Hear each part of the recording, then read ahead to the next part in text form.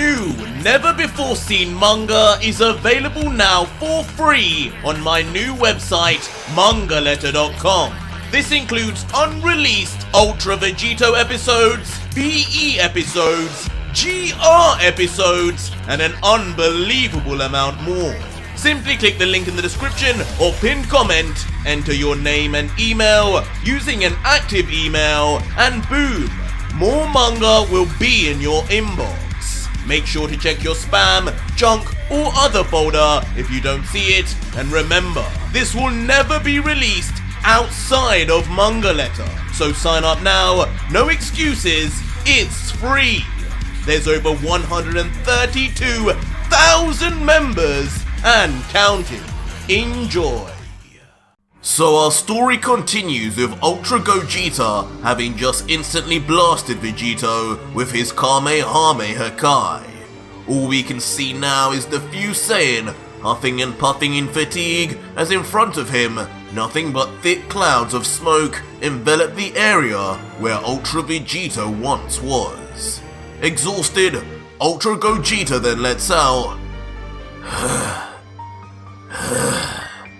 "Sorry, Vegito, but this little game of ours had to end here and now.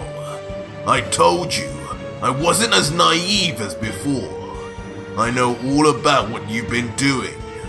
News of your murder of the gods has spread like wildfire, even reaching universes like ours.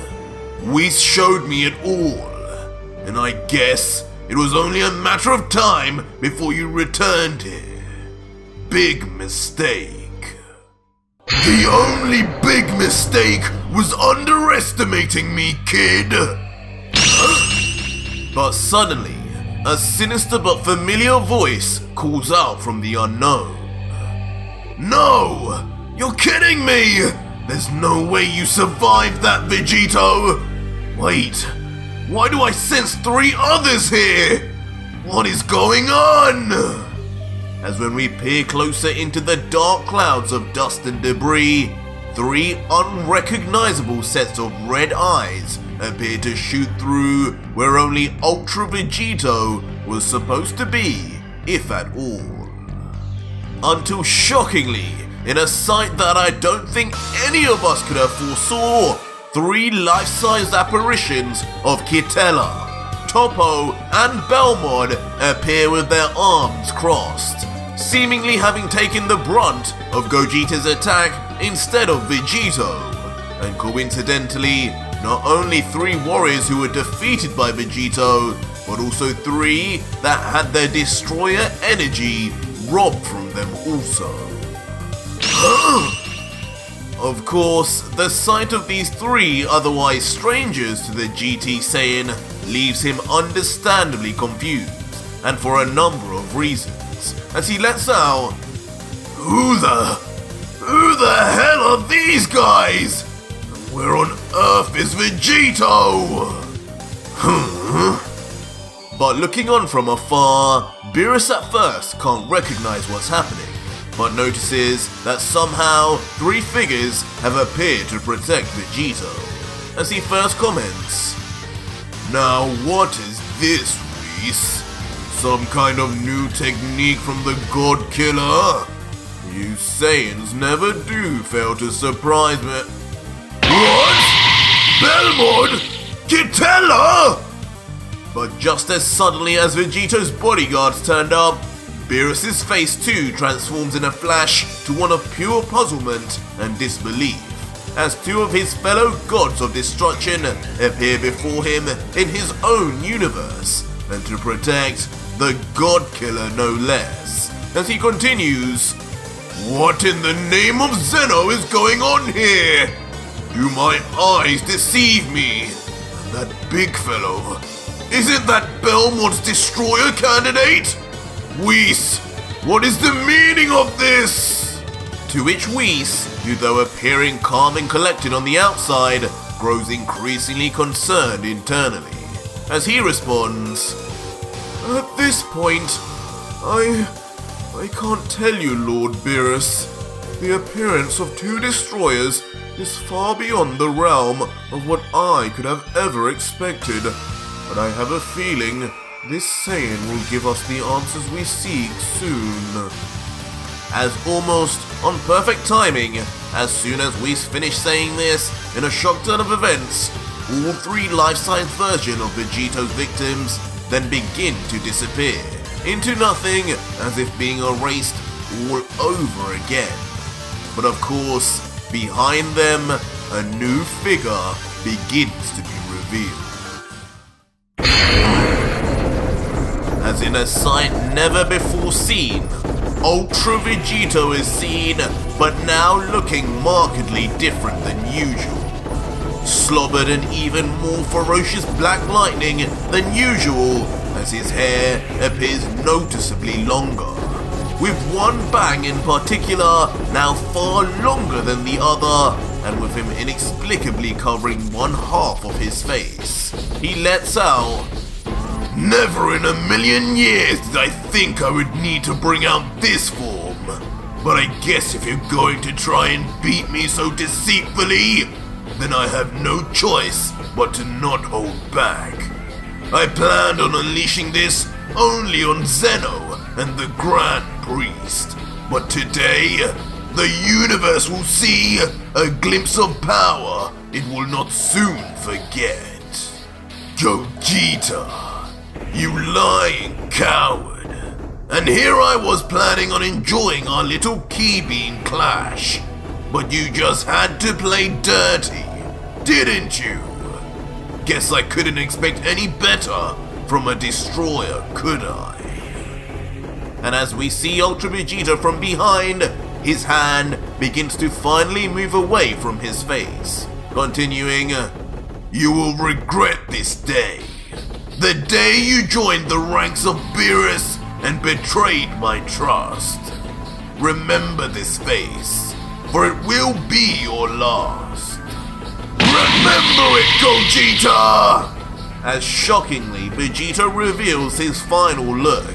His eye turned completely black, with only a white eye and black pupil to complement it. Reminiscent of Kid Buu, as if Vegito now had become a true margin, aka demon himself. With a cold stare, Ultra Vegito, now slightly less angered, would then turn to Gogeta and let out, "So, what do you think then, Gogeta? Cat got your tongue? You seem to have lost your voice ever since I revealed my new form. Curious to how I survived your attack and who those three were, are you?" But Gogeta, who looks more confused at this point than fearful at all of Vegito's look, just lets out obliviously, I couldn't care less about whoever those three freaks were. I half didn't even expect you to go down that easily. But what is up with that weird new look of yours? And your eye? Have you got pink eye or something? You need to get that checked out, bud." But a somewhat amused Vegito just laughs, smirking sinisterly before uttering words none of us could predict. "Maybe I should, but I think you should get that arm of yours checked out first, bud." "Huh? My arm? What the hell are you talking about this time?" This at first leaving Gogeta puzzled as he tries to figure out what cryptic nonsense his counterpart would be saying this time. Until suddenly, in a truly familiar scene to long-time watchers of this story, from out of seemingly nowhere, a life-size apparition of the Angel Margarita appears, slicing off the completely taken off guard Ultra Gogeta's arm, in just the same way Vegito's once was. You! You cut off my arm! Who the hell is this now? As the infinitely filled with rage Gogeta screams in a mix of agony and anger, staring at his now severed arm, wondering obliviously still where these complete unknown strangers are coming from. Margarita? But meanwhile, the more knowledgeable Whis finally breaks his cool on the sight of his own sister, and fellow divine angel too, now being used as Vegito's puppet also, as he calls out, "Lord Beerus, I don't know what this is, but this cannot be possible for a mortal to wield the power of the gods and angels for his own. If Father or the Omni King catches wind of this, our entire universe will be at risk. You know what happened to the last 6 universes to have upset Zeno-sama. You must do something now." To which a more cautious and serious Beerus then concedes, "Agreed. This Saiyan has far crossed the line. Goku and Vegeta or not, he must be destroyed before he causes any more trouble. But this is no task for just myself. Consider this my permission. Join me in battle, and let's get rid of this rat here and now." Really, Lord Beerus? You haven't let me interfere with your opponents in centuries. Are you sure? To which a standing tall Beerus just replies, "I don't consider this freak an opponent. After all, he shouldn't even be here." Beerus, then powering up, surrounds himself in black lightning as the very ground beneath him shakes, and he continues finally, "Besides, something tells me this god killer may actually be able to live up to his name if I challenge him alone. Enough questions now. Get ready, Whis." To which the obedient attendant just says, "Understood, Beerus-sama." And just like that, Beerus and Whis rush in at speed right towards Ultra Vegito and Gogeta, aiming to finally put a stop to the time-traveling Saiyan's actions. But alas, in the distance, rather than feel even a hint of trepidation, Ultra Vegito, in his new form, just continues to laugh as if enjoying every second of the event, letting out, "Oh, so now you want to get involved, do you, Beerus? Of course you would enlist help too, like all the rest of you cowardly gods. But I'm afraid 2 can play at that game. Say hello to my little friends." What? No! As suddenly, before Beerus and Whis could get any closer to Ultra Vegito, right in front of them, blocking their way in traumatic fashion, are the apparitions of the late destroyer Belmod and Angel Konyak, pitting God against God and brother against brother too. "Belmod? What did he do to you?" Leaving Beerus now stunned as he finally comes face to face with the alarming powers of Vegito that can call forth his own kind. And similarly, Whis is left wide-eyed and unable to blink as he stares into the lifeless eyes of Konyak, muttering, "Brother, how is this Saiyan able to wield your powers as his own?" Beerus! Whis! But Gogeta, who turns and sees his 2 masters now preoccupied with their own foes and dangers, courtesy of Vegeta also, can only stare in near silence as the futility and danger of the situation begins to settle in. This Vegito was not called the God Killer for no reason, and with the way things were going, if he didn't do something now, him, Beerus and Whis would become just another statistic on Vegito's rampage. This was a one-on-one between me and you. And now you bring out these weird puppets to get involved too? What is this? You call this fighting like a Saiyan? You're a disgrace! Immediately rushing in at Vegito with maddening anger. His severed arms still flailing in the air, spewing blood, but the pain completely numb from just the adrenaline of Gogeta's rage. But Vegito watching no longer has the same sinister smirk he had enjoyed up till now. Instead, wearing a cold and filled with killer intent stare that is aimed directly at Gogeta. Something his foe had said had clearly ticked him off. And within an instant, so fast, not even us viewers could see his movement, Vegito jumps the distance and grabs the shocked Gogeta right by his shocked face, covered in aura as he shoots towards an unknown direction. Traveling so fast in such a flash that nobody, not even Gogeta, could possibly keep up as he lets out his final words before doom. Stop! And just like that, with a venomous explosion that almost rips the entire divine planet of Beerus in half, Gogeta's face itself is lost into the surface, as Vegito pushes down with a grimace on his face, indicating just how violently and hard he decided to attack his once training partner. Vegito! And proof of this is Gogeta's now nothing short of dazed and lifeless face. His eyes now grayed out from losing consciousness, and his hair back to black and back to his base form, as he has finally, well and truly, been defeated by Ultra Vegito in definitive fashion.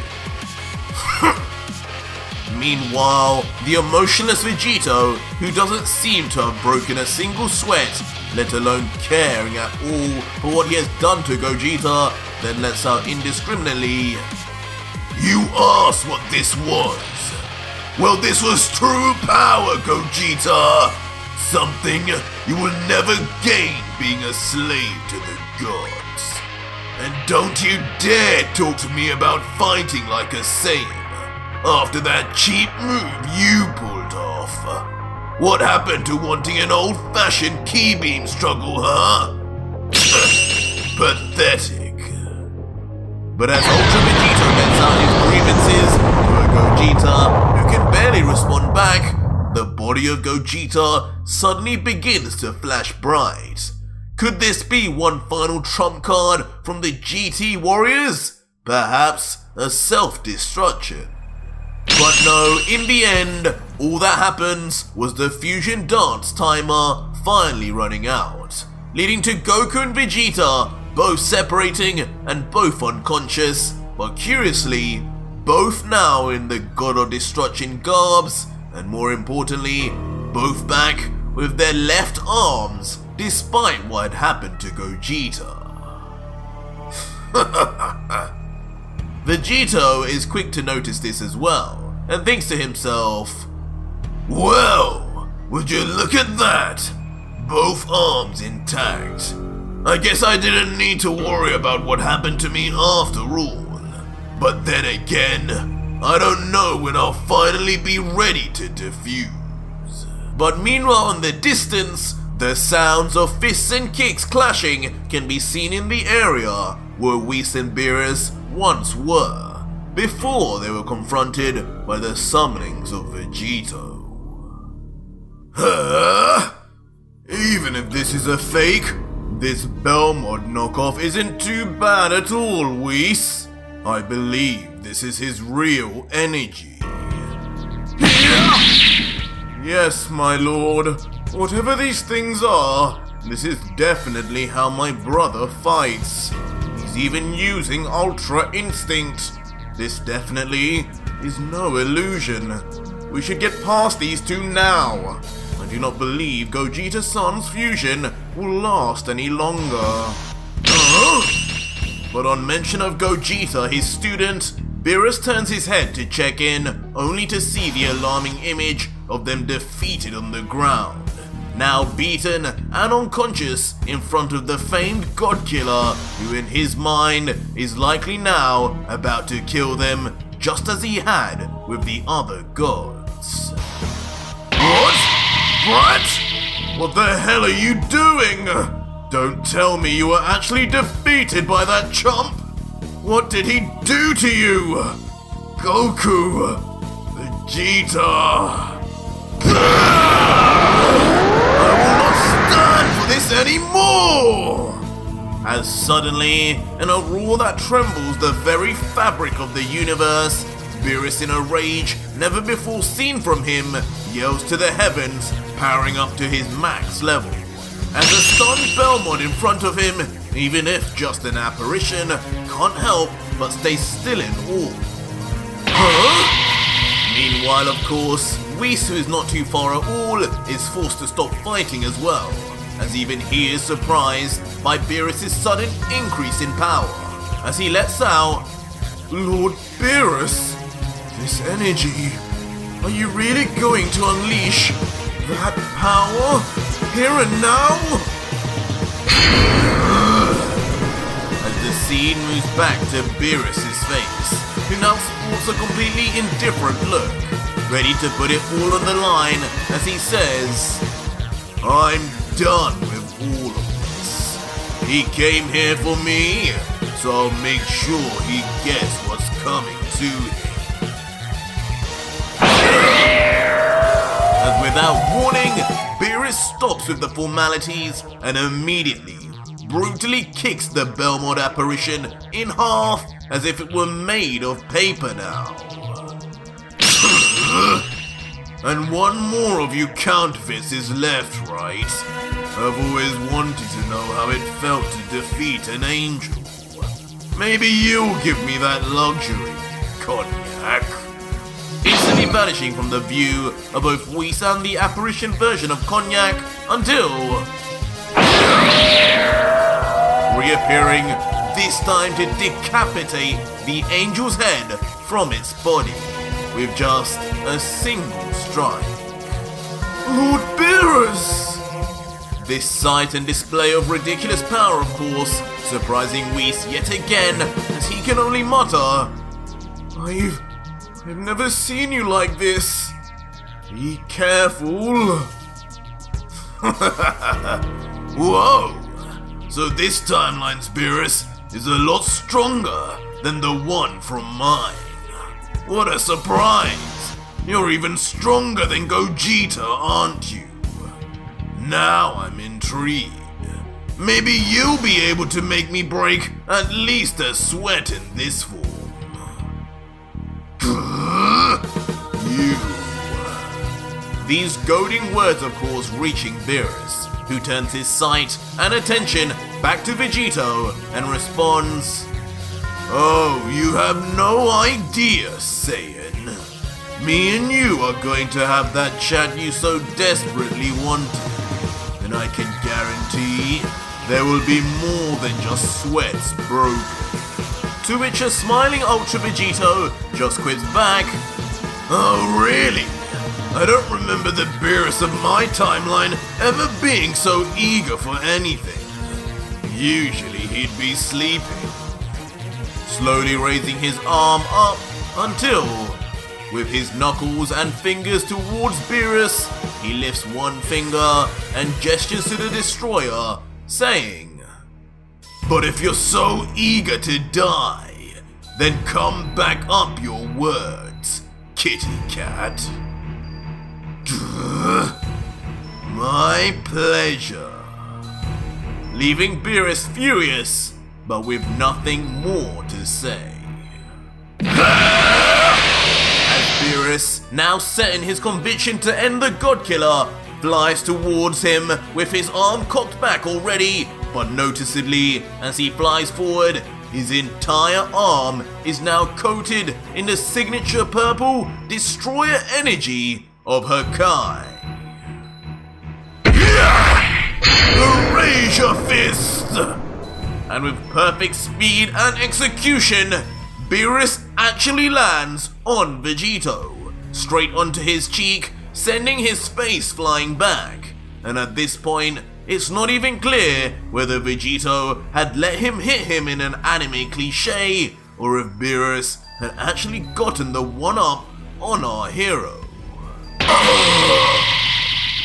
But shockingly, once we finally see the end result of Beerus' attack, we come to realize the horrific effects of why Beerus' Hakai-coated fist should have been avoided at all costs.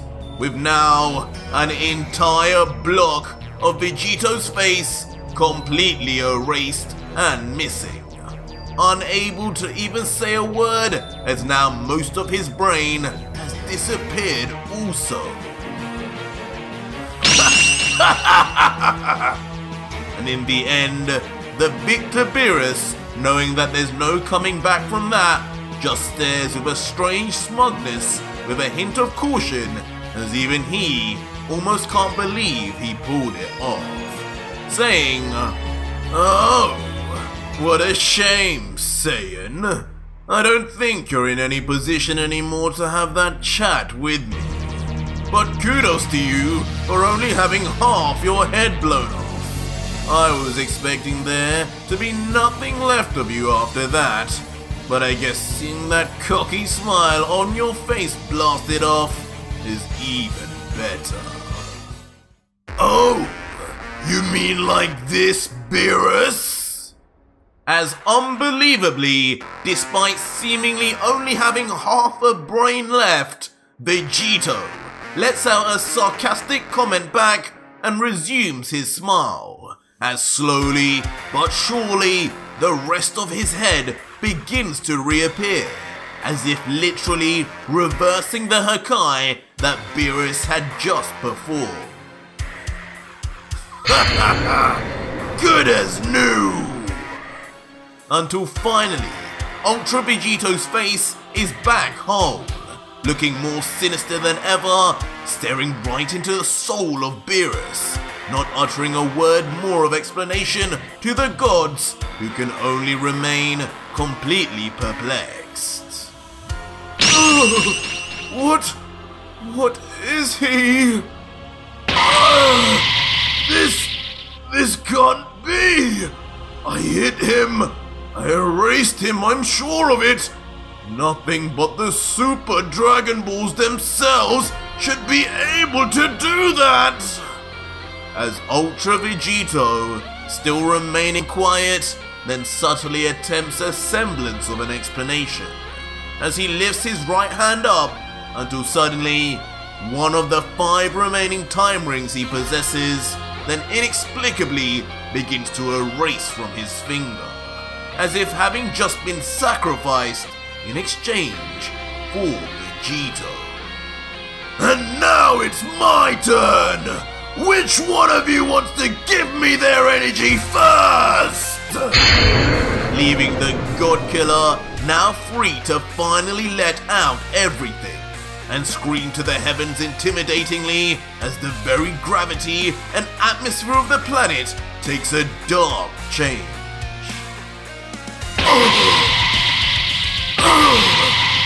A visual so powerful and alarming, both divine creations, God and Angel, are left paralyzed in fear, unable to say any more from the mixture of confusion and dread that has now befell them. All the while, Beerus alone remains directly in the sight of the God Killer. But before the former destroyer could even move a muscle with frightening speed, accuracy, and control, Ultra Vegito appears directly in front of Beerus, just as he did with Gogeta. But just this time, sparing the god from utter defeat as he lets out just one final time. So, how about we have that talk now, Beerus? So our story continues with Ultra Vegito in his new mysterious form, staring straight into the eyes of a nothing short of petrified Beerus.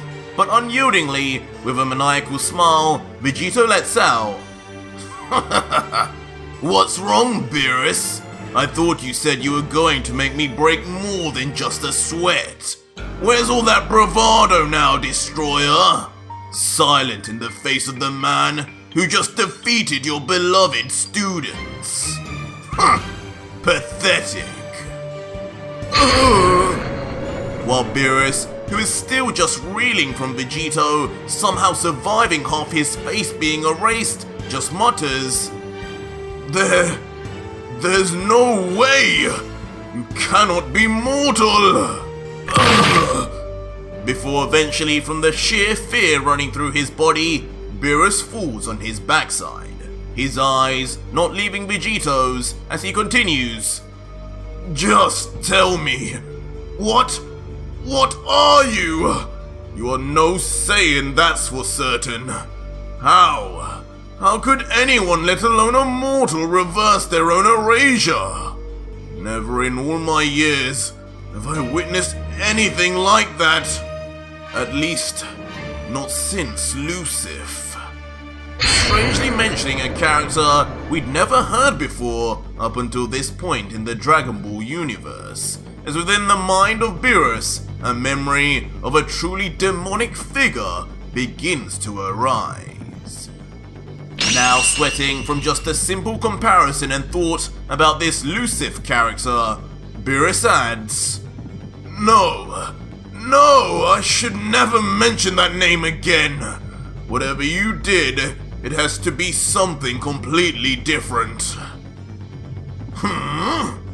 But Vegito, hearing the sudden mention of this random figure, who seemingly is striking fear into even Beerus, immediately piques his interest, as his Goku side comes out and he inquires, "Lucif? Now who the hell is that, Beerus? Another one of you pathetic gods I need to run through? Or is it an angel? Either way, judging from the way you're reacting, he must be strong. I can't wait to make his energy mine." Before instantly, without any forewarning, Ultra Vegito launches his right hand towards Beerus. And just like that, wraps his fingers around the throat of the former destroyer with an ironclad grip that could never be broken. As Beerus is then manhandled and lifted effortlessly into the air by his neck, still squirming but just remaining markedly silent, as Vegito stares, almost waiting for some hint of retaliation, just like he did with Gogeta. But eventually, Beerus remains docile and unmoving. Vegito too eventually realizes this and the uncharacteristic submissive behavior and questions, "Not even going to try and fight back, Beerus? Really? That's not like you. Or at least the Beerus I knew from my timeline. Seems this version of you is all talk and no action. What a disappointment. Maybe it's time you return to nothingness from which you started. No use in you using any more of this universe's oxygen. Every dog has its day, I guess, and your turn to be put down has come now, hasn't it?" But with just the slightest pushback, Beerus finally shows just a semblance of anger, before then letting out, "Say what you want, God Killer, but I've lived long enough to know when I've been beat. I'm not a battle-thirsty Saiyan like Goku or Vegeta, and I refuse to embarrass myself against a foe far stronger than I. Just take my energy and kill as you planned. But before you do, just tell me one thing. Tell me how you were able to reverse your own erasure that destroys Hakai." "Beerus-sama!" But before anything could be said in response by Vegito, from a distance, Whis himself reacts in terror to seeing Beerus imminently about to be destroyed. "Let go of him, demon! You may have slain my brothers and sisters, but I will not allow the same fate for this universe!" Instantly then beginning his own attack on the unsuspecting fused Saiyan. Whis! A look of anger doesn't come across Vegito's face, however, remembering internally the soft spot he has for Whis out of all the gods, the only one who eventually saved him, letting out, "Old friend, I know this version of you may be confused now, but trust me, this is for the best. I suggest you cool down for a little while." Before then mysteriously waving the fingers of his left hand upwards. Huh? No, it can't be! Lord Belmont! As shockingly, despite being kicked straight in half earlier by Beerus, the ghostly apparition of Belmont still remains, grabbing onto Whis' foot as if now immortal by Vegito's energy alone. Whis, looking down from the corner of his eye at what was once one of the 12 divine destroyers of the multiverse, is momentarily held still, thinking in uncomfort, "If I let this go on any longer, is this ungodly husk what Lord Beerus will become too?" What? But regardless of whether this would become Beerus' destined fate or not, right before the angel, 2 more of Vegito's summonings teleport to block his path. These 2 being 2 more of the God-Killer's victims, Ketela and Whis' sister, Margarita. The added sight of now even his sister in particular brings about a blue hue on even the blue-faced Whis, as he, just like Beerus, begins to be reminded of a certain figure, thinking inside, "This power, these abilities, this is complete blasphemy that should not exist. Beerus-sama has never been more right. This kind of evil and unholiness has only ever been seen once before, only by him." As we too see within the angel's mind yet another demonic representation of a maniacally smiling figure. And ironically, as the scene moves back to Vegito, he too is now smirking demonically at Whis and says, "Chill out, will you, Whis? For someone named after whiskey, you aren't very laid back, are you? Relax. Beerus is already in my hands, and you know all too well that the moment I close my grasp and break his neck, you'll lose all your powers anyway. Don't you, Whis?" Huh? How? But of course, once Whis hears this come out of the God-Killer's mouth, he can only wonder in fear, how could a mortal know that? Information available only to the gods. Or is that just something he figured out after slaughtering the destroyers? Vegito, now done with his interaction with the petrified still Whis though, then turns his attention back to Beerus, saying, "Sorry about that. You gods never seem to have any manners, do you? But back to your question. I guess I can show you some mercy and grant you your final request." To which a now almost biting his tongue in annoyance Beerus responds, "How gracious of you, God-Killer." And with that, Vegito then begins to explain, saying, "As you may or may not know already, just like non-destroyers can also wield a Hakai, it's possible for any destroyer, or even mortal for that matter, to push back a Hakai if it's weak enough, or if their own power far exceeds the user. But that is only as the Hakai is happening, before it has erased anything. I still remember one time that punk Frieza hit me with one. I think it was given to him by Sidra, but I survived regardless and unscathed, just through sheer power alone. That was my first experience with understanding the abilities of destruction. But once a body begins to erase, you'd be right. There is no coming back.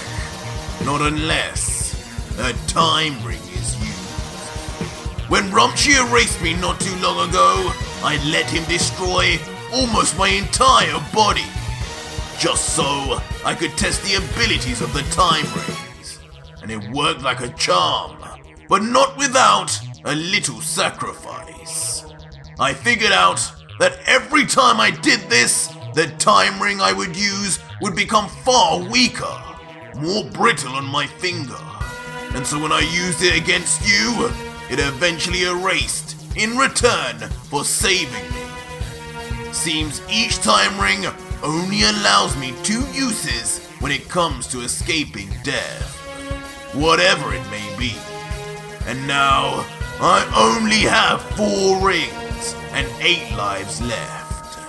I planned on saving all 5 for the Grand Priest and Zeno, but now I'm 1 life down, all because of you. Just another reason why I should be taking yours right now. The time rings have that ability? How could a Saiyan discover such a thing that the Kais could not?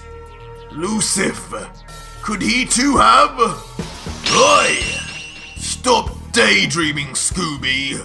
I didn't just tell you that for nothing. Now that I've been open with you and told you my truth, I expect the same in return. Let me just get an audience first. Huh? As Vegito then looks towards the direction of 2 familiar figures in the distance. And as we zoom in, with none other than God of Destruction GT Goku and GT Vegeta, still unconscious on the ground after having just been defeated by Ultra Vegeta. Alright boys, wakey wakey. Uncle Beerus has a story to tell. As instantly, Vegito then lifts his arm, and in the distance, both Vegeta and Goku raise in the air. Huh? Wait! What are you doing? Leave those 2 alone. It's me who you want, is it not? But as we zoom in on the 2 lifeless bodies, Vegito persists as each of them becomes coated in a strange purple aura reminiscent of Vegito, slowly but surely coming closer and closer to Beerus. Huh? What? You 2? Until eventually they reach just where the duo are, and the energy coating them disappears. Finally, we're all back together. We're like a big old happy family. In fact, now you can watch as I give these 2 weaklings a little present. What? No! You wouldn't! Don't! But regardless, without a hint of hesitation, Vegito fires off callously a ball of powerful energy. And as it strikes on the 2 helpless and unconscious Saiyans, neither Goku nor Vegeta utter a word, as they become enveloped in a light and appear by all accounts to now be in the process of being erased completely forever. But inexplicably, mid-attack, both Goku and Vegeta suddenly open their eyes, perhaps subconsciously trying to survive, or could it be something else? Kakarot! My energy! It's back! Yeah. You're right, Vegeta. What happened? But eventually, now standing, completely conscious and feeling rejuvenated, it is instead revealed that Vegito in classic DB style had given the two some of his power to revive them. Vegito! But eventually, as the two look up to see Ultra Vegito still standing there, and with Beerus in his grip no less, the two are quick to get back into fighting stances, not knowing it was him who even brought them back.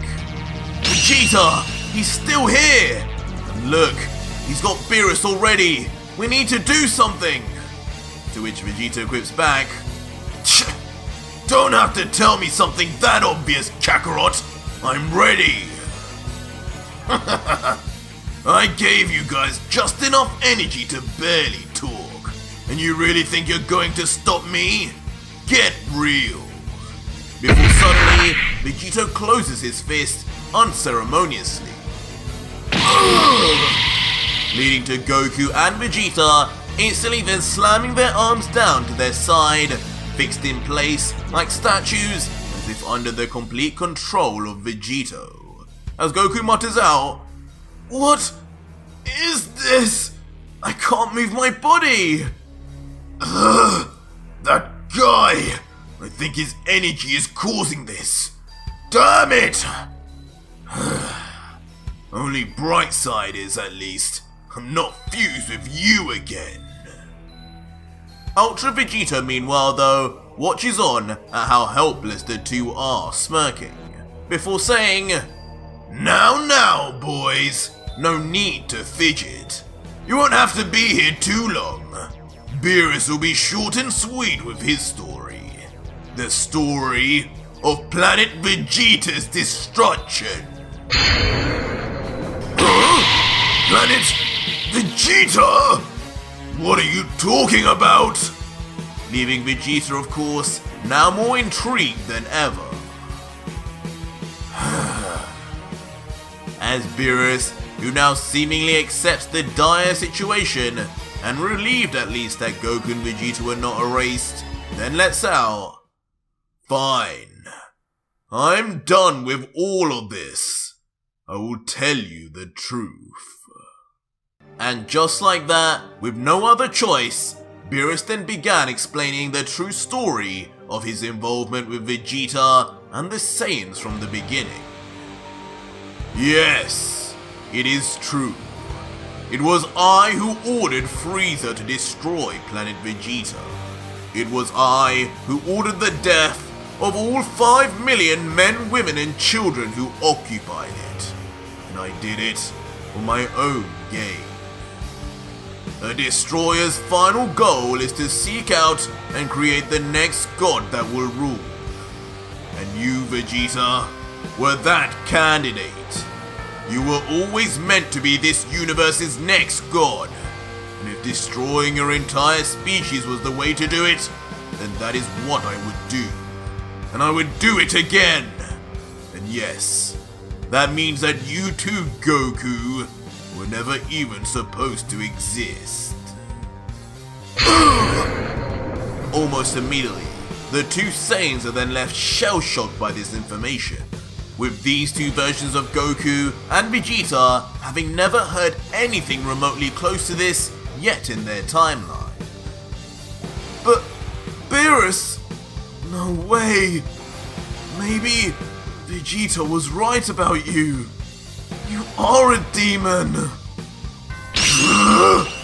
You lied to us, you damn cat. I trusted you. I introduced you to my family. And you were the one responsible for my family and mother's death.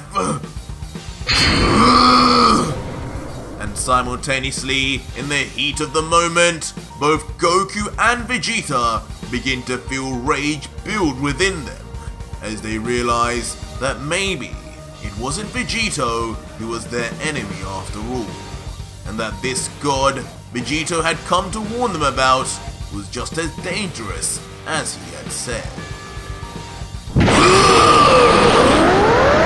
a burst of energy, unable to control themselves anymore, the two break free from whatever was trapping them and begin to surround themselves in lightning as their power levels spike and their destroyer garbs rip off, as if symbolically representing their resignation from being destroyers anymore.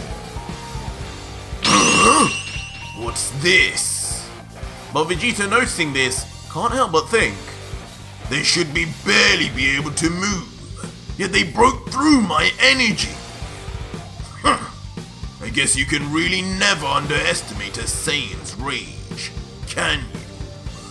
But regardless, now knowing that Vegito and Goku were now rightfully back on his side, Vegito turns to Beerus and says, "Well, looks like you don't have many fans anymore, Beerus.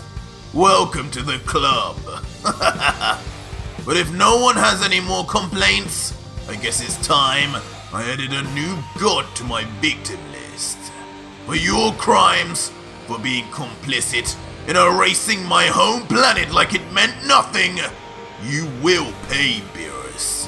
And this time, it will be no accident. To which Beerus, looking down with a face hued with fear, just gulps and remains silent, awaiting his fate. Before just like that, seemingly being a man of his word, Vegito begins forcefully absorbing the destruction energy straight out of Beerus, as his eyes close and his head sinks further and further down into unconsciousness and ultimately death. Until in an unexpected twist, Vegito just lets go with both his arms, as the now weakened Beerus, in a confused state, just falls slowly. Before landing on one knee, as if barely left with 1% of energy, muttering, What is the meaning of this? Why did you stop, God Killer? To which Vegito, who no longer even needs to look at the former destroyer, stares into the palm of his hand and cryptically lets out, "I've taken what I need. That's why, Beerus. You are no destroyer anymore. Your Hakai energy is all mine, and I have no reason to kill you personally, as I am not the one you wronged. The Beerus of my timeline is the one who wronged me, and he has already died by my hand. Your fate should now lie in the hands of those two." And with that said, Vegito then proceeds to nonchalantly walk towards the still cautious Goku and Vegeta, leading to Vegeta calling out, "Kakarot, stay sharp, he's coming!" And not knowing what else to do, yet again, the two get back into fighting positions, as if that would do anything to Ultra Vegito. But meanwhile, the Fused Saiyan, just as ominously as ever, lifts his hand up slowly and begins saying, "Still wary of me? I don't blame you. After all, I need your power too." Before, with a more relaxed face, Vegeta reveals, "But not in the way I need it, Beerus. As Gogeta, you are a true rival to me, and strength like yours is just what I will need when I eventually face the Grand Priest in Zeno. You know my story, I don't need to repeat myself, and having just heard what even your beloved Beerus did, you know too that there is no more place for these gods to rule over us, like insignificant beings that can be erased whenever they deem fit. Join me! Give me your summoning button, and when the time comes, battle together with me like we first planned." Huh? Join you? After you nearly killed us? You've got to be kidding. Kakarot, don't listen to this clown.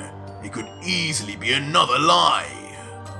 But Goku, despite Vegeta's words, looks into Vegito's eyes and reacts entirely different, saying, "So, that's what you want.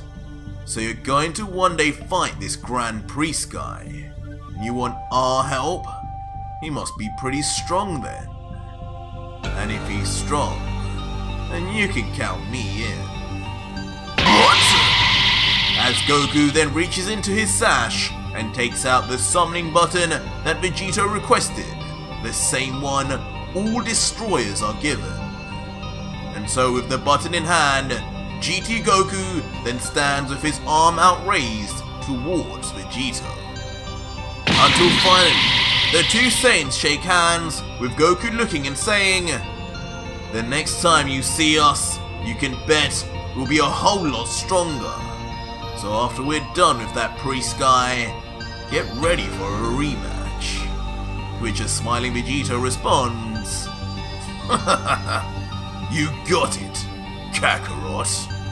And so with a new ally gained and Beerus' power absorbed, Vegito opens up another time portal and waves his hand in the air saying finally, "See you both later. Try not to go too hard on the old kitty over there, will you?" Leaving Goku and Vegeta to say goodbye back, and Beerus to comedically look more worse for wear than ever before. However, the scene then changes to one from a few weeks in the past, looking over a strange new planet. But as we zoom in, three familiar figures are spotted. One Saiyan, one God, and the other angel. It is then that we see in full Lord Champa, the brother of Beerus, with his hands on the back of his head as he complains, "Hey kid, just how slow do you plan on being? We've been walking for ages. Call him out now before I do something I regret." To which the young Caba nervously replies, I don't think he'd like that too much, Lord Champa, but I promise you, we're almost there." And Vados, watching the two interact, then adds, "Yes, my lord, try not to push our young friend here. After all, he is doing us a favor. We shall meet the king in due time. Besides, I think all this walking is good for your weight loss." Funny, Vados. Very funny. Leading to the angel breaking out in laughter as Champa comedically makes a bratty face back at her.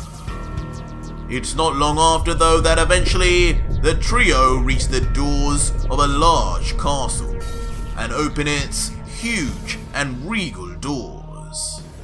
And as Champa's face peers through, he comments, "Finally!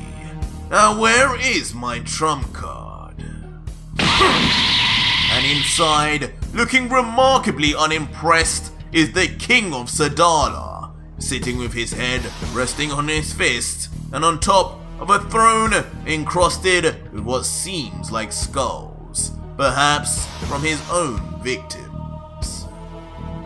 Champa though, smiling courteously then begins, "Well, if it isn't the famed King of Sadala. It's been a long time, but we meet again. And this time, I have something to ask of." "Gods! There appears to be a fat stray cat in my throne room. Remove him at once before he pees everywhere!" What? Leaving Champa completely gobsmacked as he hears the king's interruption, not knowing if he's joking or not, while a red-faced and embarrassed Vados covers her mouth, trying her best to not burst out laughing. While Caba, interestingly, looks just as embarrassed, but in a completely different way. Oh god, why must he be like this? He's got less manners than cauliflower. Listen you! Enough of your silly jokes! I need your help! We have a god killer on the loose, and I want the strongest Saiyans alive to join me in battling them! But the king, who still remains completely uninviting, just responds back, "A god killer? Do I look like one of your ridiculous gods? Why would I care at all for your problems? Get out of here! You're disturbing my silence, Garfield. By hearing this, Champa seemingly finally loses his patience. Angered, and now powering up a ball of Hakai in his palm, he replies, "Why you? Fine. If you want to be so useless to me, then I suppose you and this whole planet doesn't need to be here anymore. Prepare to be erased!" What? No, Lord Champa, please, no! Leaving Caba to expectantly react in horror, while the king just remains silent momentarily, thinking on what he should do now before letting out, "Do it, like I would give a damn. I spend all my days in this damn castle bored out of my mind, while my men go out saving weaklings across the universe. You think I have anything to live for? Do me a favor and erase us quickly, Tubby. I can be barely bothered to breathe anymore." To which of course Champa is rightly just left speechless, stunned into silence as even his Hakai ball immediately poofs into thin air. "See you later. Been nice knowing you." Continuing on his stance of complete indifference towards his whole planet disappearing, until Champa, in an act of concession, just turns around and lets out, "Fine, I'm done with this. Keep your planet and stay bored. I would have loved to have seen you face the God Killer. You may not be a god, but this battle would have been Saiyan versus Saiyan. In fact, king versus king." Wait! This last sentence though immediately then begins to pique the king's interest as he questions, "Another Saiyan king?" Leaving Champa to now smirk widely as if his plan had come to perfect fruition, until finally, standing up tall from his throne for the first time in probably hours, King Sadala shouts, "Tell me more, Destroyer! Bring me this Saiyan king you speak of." So our story begins with us looking over a somewhat familiar area. Bluish-green grass and pink skies, the landscape bears a striking resemblance to the home planet of Beerus. But as the scene moves across, two even more familiar females can be seen.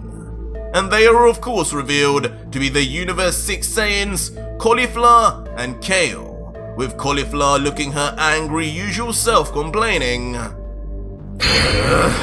"Where the hell are those guys? All that talk about gaining more power than we could ever believe, and this is how it goes? They said we'd start training first thing in the morning. I got up early for this. You know I never do that." To which the nervous Kale just responds, I don't know, sis. Maybe they started without us. We could just train together like we always do, you know." Started without us? This comment of course triggering the short-fused lady as she continues, "You mean Caba would betray us and take all the training for himself? He better not, because if I find out, you know he's dead meat, don't you?" Damn boys always think they're stronger than us, but we'll put an end to that soon. Put an end to it? Sis, maybe we should just go home. I've never seen you this mad. No, Kale! But in response, almost proving Kale right instantly, Cauliflower raises her voice and fist as she angrily explains, "I already told you, Kale, we're not backing down from a fight. The Saiyans on Sadala might not let us go on missions, but in the outside world, we're the strongest Saiyans in the universe. And after we beat those two, we'll be the strongest in history too. We're not losing to them this time, right, Kale? Which of course the supporting sister Kale, who has very little choice, then says back, "Okay sis, whatever you want. You know I'm with you until the very end." But suddenly, just as it seemed Kale had finally made some progress in calming down Kafla, 4 pairs of feet then appear on the scene. Immediately, one of them is revealed to be King Sadala himself, who's quick to look around and observe his surroundings until letting out,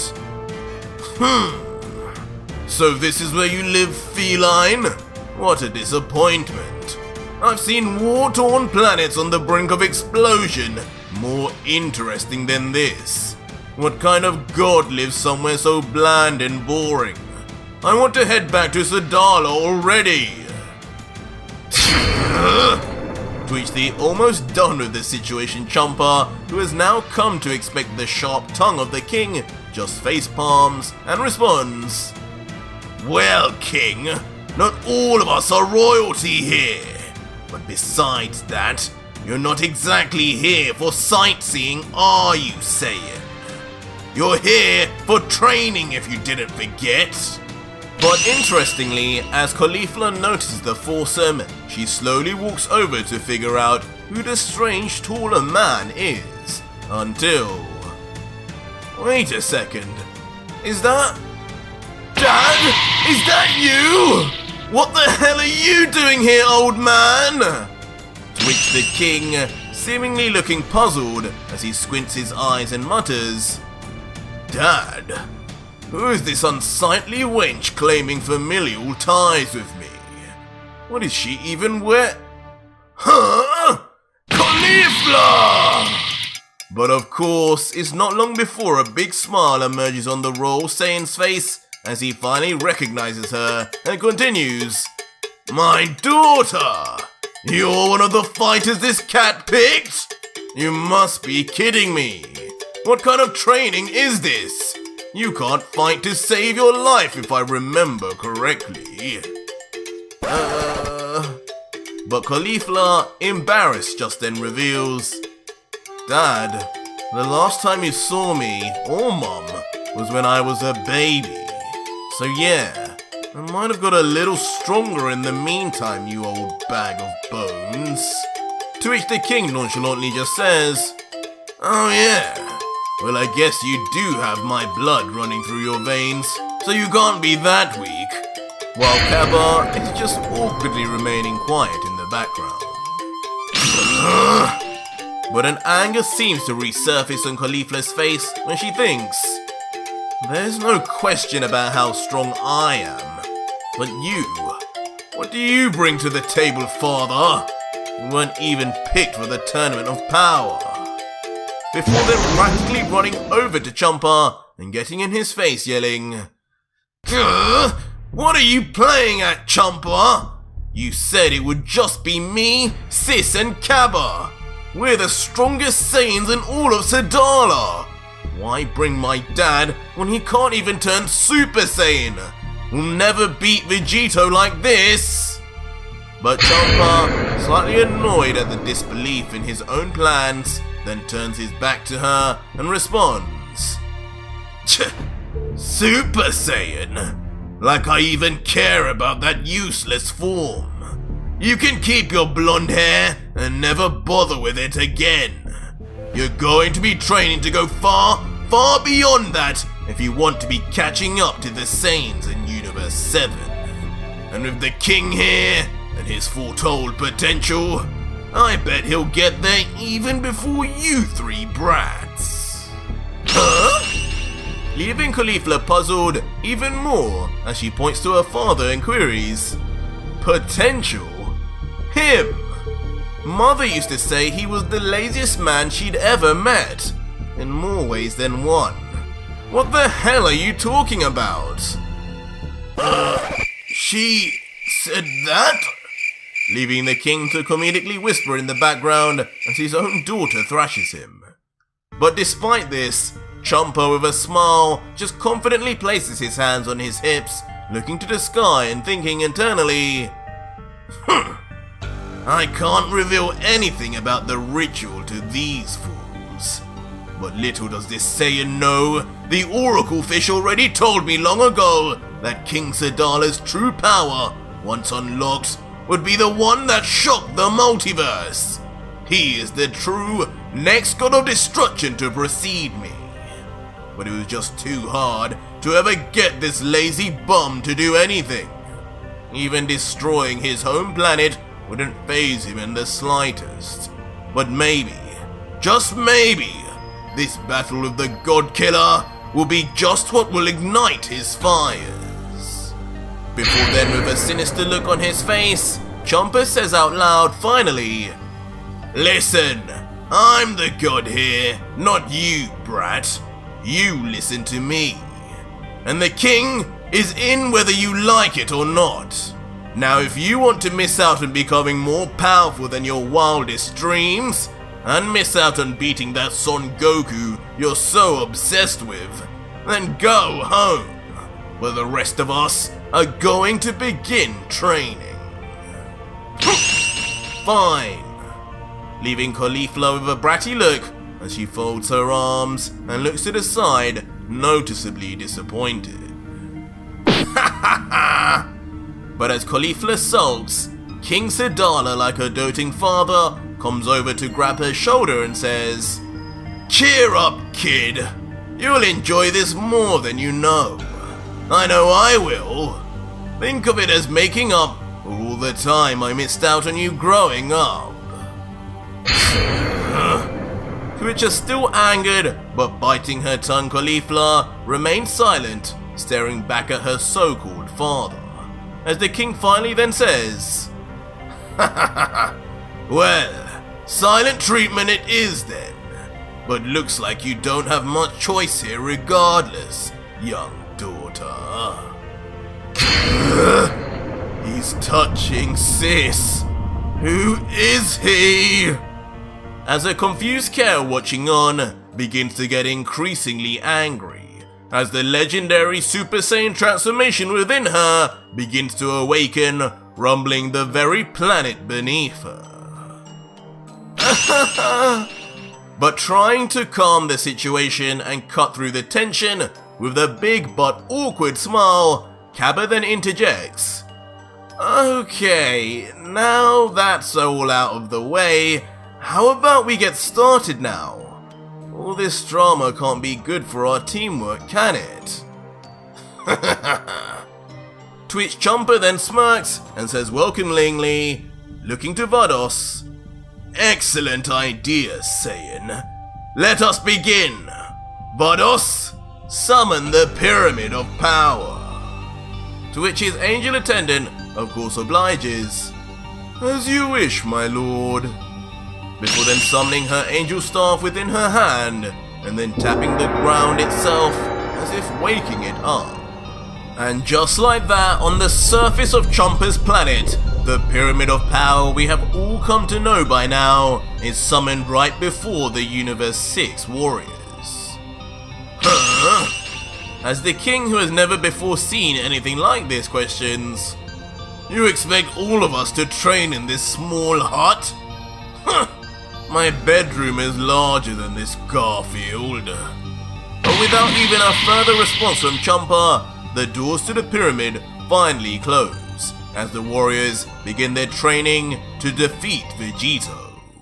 But speaking of the fused Saiyan, the scene then shifts back to the present, and Vegito, having now grabbed some new clothes and eaten, then finds himself in a mysterious new city in Universe 6, as he comments, "I've been running about between universes non-stop for a while now. I won't be able to beat anyone, let alone the Grand Priest, if I don't get some sleep soon. But where?" But soon enough, a figure comes into the sight of Vegito. "I've been waiting all month for this. It's finally payday.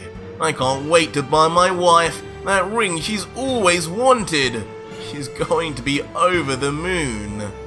A young man with blonde hair and a beaming smile can be seen. with bags of money literally dripping from his waist. But this doesn't go unnoticed by Vegito, who instantly begins thinking on how this unsuspecting stranger could be useful, as he thinks, "Seems like someone is doing well for themselves. If I'm going to find a place to stay, I'm probably going to need to cough up some bread. I can't have the same situation I had in Cedra's universe. The minute any commotion is stirred up, I could be found out. I better go about this in a different way this time." Of course, referring to the time Vegito stole food within the universe of Cedra and immediately caught the attention of the trio The Danger. And just like that, instantly perhaps in a state of overkill, Vegito enters his MUI form, his hair glowing white and his eyes now grey, as his body already begins to move. Yoink! And just like that, in a literal flash, Ultra Vegito moves in and snatches the bags of money off the young man. So fast, the young man hasn't even had time to blink or let out another breath. And in the same nanosecond, Vegito himself returns to where he was previously, standing across from his unknowing robbery victim until... What? My money! No, Laura's going to kill me! As in a look of pure horror that's not too off the looks Vegito's previous victims had, the young man finally realizes there won't be a wedding happening anytime soon. Sorry kid, but right now I need this a whole lot more than you do. Besides, you're a little too young to get tied down like that. That's why I never married Bulma.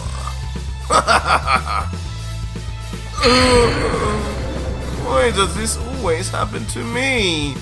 Maybe Mom was right. I shouldn't be shouting about my money in public. Eventually though, after some time of walking around, Vegito reaches the foot of a large hotel-like building. Hello? Anyone in? He enters confidently, and inside, at the reception, he finds a sweet, old lady. The unjudging woman then greets him. Hello there, sir. Looking for a room to stay the night, are we? Well, you're in luck. Today's price is only 10 zenny for a single room. How would you like to pay? Card or cash?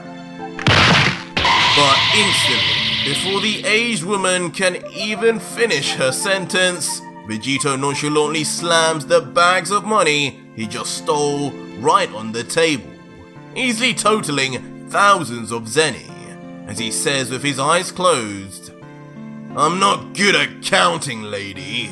How about this? This should be enough, right? Keep the change if there is any.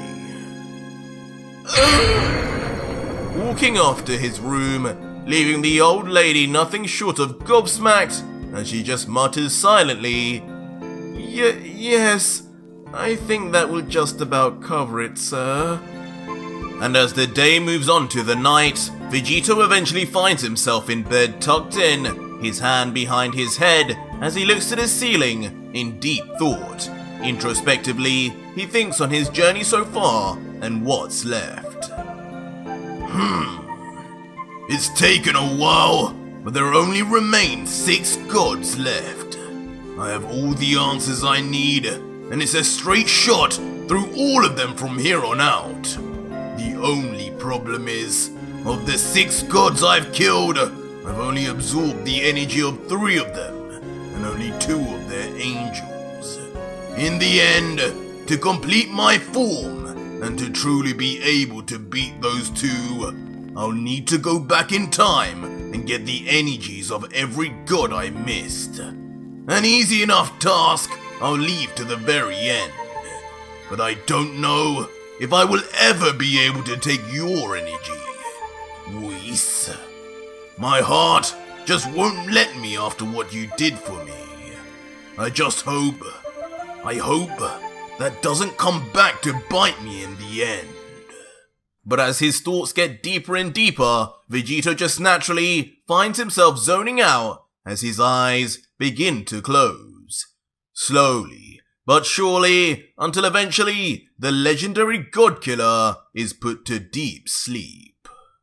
But in the dead of night, the door to Vegito's room begins to eerily open with a small creak. And through the door, a set of mysterious but somewhat recognizable boots then enter without barely a sound, as if trained to completely hide their presence. And attached to them, a masked figure that blends into the darkness of the room, approaches the completely oblivious Vegito, who continues to sleep away. As the figure looks down at the Saiyan, his face is still obscured without many facial features being displayed, except for two piercing crimson red eyes as he whispers, "When I first received the assignment, I could hardly believe it. The background info of what you've been doing these last few years truly was unbelievable, even to myself. But a mission is a mission. Whether true or not, you are my target. This is business, not personal. I can't even say I see much of you in here, but it matters not anymore. Sleep well, Son Goku." As the mystery figure, who seems a little too familiar with Vegito, then cocks back his fist with true conviction before launching it with serious speed and killer intent straight for the heart of the still sleeping Vegito. One strike, especially while in his base form, and this could truly be the end of our hero. But just in the nick of time, moments before the fist had landed its fatal blow, Vegito's eyes open wide in shock, reacting to something, but not knowing what. What the? Immediately, the Saiyan raises his upper torso from his bed, still disorientated in expression, as he then turns his head side to side, asking himself, "What was that? Was that a nightmare? I could have sworn I felt someone was watching me, like I was in danger. But maybe that was just a flashback to Gero." Before eventually, Vegito, sensing no one around him and thus no cause for alarm, seemingly finally relaxes, letting out, "Oh well, must just be this damn old building. Probably haunted by the ghosts of all the gods I've killed. Few more hours rest and I'll be ready to leave. See you soon, Champa." And with that said, like turning on a switch, Vegito instantly slams his head back onto his pillow, snoring out loud once again as he sleeps without a care in the world. Over the next 8 hours or so, the night of the sky would then vanish to leave a shining sun in the day. And Vegito, being an early bird, would already be on his way out of the hotel saying, "Thanks for that, I'll be on my way now. Enjoy the money." To which the old lady would bow and reply nervously, Yes, please come again, sir." And so Vegito would begin walking for a while, down a forest path, getting his bearings and thoughts in order before he continues his request for revenge. Until finally, he brings his staff forward and says with a smile, "Alright, that's enough of a warm-up. This damn trail will go on for miles. I think it's about time I paid Fat Beerus a little visit. He surely has found some crafty way to get stronger. I can't wait to see what futile attempt he brings to the table." Before he then brings his staff closer towards him and yells into it in classic style, "Staff! Take me to this universe's god of destruction!" But suddenly, out of nowhere, a beam which seems to be made of nothing but extremely condensed air pierces through the body of Vegito, with such speed, power and ferocity that not even Vegito could do anything to avoid it. What was that? My heart! They got me! Soon revealing the attack had even made contact with Vegito's vital organs as he grips his chest in pain. Now grimacing as he struggles to recover, he continues, I can't move! Champa must have figured out I'm here. Where is that damn coward? When I get my hands on you, I'm gonna... But before Vegito could finish his threats, he is silenced instantly as multiple streams of air, identical to the last, then pierce his body in all directions indiscriminately. Again, from far off, with no sign of any shooter. You cowards. These last shots, though, appear to be the final straws needed to break the camel's back, as Vegito remains almost dead in the face as his lifeless body then slams its knees onto the ground, not saying a word, before falling face first onto the ground before him, his staff beside him, no longer with an owner. In the distance though, the slayer of Vegito is finally then revealed to be the same mysterious cloaked man that had visited the previous day in the dead of night. His red eyes still unflinching, but now in a fighting stance that may be familiar to some of us fans. But once the figure tosses away his cloak, he is revealed to be none other than the legendary assassin, Hit himself. Looking like he has not aged a day in all these years, but with still the same cold and professional look of a hitman that he is so famously known for. Staring straight over at his now deceased victim, it can only say, "You were lucky to have been blessed with another day. For whatever reason, your instincts could sense I was in your room. But this time, I made sure you would have no way of seeing this coming. Just like last time, Son Goku."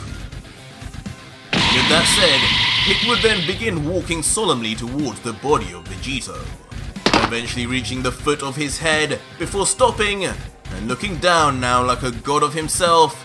It can only remain silent, making it unclear still whether he even regrets or feels a thing about killing someone who was once considered a friend. But as he looks down, only business is on his mind, as he thinks, there's no way anyone could have survived that. No mortal at least. But before I can confirm assassination to the client, I better make sure the job is done. You can never be sure with the likes of Son Goku after all. Before then crouching down under the sun and placing his two fingers on the neck of the face-forward Saiyan. For a moment, there is a brief respite of silence as Hit waits to feel even the slightest pulse, until finally Hit reveals, "Mission accomplished. Target eliminated."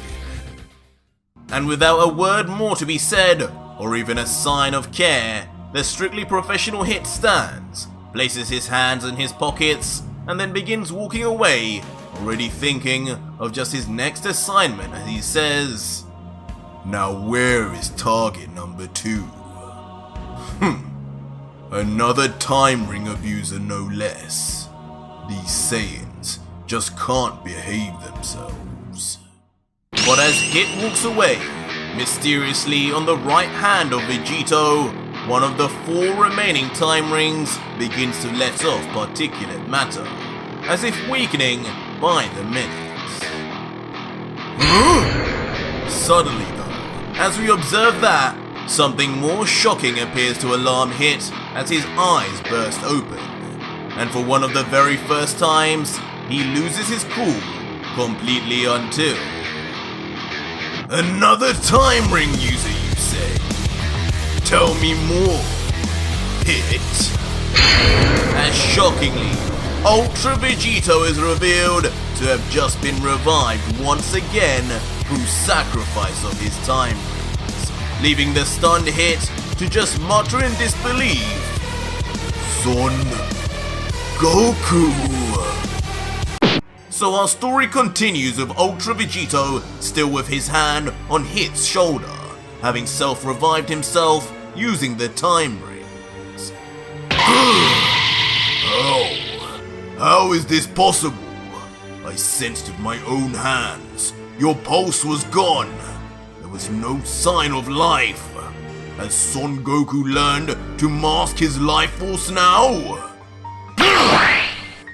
And before questioning himself anymore, quickly leaps away to gain space, like just being near the God Killer spelled danger. Eventually landing some distance away and thinking in his mind, and his speed. This is not normal. He moves with as little presence as even the most gifted of hitmen. Meanwhile, Vegito, witnessing Hit's quick escape, just smiles, his hands on his hips as he powers down to base and says mockingly, "Oh, what's wrong? Gone so soon, Hit? And here I was, just starting to enjoy our little reunion, friend." But Hit, looking with a far less of a jovial mood, replies, "Friend, you should know better than most. There are no friends in my line of work, only clients and targets. And you would be one target, Son Goku, that has now escaped death by my hand, twice. Tell me, are you immortal or not? Because that was not in the job description." To which Vegito in response just looks into the palm of his hand and says, "I guess you would have some questions after that. But long story short, no, I'm not immortal, Hit. But with these 4 time rings, I can at least pretend to be 8 times. 8 chances to escape death." Before the mood shifts and an angered scowl appears on the Saiyan's face as he continues, "Scratch that. I don't even have 8 anymore because of that little cowardly attack from far off you pulled. I'm down to 7 now. You cost me a life, and now you're either gonna pay with yours or tell me about this other time ring user you mentioned."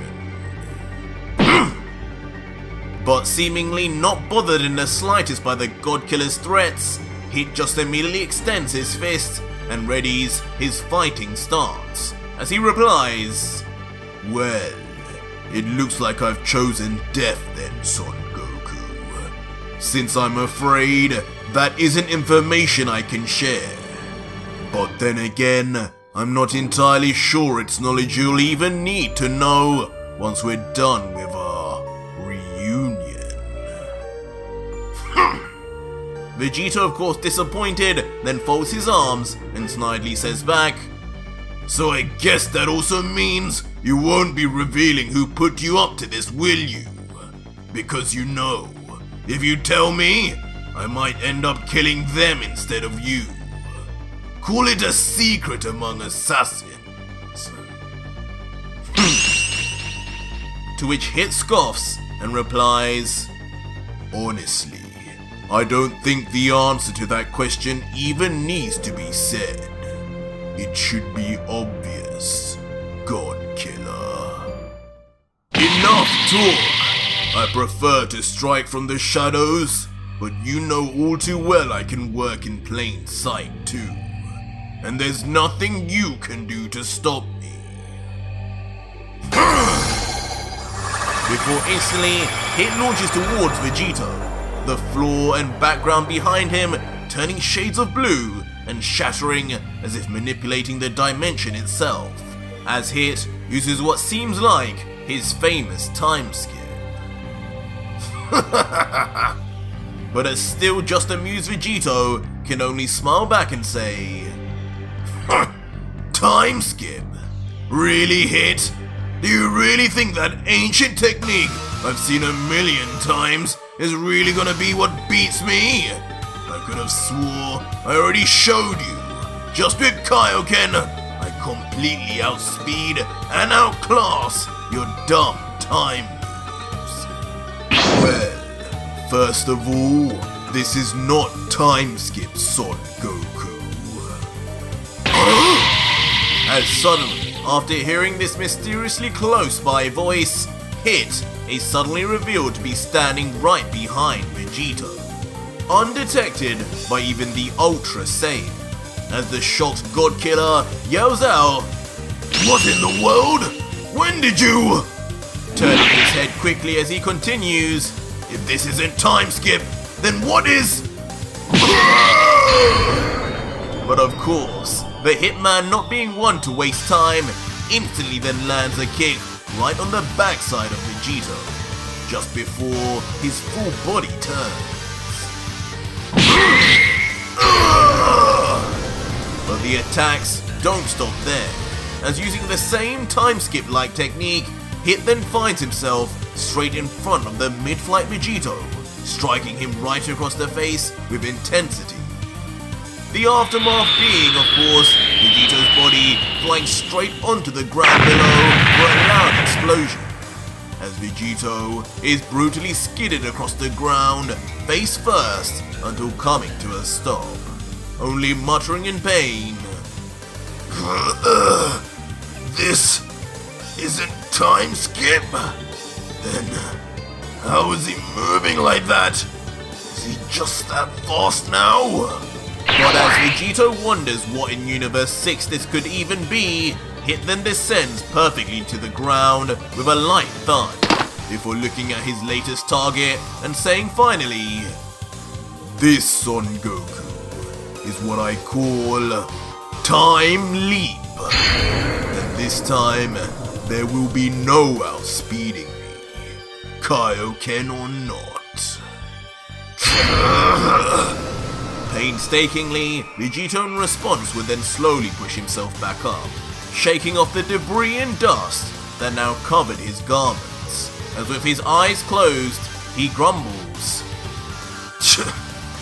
"Time Leap, huh? These names just get stupider and stupider, don't they, Hit? But the worst thing here is that you've ruined my new clothes. I just bought these. Time skip or time leap, all it means is that it's time to die." As Vegito suddenly gets back to his feet and reveals his left eye now blackened, with just a white iris in the middle remaining. Some way, somehow, even in base, Vegito is tapped into a portion of his final form, as Vegito then says ominously, "That was a nice trick though. But just remember, you aren't the only one who has mastered time." Huh?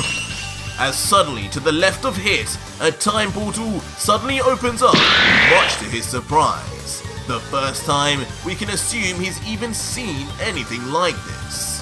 As his eyes shift to it, at first, not knowing at all what is happening, he thinks, "What is that? Is this Son Goku or Vegeta's move? I don't remember seeing this at all.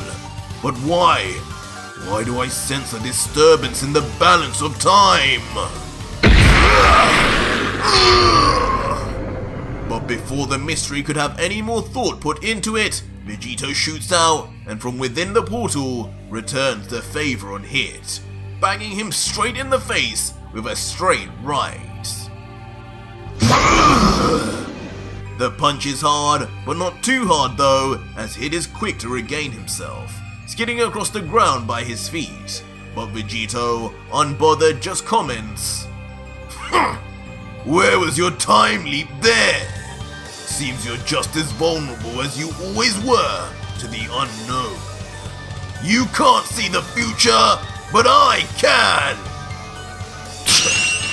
Hit, now some distance away, finally shows the aftermath of Vegito's attack, as a line of blood drops down from his mouth, which he quickly then wipes with his thumb as he responds, "So, That's what the time rings can do.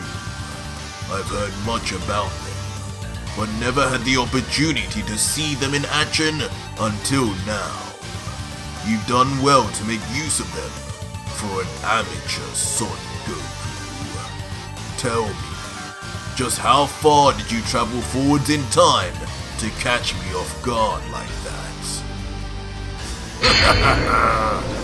But hearing this, a suspiciously big grin then finds itself on Vegito's face as if he knows something Hit doesn't, as he then lets out, "Done well for an amateur, huh?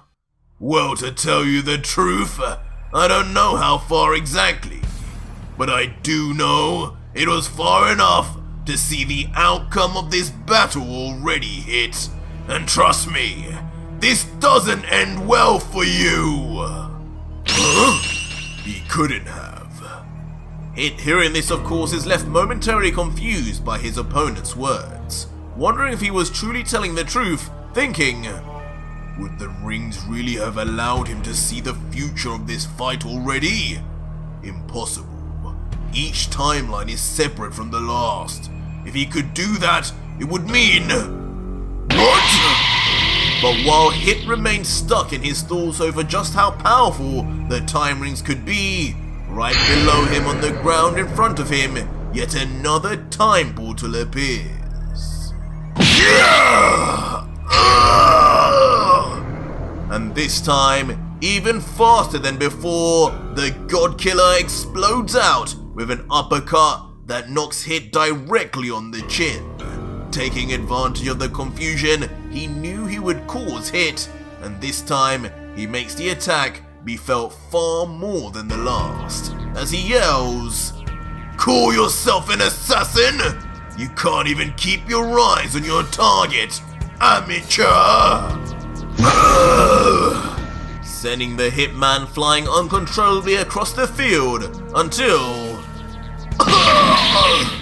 eventually slamming back first onto the ground, his body seemingly still incapacitated from being rocked so hard. And finally, as his body comes to a standstill, flat on the soil, Hit can only grumble out, "Those portals! What a ridiculous ability! Those rings! I need them!" Vegito, though, meanwhile, almost emulating Hit before him, again then lands himself on the ground softly, his arms folded as he walks slowly towards Hit, laughing as he mockingly spouts, "Now what did I tell you, Hit? I told you, I already saw the outcome of this battle. Time this and time that. What difference does it make when it is I who controls the future?"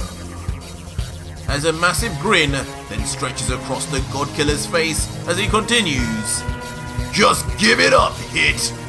Dozens before you have come and gone, gods and angels alike, to try and stop me. And you, just a lowly one of their slaves, will fare no better.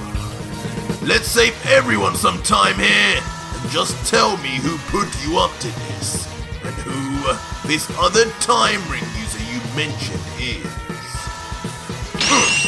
Or better yet, if you so wish to hold on to your stupid morals, at least tell me if you could be of some use to me. That attack you got me with truly was undetectable. As annoying as it is, you really did manage to take one of my precious lives with your assassination abilities. I must know, do you think it could work on the Grand Priest too if you wanted Hit? Would he too not be able to see where your attack came from?" And for a moment, as we see through the legs of Vegito, the still downed Hit, there's a short silence as perhaps Hit contemplates whether he'll divulge any information or not. Until suddenly, with a smile, and strangely his face beginning to glitch out, it says, "Ha ha ha, So, the information on you was true. You really are foolish enough to think you can defeat the Grand Priest. Son Goku, I know you never back down from a challenge, but even you should learn to know your own limits. As eventually, Hit's entire body begins to glitch out and disappear like his face was, as if his whole body was never even supposed to be there. What just happened? Immediately shocking Vegito, who had never seen anything like this before, especially from Hit, who he was sure he landed clean on, as he queries, "What the hell? His body is like a broken TV. Was that some kind of multi-form technique? Energy, it's gone! It must have been a clone." Until finally, the entire body vanishes, leaving Vegito alone, none the wiser. Very deductive of you, Son Goku. I wonder what gave it away. Hit! As suddenly a sarcastic voice from afar calls out, leading to Vegito immediately turning around with speed and confusion to see... What? As in a shocking turn of events, Ultra Vegito then finds himself completely surrounded by 5 different hits, and not one of them seems to be any less real than the other. As Vegito wonders, when did he have time to split up? I couldn't sense him at all, let alone 5 of him. Something isn't right here. As yet another hit from again afar interrupts Vegito and yells, "Up here, God Killer. Seems your senses have dulled in your old age, Son Goku." As the real Hit supposedly is then finally revealed to be standing atop a tall tree in the distance, his arms folded and not a fleck of emotion on his cold face, as he then lets out, "Son Goku, I know it's been a few years, but it's surprising to see you forget techniques I've already shown you. Even after living for over 1,000 years, I haven't forgotten the face and techniques of any of my targets. These are my time clones, perfect copies of my energy, and they are the exact reason nobody, not even you, could even detect where I'll attack from. At any one time, there could be dozens of my clones scattered all over, watching you from all angles, ready to strike when you least expect it. Behind trees, rocks, or hidden in the darkness, no being, divine or mortal, will know when their last breath is, as long as they are my target. And unfortunately, that is now you." And just as the real Hit finishes his monologue, almost as if on cue, all 5 of the Hit time clones surrounding Vegito then get into fighting stance, ready to fire off on Vegito just as the original Hit did earlier. Of course, alarming Vegito as he yells to the real Hit, "Don't tell me you're going to get all your clones now to shoot me, huh? This time all 5 instead of just you? Doesn't seem very fair, does it, Hit?" But the true Hit on top of the tree, despite Vegito's words, also then gets into stance, showing that not just the 5 on the ground, but even he in the air will block all paths of escape for Vegito, as he cautions, "Well, I can eliminate you in a less painful way too, but only if you remove those time rings. As long as you keep coming back, I'll continue to shoot you down until all your lives are gone. It would just be a waste to let those rings disappear.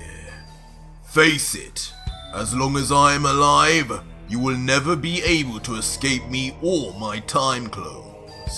Give up. But Vegito, now completely changing his expressions and mannerisms as if schizophrenic, then inexplicably covers one eye as he replies confidently, "As long as you're alive, you say. If only there was something I could do about that hit. But, you know, before you go, I'll tell you this. You are pretty damn impressive.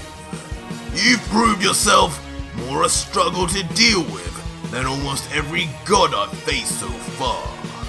But it's sad to see, just as you may be stronger, you're equally a whole lot more deluded too." "So be it then, Son Goku. I gave you your chance. Fire!"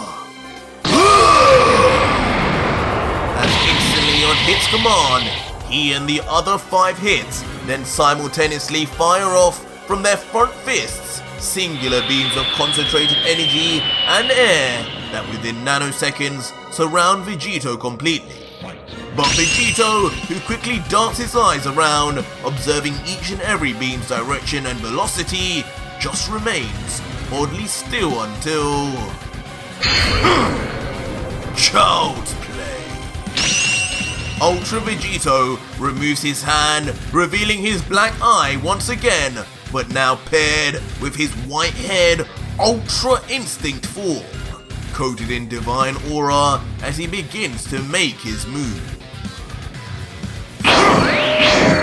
And instantly, with the speed and perfect movement expected from the technique of the angels, Vegito's body moves without thought, dodging each and every beam, simultaneously moving so fast that after images of himself are left in the dust. Until finally, having dodged all 6, Vegito makes it into the air.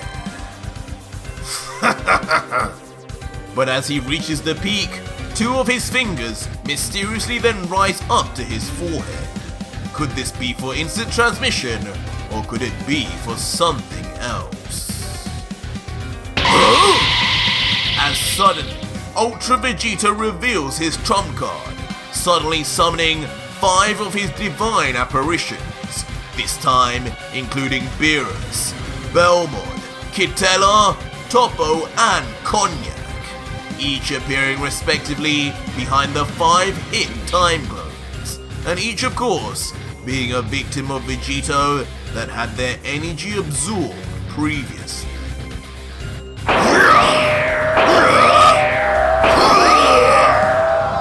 As instantly, without a second's thought, each of the apparitions, following their master Vegito's lead, then slaughters the time clones in single hits, with of course all 5 divine beings completely overpowering the assassin's copies. What are those? Leaving the real Hit, who still stands at the peak of the nearby tree, to be nothing short of bewildered, as now he begins to not even trust his own eyes, continuing, "This can't be real. The gods, are they on his side?" Surprise! But just as Hit begins to put any of the pieces of the puzzle together, the 2 fingers Vegito lifted earlier are revealed to not only have summoned the apparitions, but also to use instant transmission to get him straight to the location of Hit. Now face first, he cocks back his fist and... But just as the fist reaches within literal inches of Hit's face... Time lag! Hit, in retaliation, yells out the name of an all-new move in his arsenal. But just what will this one do? What the? But instantly, the effects are clear as the background behind Hit seemingly shatters into 1,000 pieces. Vegito, standing still inches away from his foe, but now frozen in time it seems, as the perplexed Saiyan yells out, "What? What have you done to me?" My body! I can barely move it! Like I'm in slow motion! As Vegito can then be seen struggling to move his fingers open, as no matter how hard he tries, he still is only able to move no faster than a snail. Still struggling mid-air, only the rare laugh of Hit can then be heard.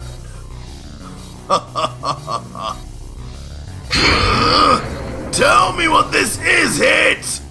As the confusion and annoyance over Vegito's lack of control over his body soon comes to a boiling point. But as Vegito rages, Hit still just remains smiling, amused at how well his ultimate technique had performed, before letting out, "Stop panicking. That's unlike you, Son Goku.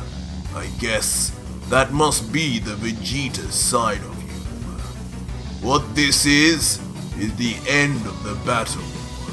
I've trapped you now in a pocket of time that only I am in control of. A space where time moves 500 times slower, and so too will anything locked inside it. You won't be able to do anything anymore, God Killer." 500 times slower? You can do that too? Leaving Vegito in a state of not only shock, but also slightly impressed too. But while Vegito admires the technique, Hit meanwhile carefully and cautiously begins moving his arm towards the right hand of Vegito, the same hand that wields all 4 of his remaining time rings. Before, in a shock move, he begins removing each of the time rings one by one off the hand of Vegito. What the hell do you think you're doing, Hit? As Vegito remains still virtually trapped in the time pocket, forced to just watch on as he's robbed in daylight by the assassin. What is he planning? I can't afford to lose any more of these. You'll pay for this, Hit! Causing Vegito at this point to seethe in anger, as just subtly his body does begin to move ever so slightly faster. Hit now, having retrieved the time rings though, and seemingly won the battle now in his mind, then responds unfazed, "Pay for what, Son Goku? I could have done this while you were dead on the ground. So if anything, be thankful I did this while you were alive, and gave you a few more seconds to live. And besides, these time rings are not meant for someone like you to use. But then again, neither are they meant for those gods who held on to them for so long. No one, bar my master, the Supreme Kai of Time, Chronoa, has any understanding of time like myself. And with these by my side, I can only imagine what usage I could get out of them. If my own time lag was enough to defeat the famed Son Goku finally, with these, I will be unstoppable." What you could do with them? As suddenly something about what Hit just said reverberates completely through Vegito's body, as he stares at Hit as if a light bulb has gone on, and thinks, "It's true. If Hit has this much mastery over time just by himself, imagine what he'll be able to do with a time ring." And having said this, Hit then looks into the palm of his own hands, and inside it are the 4 time rings, calmly saying, "Finally, these are with their rightful owners." Before then placing them in his pockets, as if that's where they always belong. Before then getting into fighting stance once more, but this time point blank to Vegito, as the expiring fist then reaches directly in the line of sight of the God Killer to ensure this time there will be no escape for Vegito. And Hit, finally looking on at his now secured victim, then says, "Well, even with all this extra time I've given you, you didn't manage to say much for your final words. But this will be my final goodbye to you, Son Goku. You cannot move, and there are no time rings to save you this time. My mission ends here, and so does yours." To which an almost at peace Vegito replies, "You're right. This technique of yours, in fact, all of these time-based techniques you've showed me today are simply amazing. You are a genius, Hit, and always have been.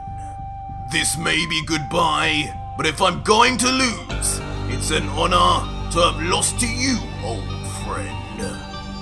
And for a moment, with these poignant farewells said, there is a period of silence until... Without remorse, Hit finishes the contract killing and flies straight into the skull of Vegito. Or at least, he thought. As just as the beam fires at rapid speed, inexplicably, the 500 times slowed down Vegito still manages to immediately vanish in the nick of time, leaving behind a ghostly apparition as the beam shoots right through his head. Eventually being realized by Hit, as when he moves his arm, there appears to be nothing in front of him anymore. And with a panicked face, he questions, "Goku? Where did he go?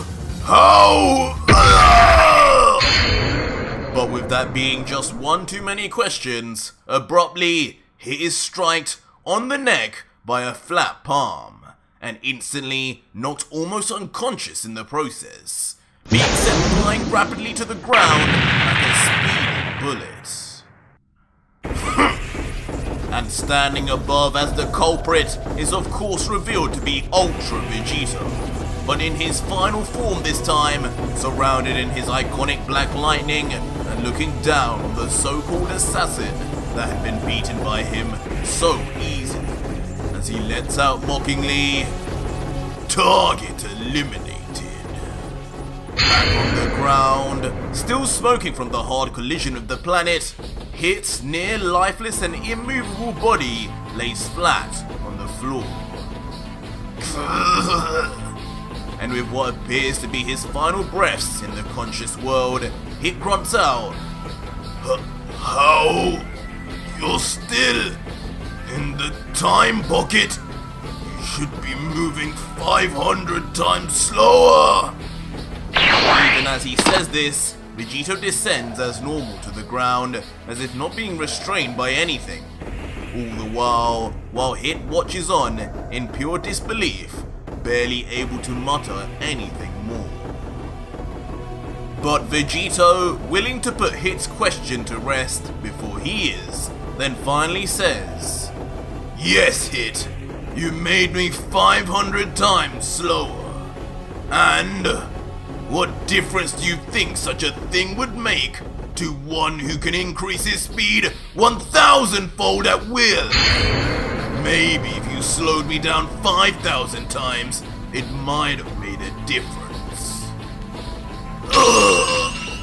Impossible.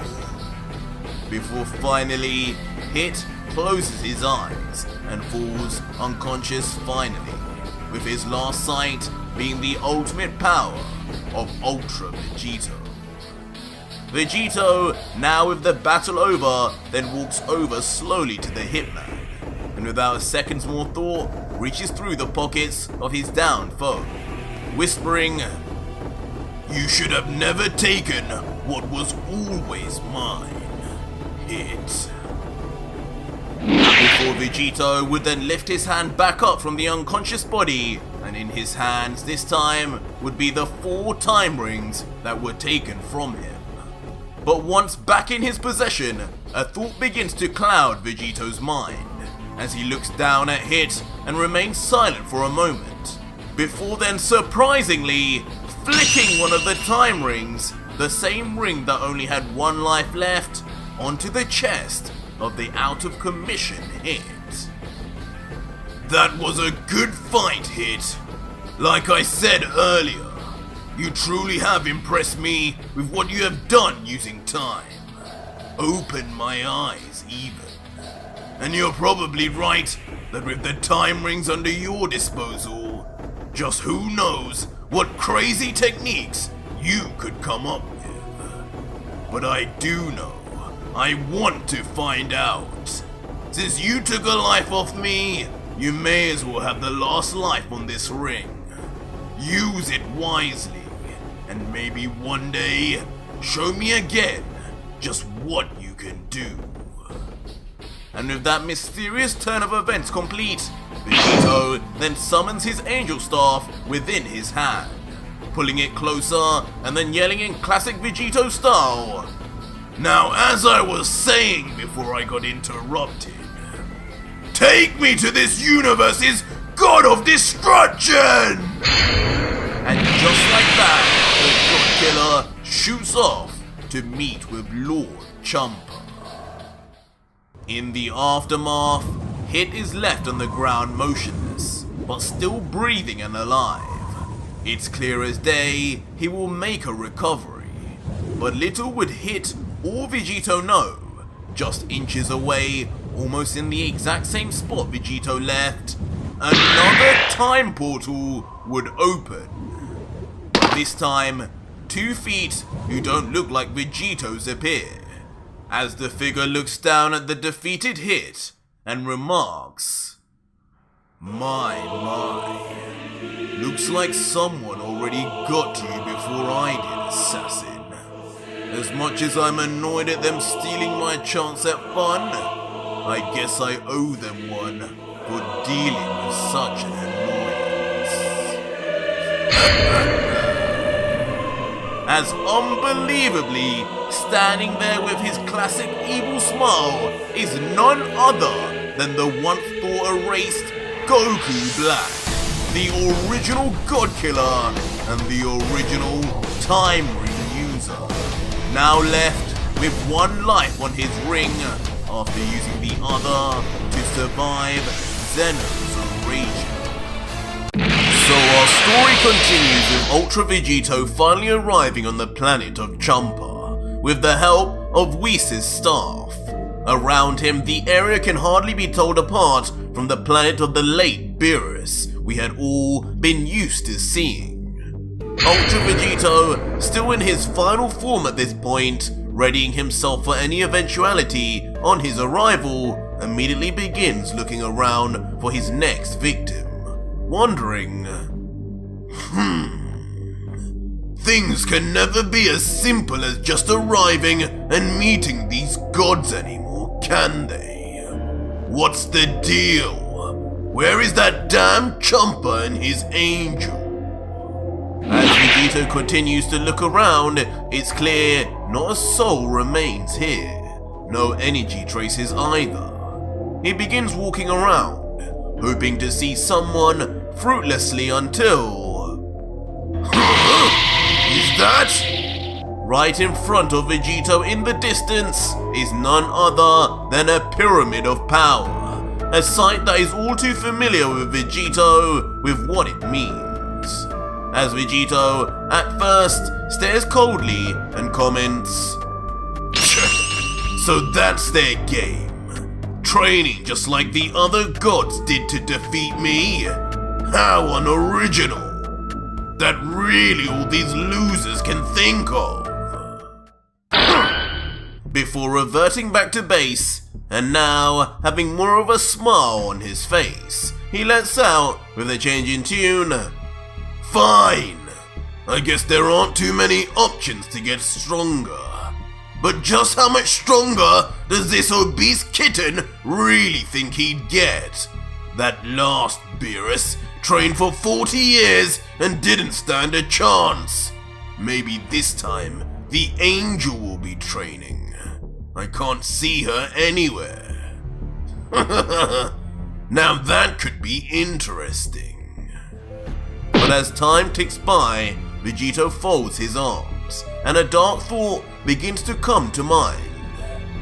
But then again, this seems like a massive oversight for them to all be in the pyramid so plainly in sight. Even Universe 7 had Whis guarding. I should really teach them a lesson and blow it up from here.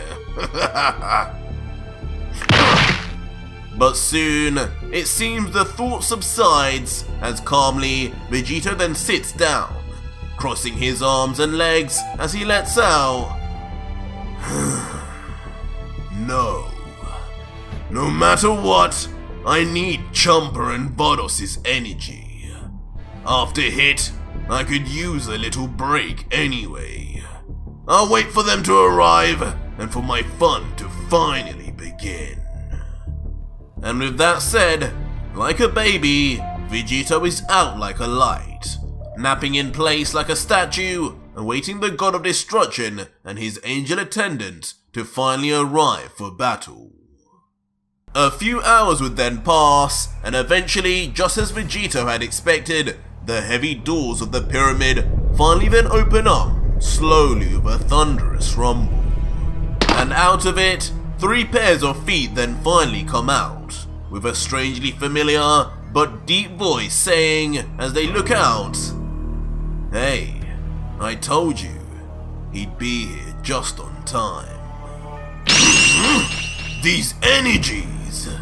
Their arrival, of course, not going unnoticed by Vegito in the slightest, as soon as their feet hit the soil, Vegito's eyes burst open as if awaking from a nightmare. Quickly, his eyes dart in the direction of what he's sensing, thinking inside as he does so, "These power levels, they're incredible, but this isn't God Key. Who the hell could it be?" But once his head turns and finally meets with the 3 mystery assailants, a look of pure shock comes to him as he can only murmur out, Wait a damn second! Aren't you? As shockingly, standing there now after an undisclosed number of years training within the pyramid, the Universe 6 Saiyans, Caba, Kafla, and Kale are now seen looking noticeably different and noticeably older, each bulkier as if having been under the most strenuous of training regimes as they walk silently towards their fellow Saiyan. Kafla, as usual being the most cocky of the trio, as expected, is the first to talk, with her hands on her hips and a smile on her face, then saying, "Haha, seems like these 2 idiots finally figured out who we are. I guess when they combine brains, they're not so slow. Surprised to see us, Goku and Vegeta?"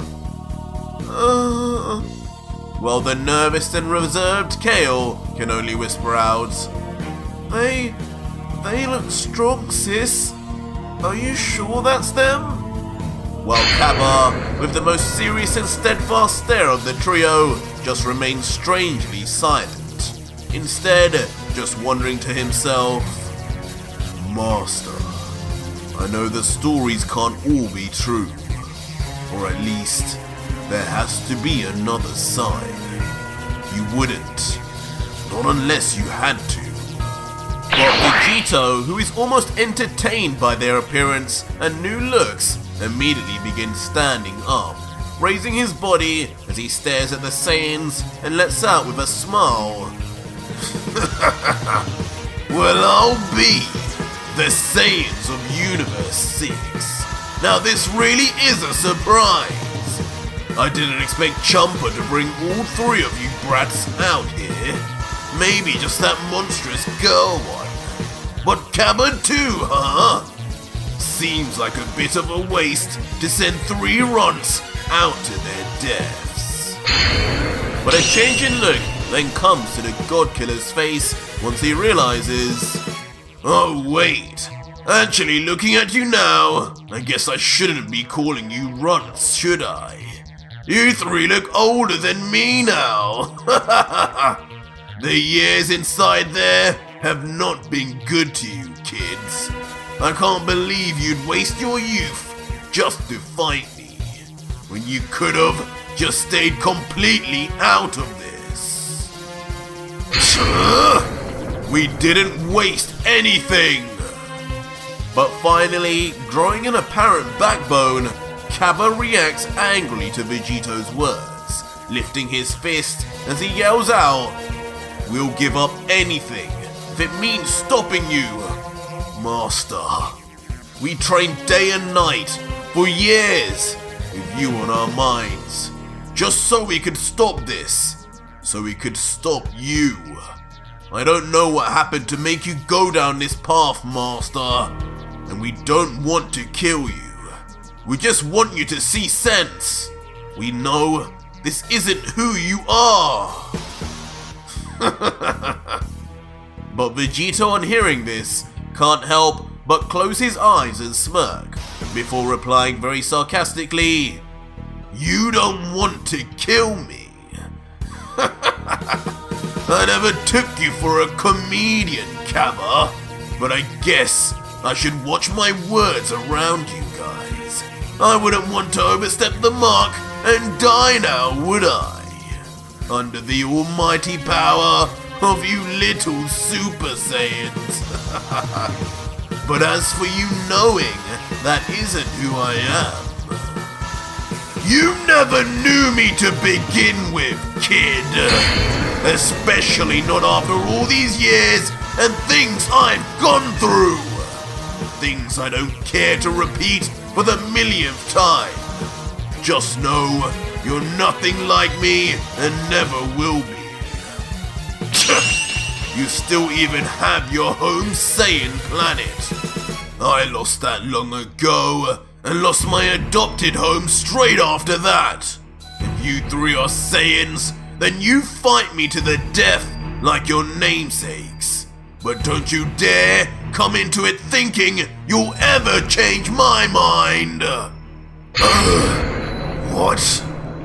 And immediately, though now grown, the young boy from before shows itself inside Caba when he hears Vegito raise his voice with anger.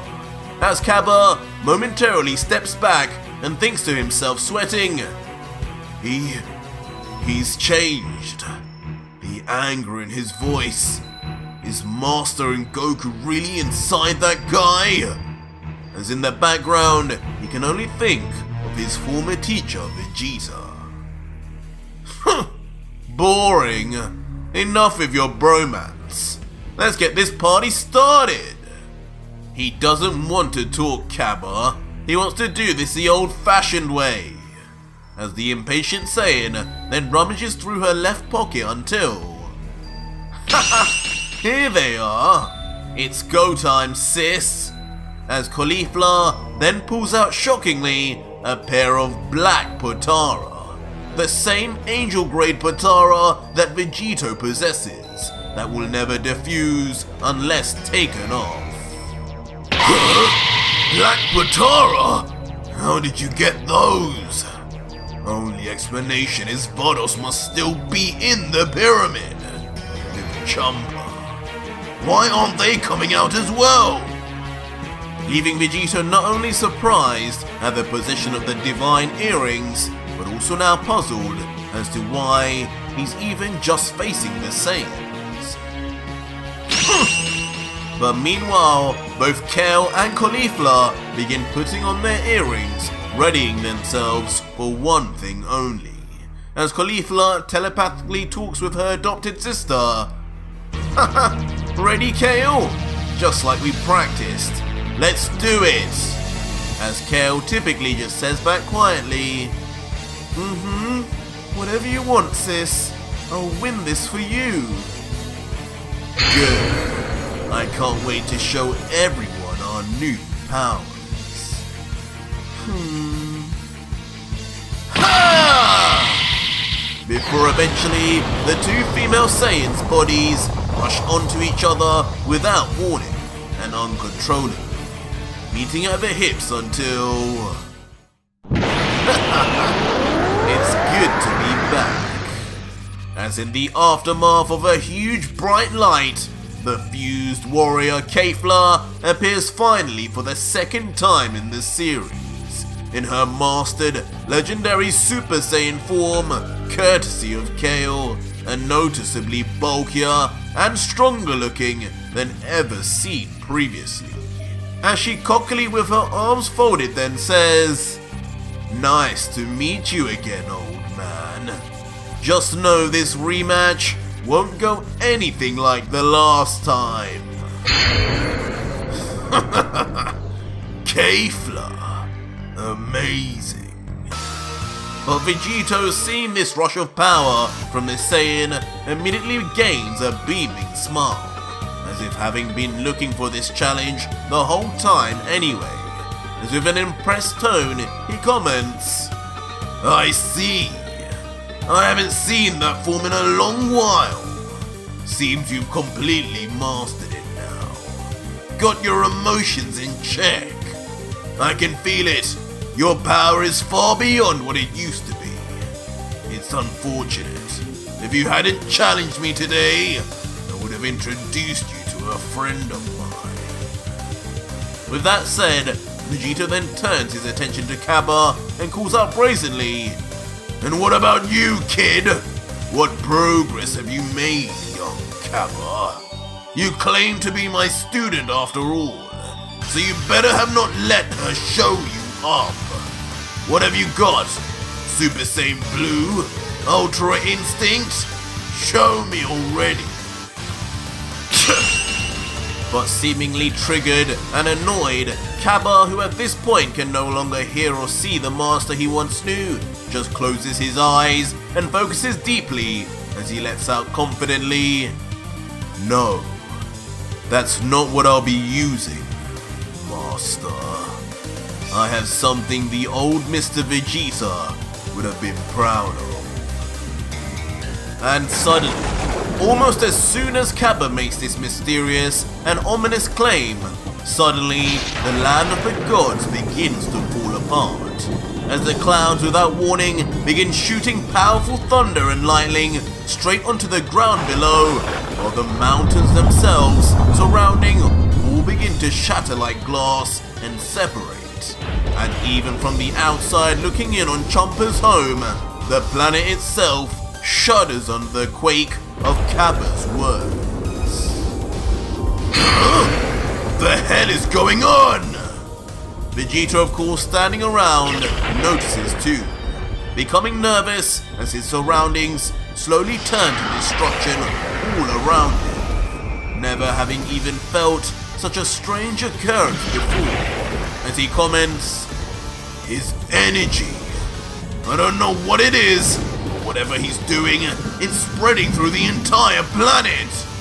Caba, just what did you achieve in there?"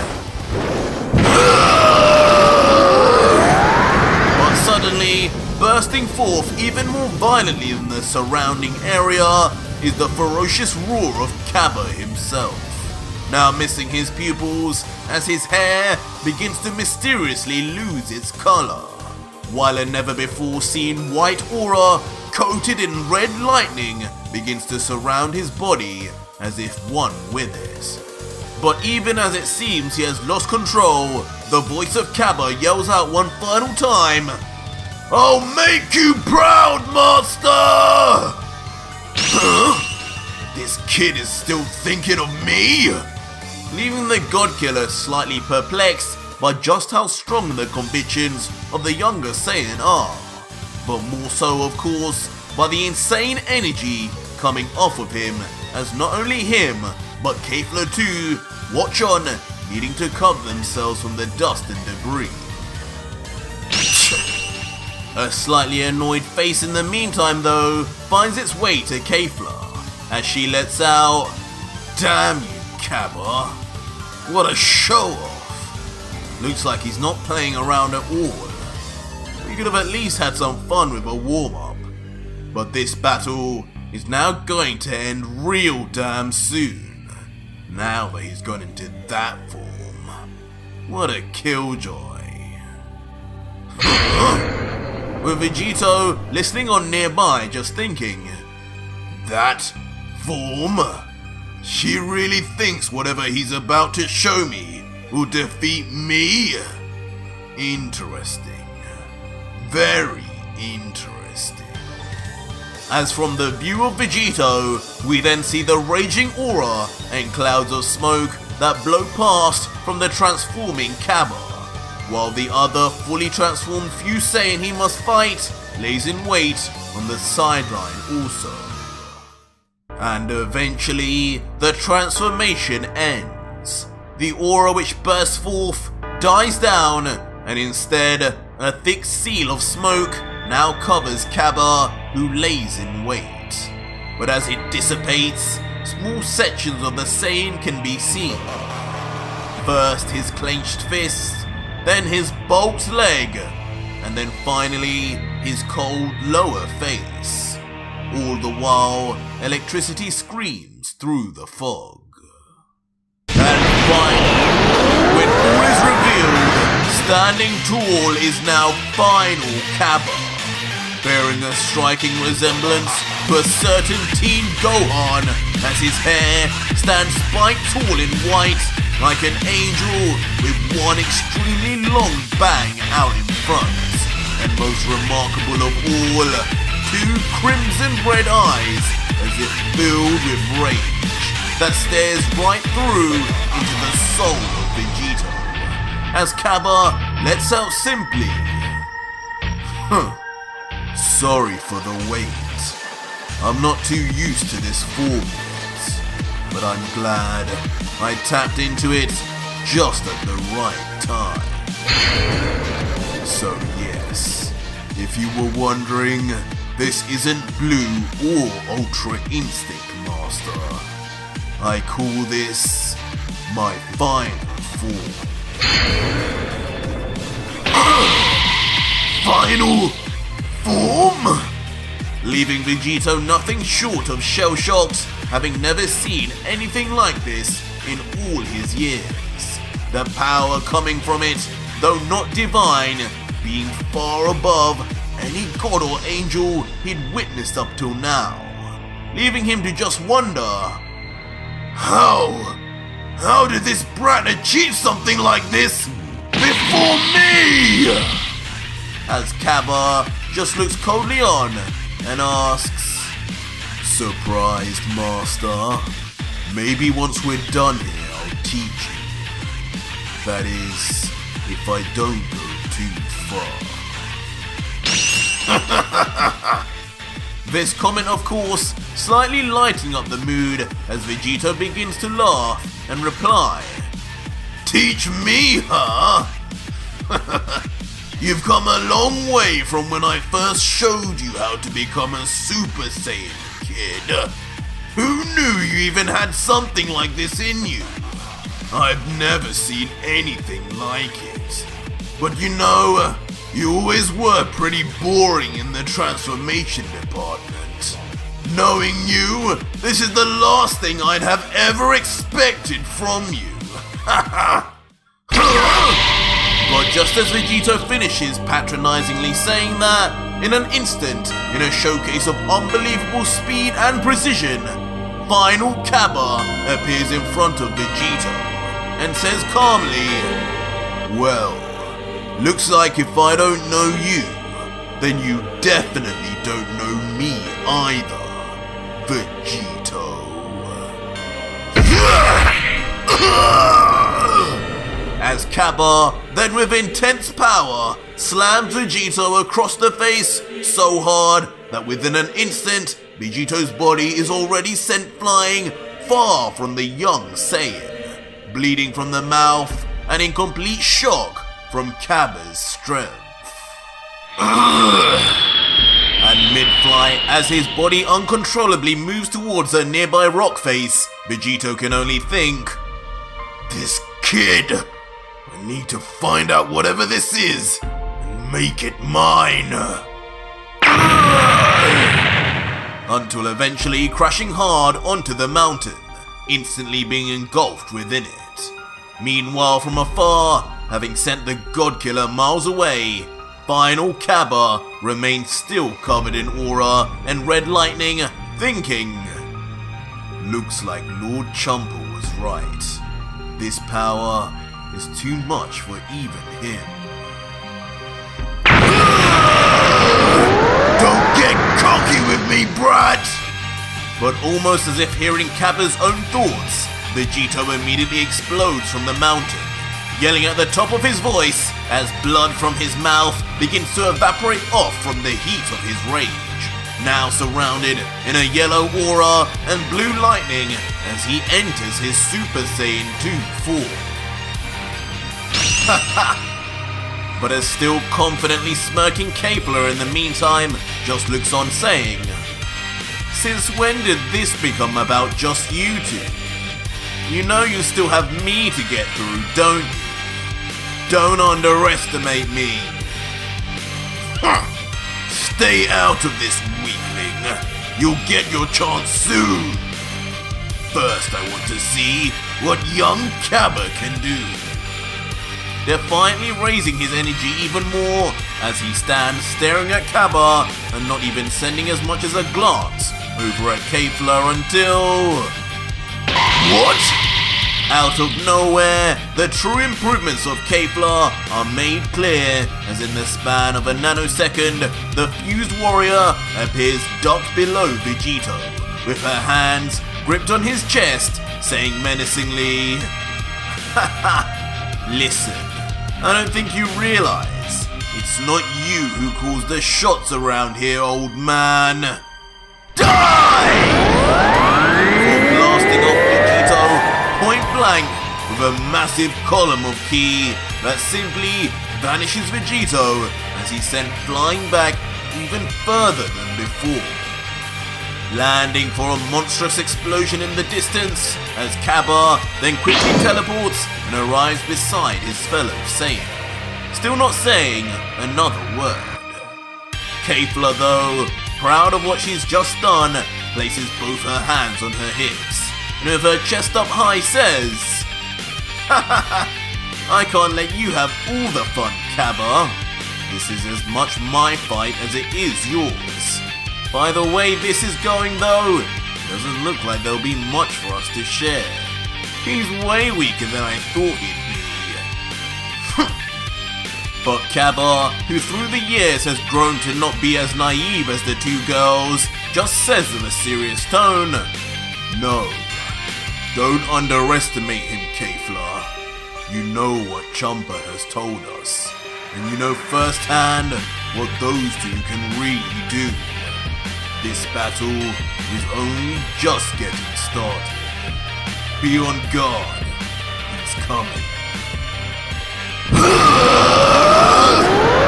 And just as Caba had predetermined, bursting forth from the wreckage and smoke once again is Vegito, but this time in a form we hadn't seen yet from him, in his Super Saiyan 3 form this time, but now surrounded by his signature black lightning too, before standing up tall once again, this time now looking at Kafla and saying,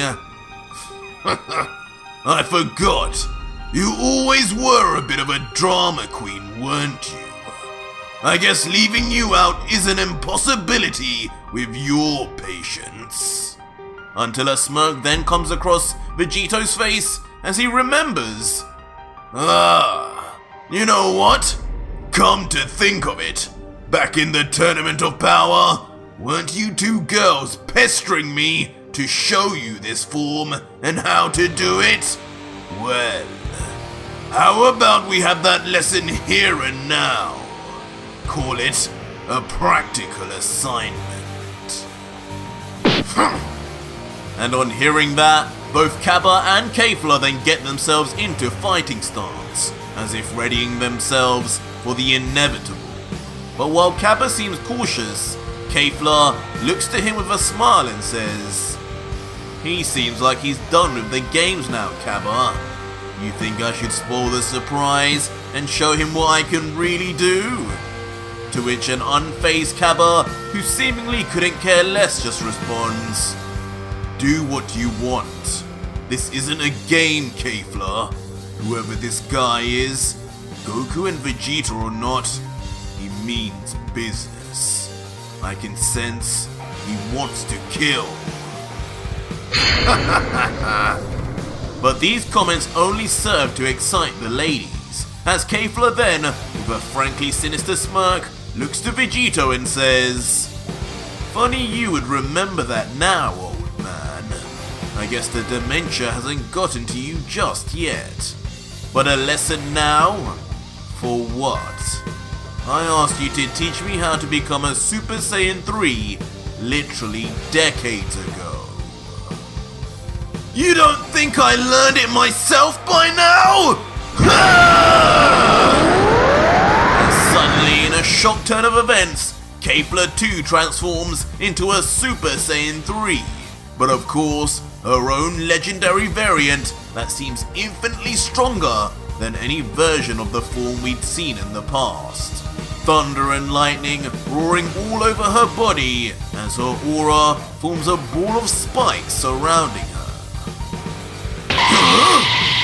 Of course, the sight of this and power level sensed, causing Vegito himself to step back in shock as he mutters, "Whoa, you've got to be kidding! I knew these kids improved fast, but this is unreal!" As immediately, final Caba and Super Saiyan 3 Kafla then stand their ground, in stance and staring at Vegito, ready to begin the Saiyan battle of all Saiyan battles, while Vegito, now readied in stance himself, is left just to smirk and let out finally, "Looks like this will be a whole lot more fun than planned. Bring it on, punks!" So our story continues with Super Saiyan 3 Vegito covered in his black lightning, smirking as across from him stands the equally steadfast final Caba and Super Saiyan 3 Kafla. While Caba, staring coldly at Vegito with his crimson red eyes, would then let out, "Kafla, things are about to get real. No more games, okay?" To which the equally concentrated Kafla would just respond, "And who made you boss, Caba? I'm well aware things are about to get fun now. Just try and keep up." That said, as one lone lightning bolt from the thunderous sky strikes the ground, instantly, all three of the Saiyans vanish, as if on the command of nature itself until Super Saiyan 3 Vegito and Kafla suddenly appear, with Vegito landing a punch on the arm of the Universe 6 Saiyan. Blocked, of course, Vegito comments, slightly impressed, "Not bad, kid. The old you would have got hit by that. I see you've gotten used to this form. It took me a while to master it, you know." To which the smiling Kafla says back chuckling, "You talk down to me like you're my master. Don't get me confused with Caba. You're just another loser I'm going to beat. Got it? But since you can't stop thinking about your dear old student, I'll let him butt in now."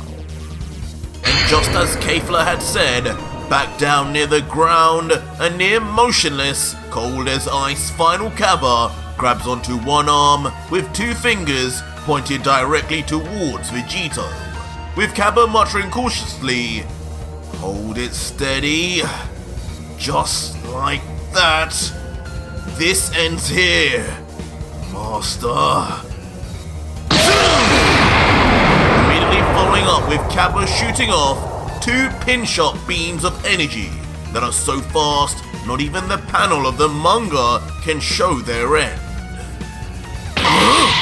Caba! This of course surprising Vegito, who didn't expect Caba to be playing such a long-distance role.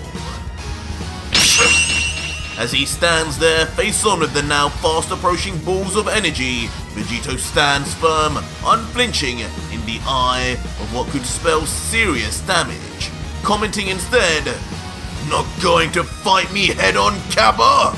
And you call yourself my student? Pathetic!" Before shooting off himself in the nick of time to dodge the speeding energy beam.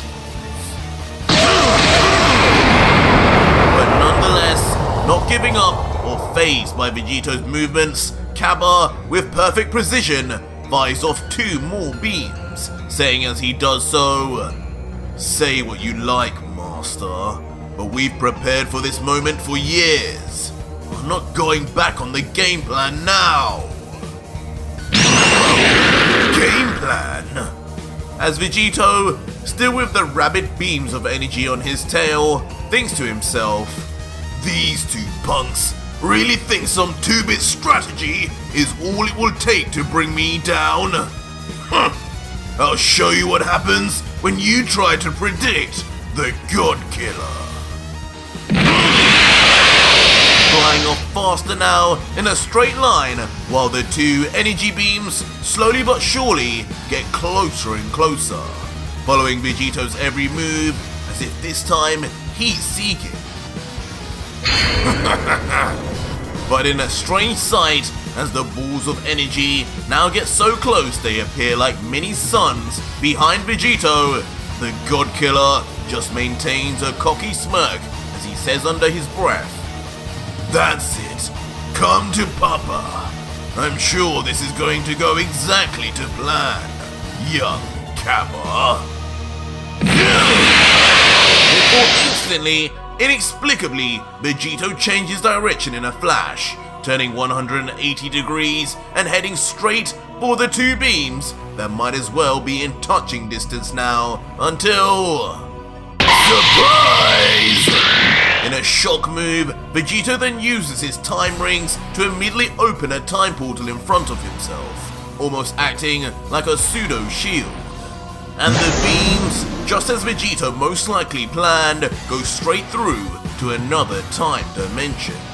But even as they escape, a dastardly smile still appears on Vegito's face, and not because he got rid of the attack, but because he knows where the beams are really headed, saying,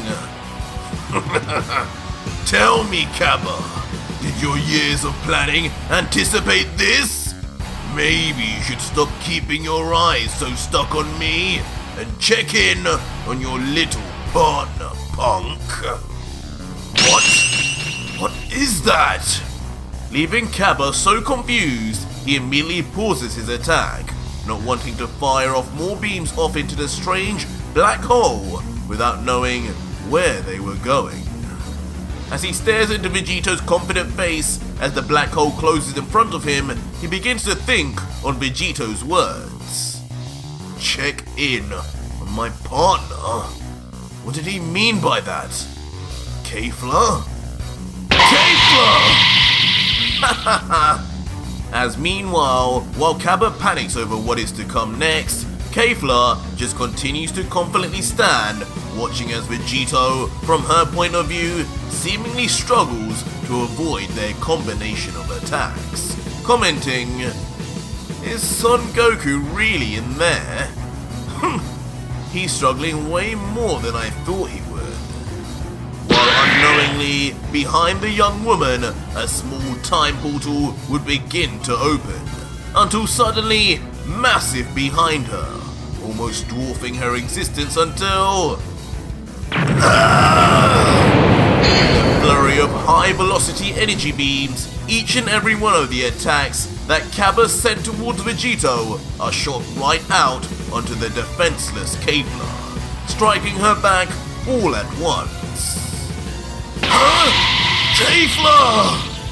The revelation of what Vegito had planned finally hitting Caba as he calls out in shock, checking in on her. "Oh God, are you okay? Kafla, say something!" To which, as the cinders and smoke begin to fade off her backside, Kafla would eventually then say, with a truly disgruntled look, Shut up! Get him now!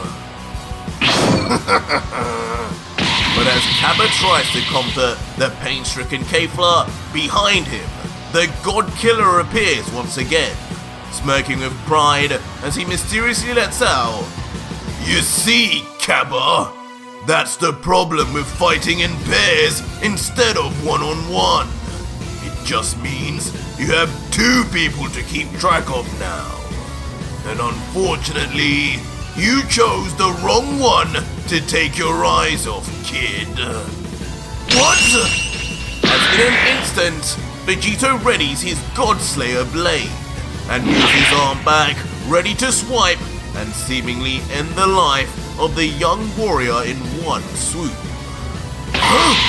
Master!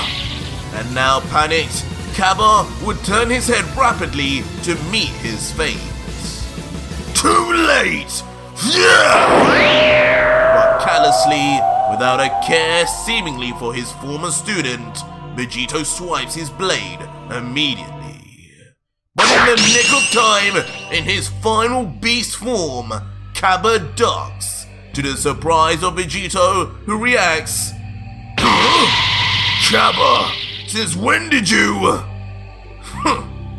"Master, it's been a long time. You should really stop treating me like a kid!" Swiftly turning his body now to boot the Godkiller back with a thunderous kick that sends Vegito flying. But the attack doesn't end there, as in a move that has a shocking resemblance to Vegito's final flash, Caba outstretches his arms, powering up electrifying balls of energy in each palm, thinking, "This one is dedicated to you, Master," as he locks his arms directly onto the now far-off Godkiller and begins yelling, "Final Flare!" Yelling at high intensity as a ferocious wave of energy, inspired by Vegeta's own signature attack, blasts forth towards Vegito.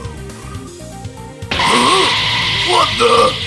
Taking even the few Saiyan by surprise, as the power within it goes far beyond anything he'd previously seen from Caba.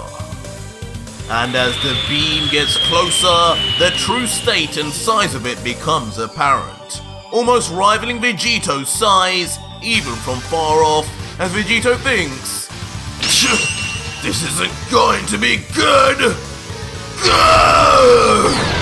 As immediately, facing it head-on with a strenuous grimace on his face, Vegito places both of his palms onto the searingly hot surface of the blast, attempting to hold it back, but when zoomed out, the size of the attack now resembles that of even a spirit bomb, as the ant-like silhouette of Vegito is just forced back, as if never having even tried to stop it in the first place. "I need to stop this!" Eventually pushing back onto the ground, giving him at least some sort of support now, with the whole planet seemingly being pushed back by Caba's attack too. But with one final effort, using what appears like all his strength, while in his Super Saiyan 3 form, Vegito adamantly carries on pushing back, believing even in this form, final Caba is still nothing to him, as he yells out, "Caba! You've gotten a little too big for your boots! You think this is anything to me? Who do you think I..."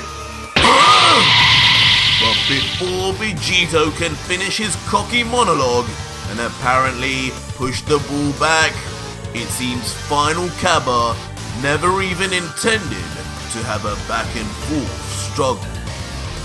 As instantly, the massive ball of energy detonates, leaving at first a brief silence as the entire area, including Vegito, are lost in a nothing short of blinding white light until, in a mass explosion that is truly humongous, it now does actually resemble when Frieza was struck by the Spirit Bomb, and Vegito alone is caught in the humongous sphere of molten energy that surely would have erased anything within its perimeter.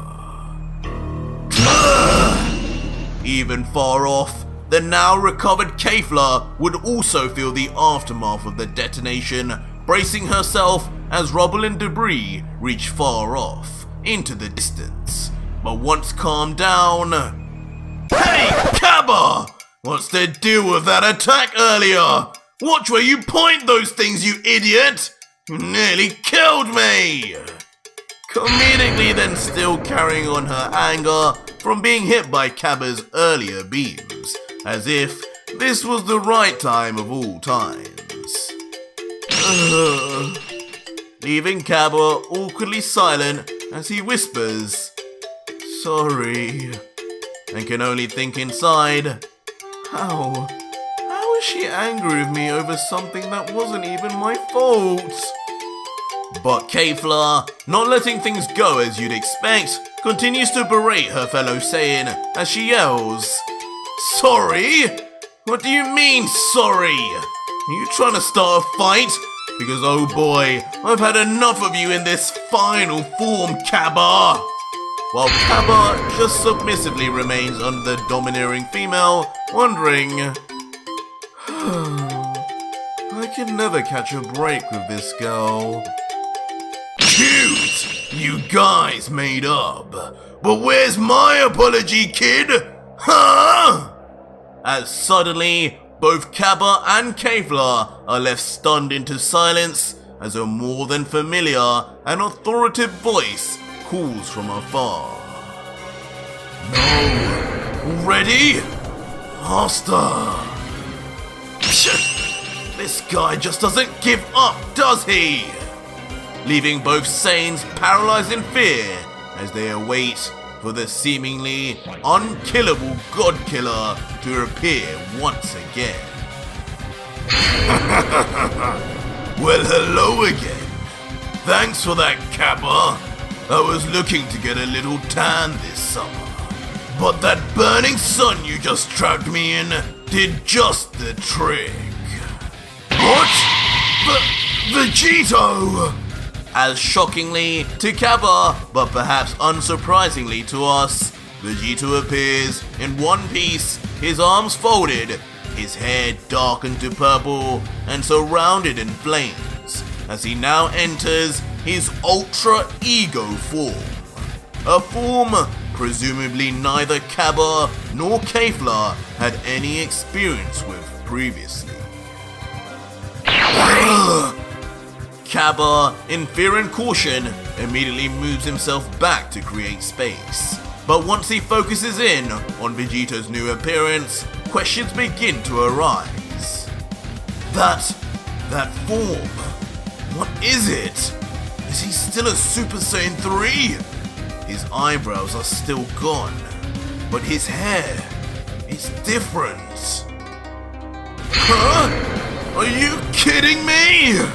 But if Caba was left shot, a whole lot more could be said for Kafla, as she remains even more stunned and shaking uncontrollably as a rage begins to build inside her until she mutters out, What?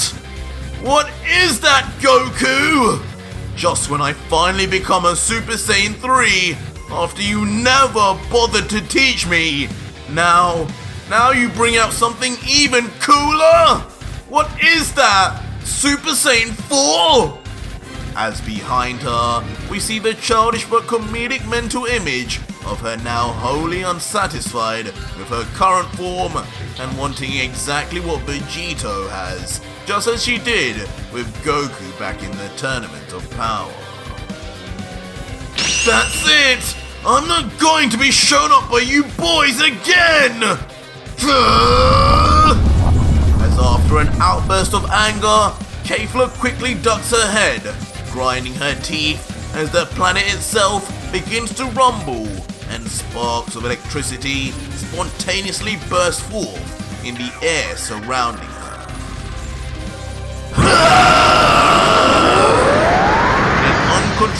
fit of rage, reminiscent of Kale's final form, Kafla roars at the top of her lungs as her pupils disappear and her body noticeably bulks up even further. Instantly then rushing straight to Vegito, screaming as she does so, "This battle ends here! I'm the strongest Saiyan in the multiverse, not you!" Strongest in the what now? Seriously, what is wrong with this brat? As even Vegito remains puzzled over Kafla's sudden outburst, but also noticeably calm, still even as she reaches touching distance. But despite the confidence, Vegito is no fool and blocks Kafla's powerhouse punch, but with a look of pure strain on his face as he grunts. "Now that hurt! Nice one, kid!" But the punch is so hard, it actually eventually sends Vegito flying backwards towards the ground despite blocking most of his impact. His speeding body then crashes wildly into the planet itself, leaving Vegito imprinted into it. But despite this, in his ultra ego form, with one eye open, Vegito continues to smile and laugh. "This brat, that Kale inside her gives her truly monstrous strength. Hurting me even when blocking?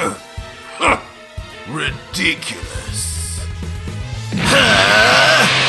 But not in the slightest bit done yet, Kafla continues her assault, flying in at the God Killer, while Vegito, who now raises his body back against the wall, just watches on, still in a mocking mood, commenting, "Oh, here we go.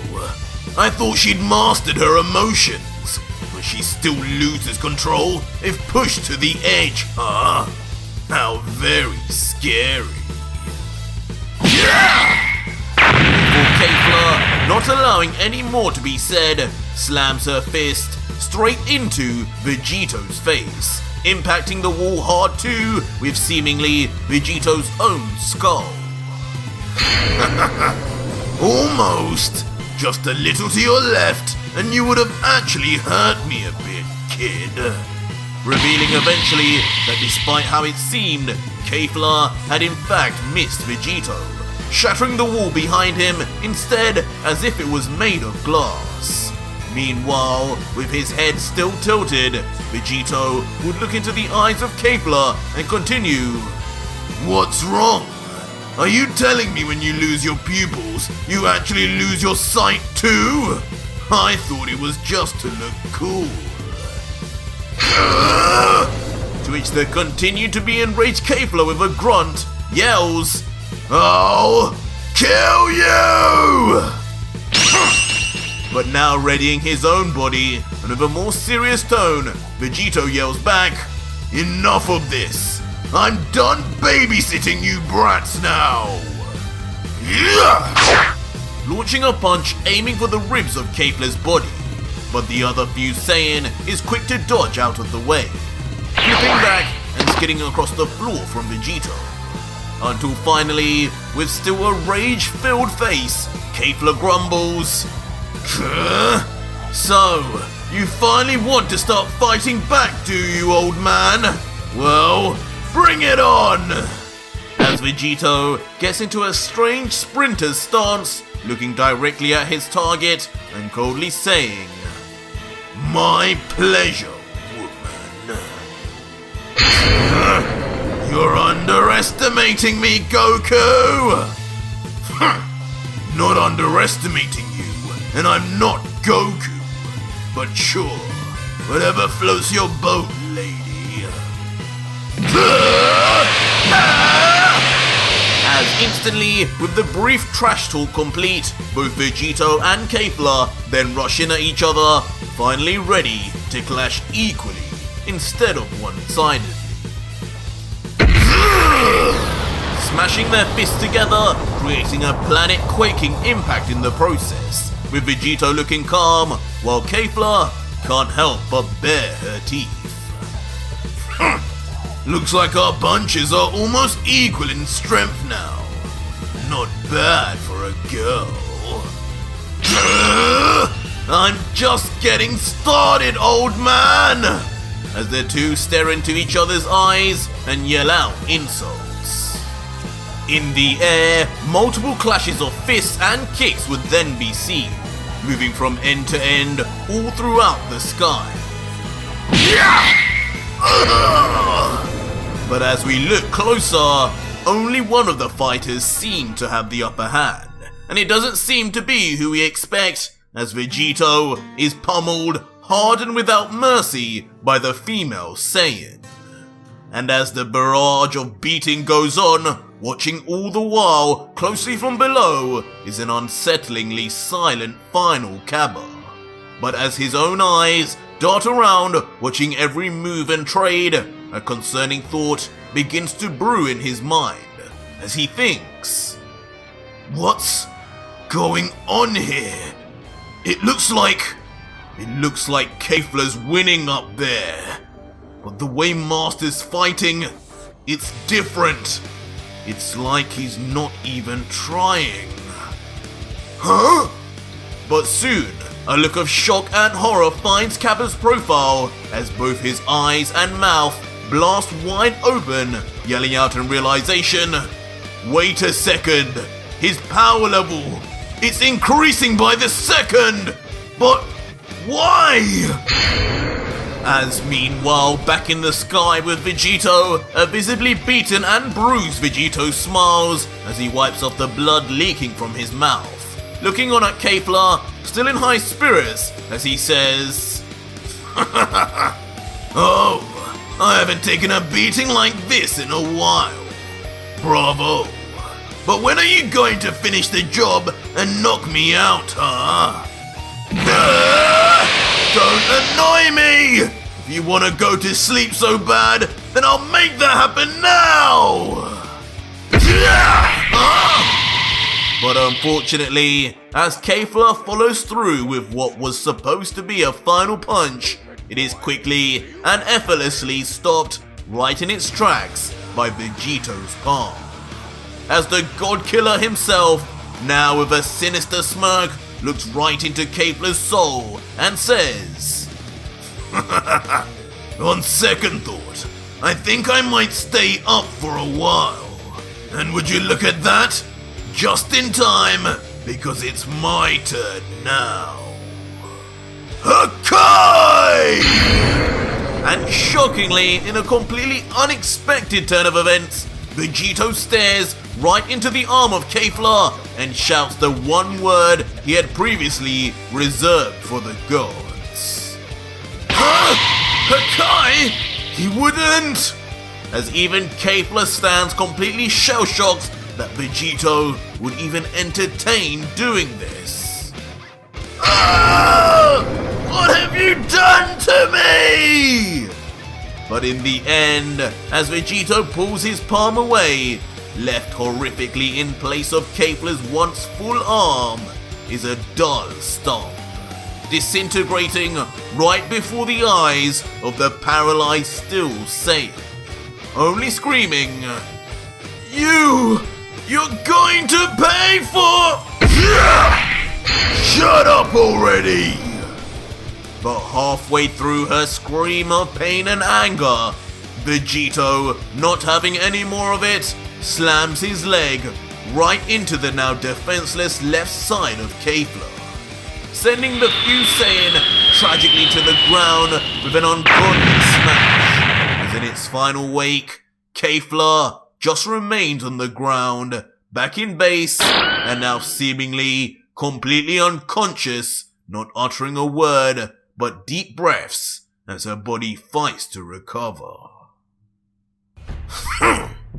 But standing still tall in the sky, looking down on his victim, is of course still Ultra Vegito, slowly levitating to the ground with a smile as he lets out, "Not bad. gave me a good power-up with that beating, and you still haven't defused. Don't worry too much about the missing arm either.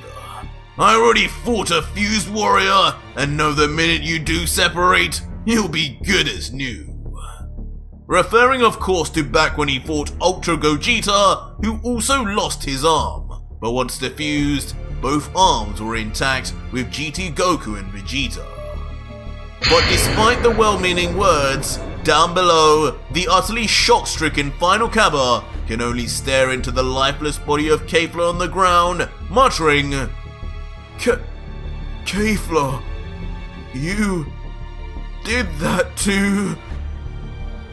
As suddenly, the realization that his master was not the man he thought he was, and never could go back to what he used to be either, after what he'd just done to his two closest allies, causes something to snap within the mind and soul of Caba until... Kafla!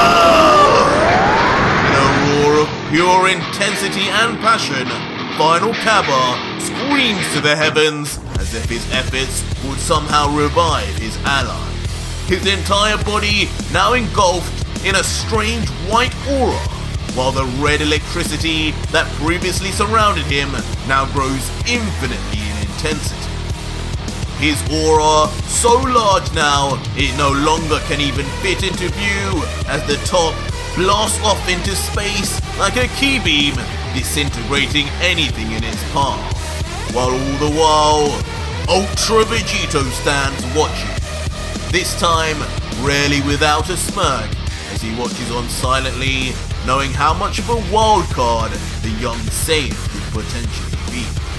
But also, slowly growing tired of this Universe 6 Saiyan's power-ups, commenting, Caba, you think you're so great with your strange little transformation, don't you? You think you're the protagonist here, the one who powers up enraged and stops the villain. But little do you know, I'm the main character here! As Vegito, no longer wanting to mess around anymore, powers up instantly to his ultra form.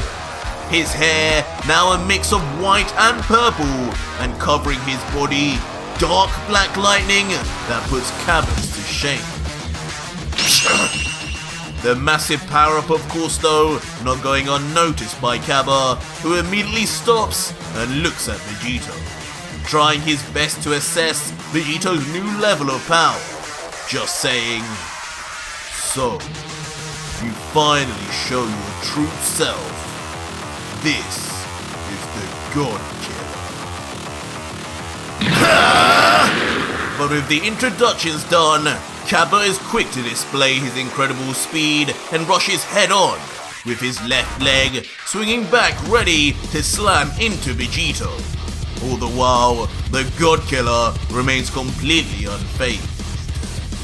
Yeah! But with the precision expected of Vegito in his ultra form, the kick misses completely. And so too, almost just as easily, Caba's follow-up punch also lands on thin air, as Vegito easily jumps into the sky to avoid it. Up here, boy! Is this the limit of your so-called final form? Causing the now starting to get annoyed Caba to pop a vein in his forehead and then immediately rush straight back at the distant Vegito, yelling out as he does so, I'm just getting started!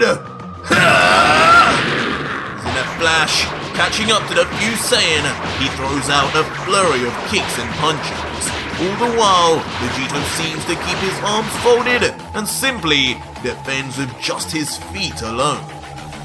Stop playing with me! Eventually causing Caba to view the exchange as pointless and move back to instead power up a powerful ball of energy within the palm of his hand. All his might, as if throwing a perfect pitch, final Caba tosses the ball of ki so fast its entire shape distorts. But unbelievably, now making Caba look nothing more than a Yamcha clone, Ultra Vegito, still with his arms folded, just kicks away the attack like it was a mere football. The sight of this, in the end, leaving Caba stunned into near silence, as he can't seem to even fathom the sudden difference in power between the two, as he thinks, What's going on?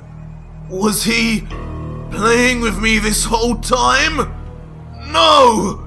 Not after all these years of training! Yes, I was, Caba! As inexplicably as if predicting the exact thoughts of Caba, Vegito, with a maniacal grin, laughs loudly in response to Caba's questions until... In an instant, Vegito appears right behind Caba, giggling away as he ominously says finally, "Don't worry, kid. I'll take you out of this nightmare here and now." Before in classic style, just as he did with Hit, Vegito strikes the back of Caba's neck with the side of his palm. And again, under the sheer power of it, it seems like Caba almost loses consciousness, flung down at rapid speed before crashing hard on the ground. But once we see Caba on the floor, unlike Hit, he seems to be in comparatively much better condition, on his hands and knees grunting and barely able to move, but not incapacitated. A short distance away though, Vegito would then land with a soft thud, and as he walks slowly towards the fallen Saiyan, he would comment himself, "You know what? You handled that attack a lot better than I expected. It was pretty much done after the same move. Maybe you are worthy of being called my student, kid." Get away from him! But before Vegito can get any closer, suddenly a base Kafla, still missing her arm, appears in front of Caba to defend him. Somehow, still conscious and still with enough energy to put up a fight. Vegito, seeing this though, is impressed and comments, "You too? So you managed to survive as well. You kids really did get a whole lot stronger. It's a pity. It was for no reason though. Thanks for getting in the way. If anything, this will be faster. You two little lovebirds can go to sleep together." As Vegito, with a truly evil smile, begins powering up a powerful wall of energy of his own. One that in their state, they will have no chance of escaping. The two Saiyans, watching on, would just hold their stance, knowing there is nothing they can do now but take the attack and hope to survive. Their final words just uttering each other's names. Caba, kale, cauliflower. But suddenly, just before Vegito ends their consciousness, the door to the Pyramid of Power slams open. And shockingly, emerging from the pyramid finally are not only Lord Champa and his angel attendant Vados, both looking beat up from training hard, but also in front of them, a thoroughly different looking King Sadala, now beardless and covered in scars from endless years of extended battle, each not uttering a word as they stare at the God Killer. Champa, Vados, and Who the hell is that? Leaving Vegito completely sidelined as not only the god he came for having finally arrived, but a new, powerful Saiyan-looking foe that he had never anticipated. Father! King Sadala? You're finally finished! As both Kafla and Caba equally react in shock, but more with a tune of relief that finally their trump card in battle had finally arrived. As the beardless king, meanwhile, doesn't break his gaze from Vegito and lets out ominously, "So, this is the so-called Saiyan King? How disappointing." So our story begins with King Sadala having just emerged from the Pyramid of Power, walking over towards Kafla and Caba, who stand eagerly waiting and of course weakened after being beaten by Vegito. Father, you look different. Kafla, his half-daughter, naturally left near speechless, not only at the sudden arrival of the king, but his change in appearance too. While Caba, in synchronization, lets out, "King Sadala, he's changed. Did he finally perfect it?" The king, though, with an emotional face, just remains with his eyes locked onto the two, not saying a word, and it's unclear if the years of training had changed his very personality until... "My daughter, look at you. I'm proud." With a calm and collected smile, the king softly grabs onto the fused warrior's shoulder and says lovingly, "So this is what you achieved. I'm impressed. You've done well, and by the looks of it, you did a real number on him. Now rest up. I'll deal with him now." What? But despite the king's heartfelt words, the totally void of emotional intelligence Kafla just grows comedically to Uzaru-like in stature and screams at her father, "You deal with him now? Don't give me that! I lost an arm out here because you took so long! What kind of father are you? You haven't even asked me if I'm okay! And what's with your missing beard? You look like my little brother now! Ugh! I'm so done with you!" Leaving the king with a nothing short of completely awkward and defeated face as he just stares into the distance, whispering under his breath, "Weird.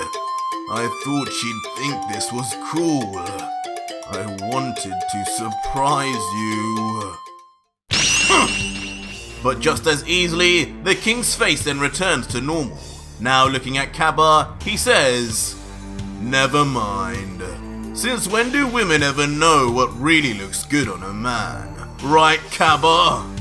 Anyway, what's the situation here? Is this foreign king just as strong as we thought? Or is he just another weakling Champa overreacted about?" No. But as Caba struggles to get back onto his feet, he can only grumble until getting up and looking over to the king with dead eyes.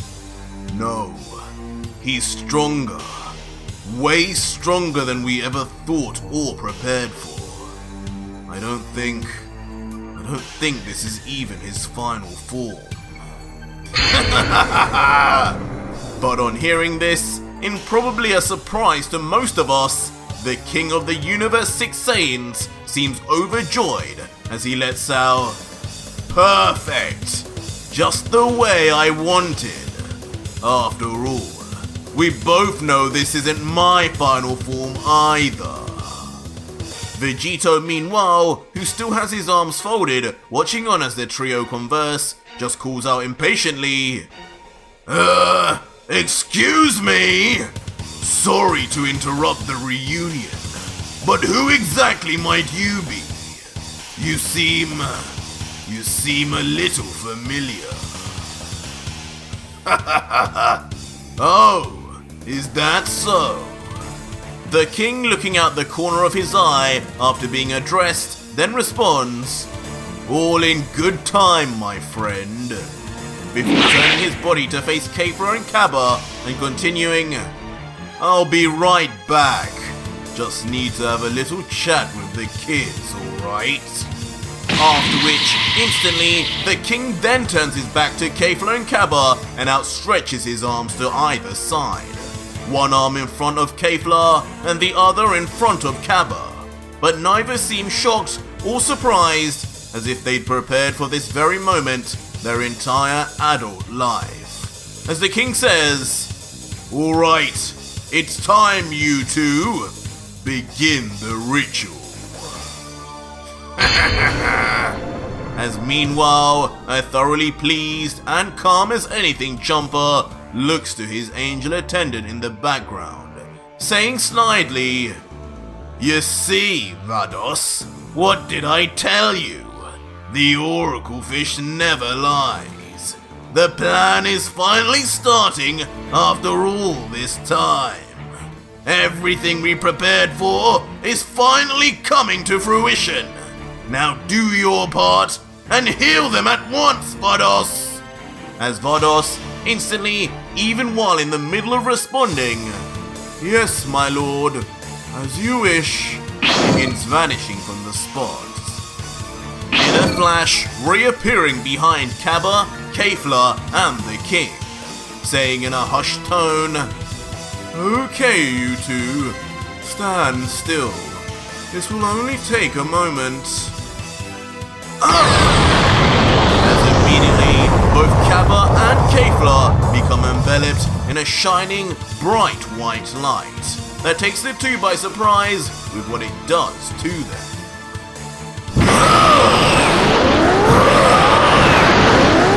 Within an instant, Kafla's energy is seemingly perfectly restored, transforming back into her full power Super Saiyan form, while Caba too becomes engulfed back in his mysterious white aura, raging in red lightning, as even he looks down to his hands in shock and comments, "Our powers, they're back!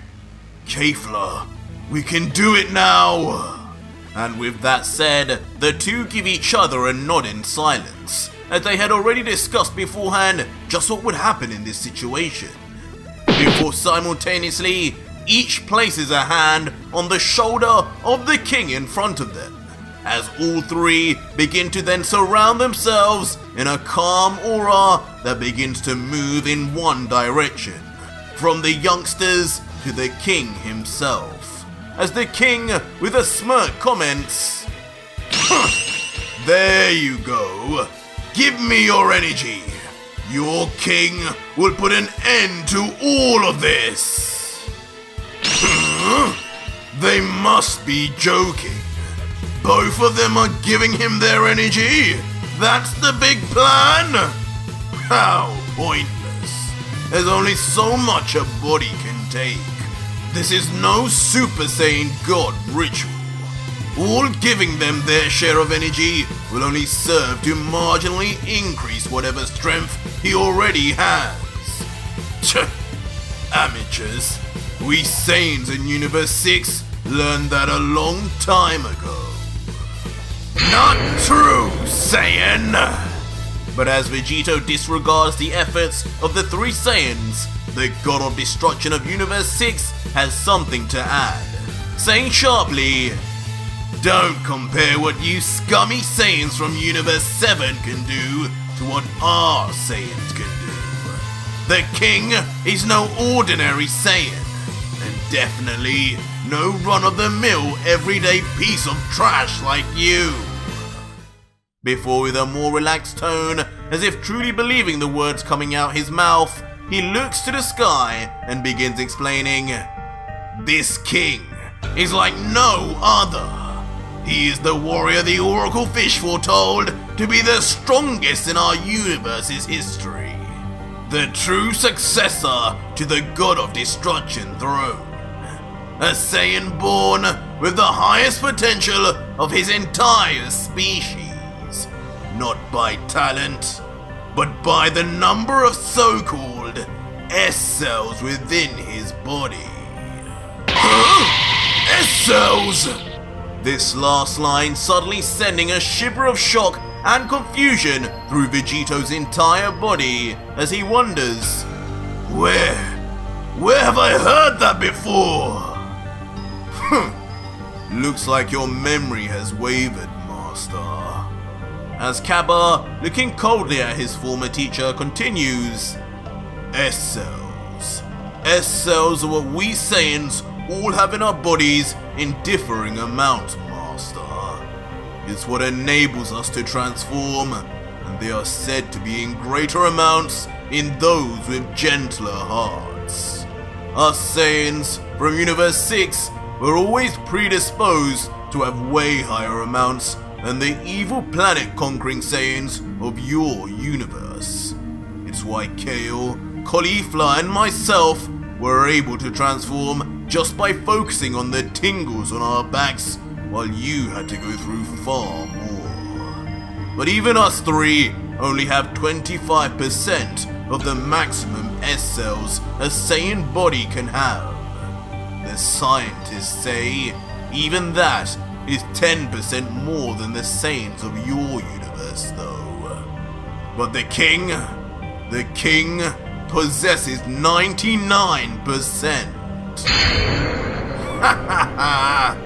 To which a now proudly smiling Kafla would add, and with that many S cells, Goku, he's going to be able to use all of our power together.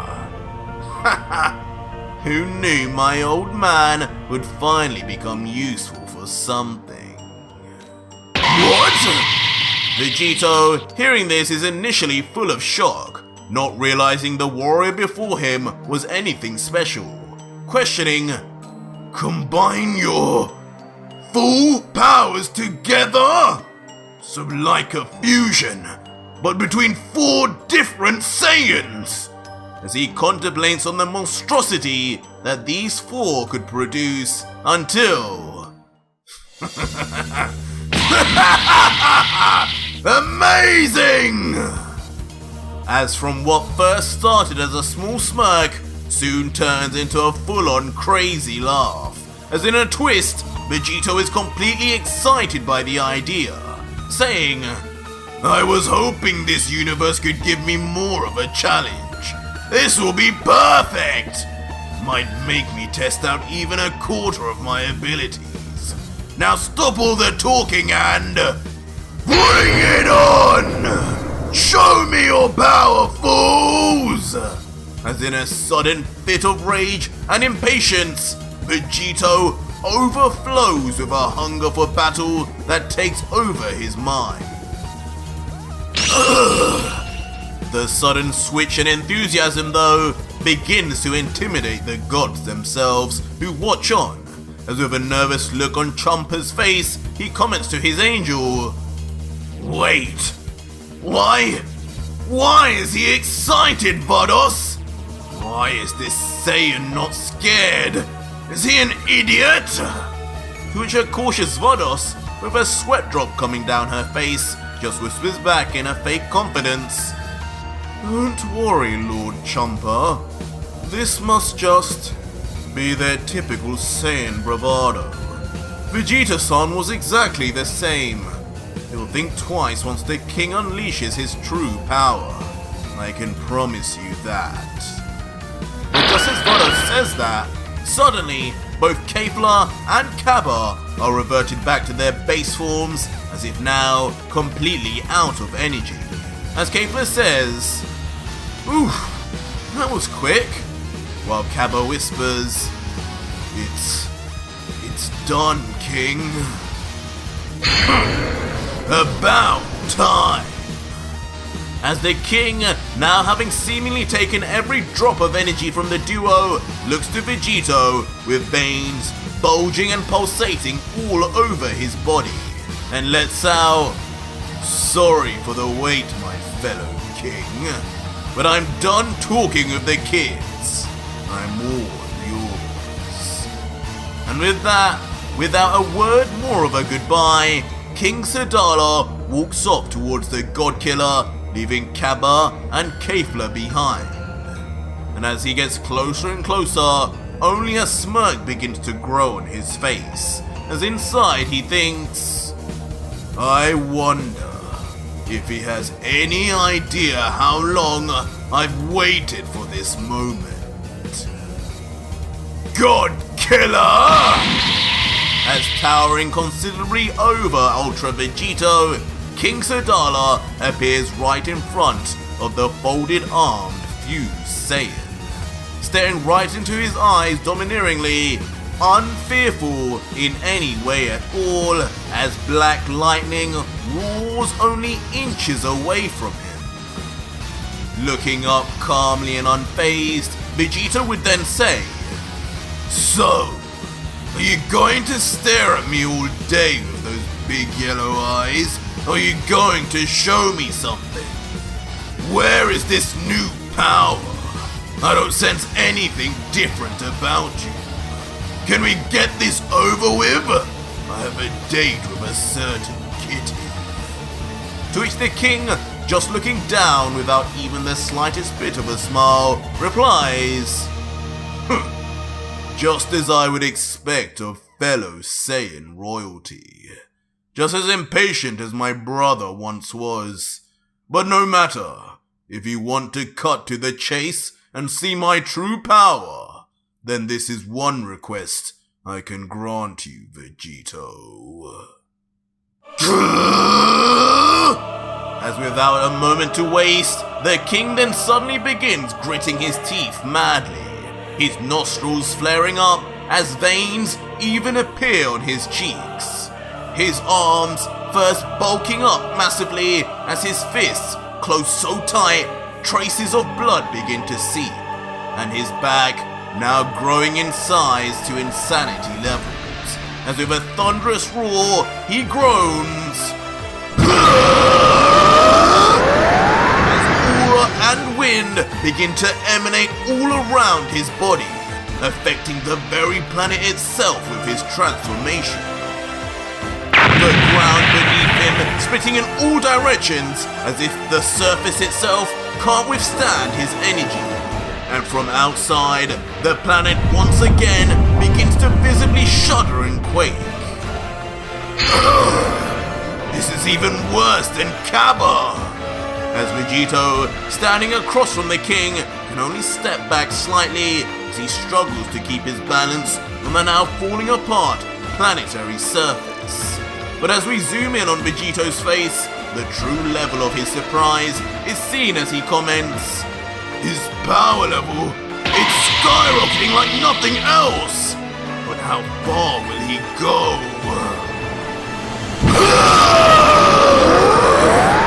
An almost indirect answer to Vegito's thoughts, the king roars even louder, signaling a second part to his transformation as his power level now already surpasses both Kafla's and final Caba's, with the king yelling with his eyes locked onto Vegito, Witness the true power of the Saiyans! Vegito, who was literally right near him, on the other side, having just felt the power of the king's sudden burst in energy, is taken by surprise, and then immediately flung across the battlefield, flying high in the air. Until eventually regaining himself, still covering his body from the vast swathes of air and pressure swarming at him from the king, as he then comments, Now it's going up even faster! But his form isn't even changing! Has he even begun, or are we just getting started? And just as Vegito wondered why nothing is changing appearance-wise with the king, a change begins to happen, but in the most unexpected of ways. As suddenly, a tail begins to sprout forcefully from behind the Saiyan, and it slowly then reaches its full length as the king crouched over in body, becomes surrounded in a ball of aura that remains ominously slow moving.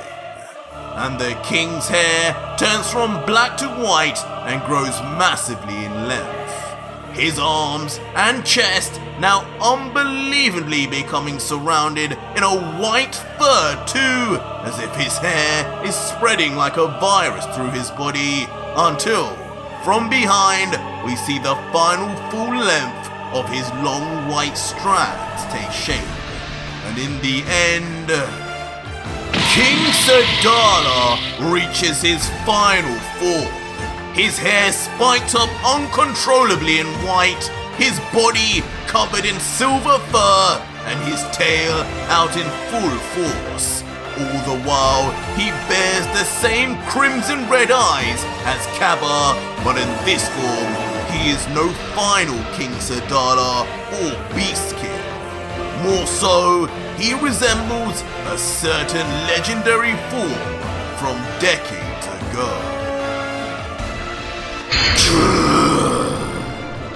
And in the aftermath, the fully transformed King Sadala would just stare silently towards Vegito, not breaking his glance while ravenous sparks of randomized electricity encompass his body. But behind, where Caba and Kafla look on, the tall stature of their royal king in an all-new form is clear to see. Surrounded in bursting aura is enough to leave both in a state of paralysis and shock until King Sadala, he did it! He really did it!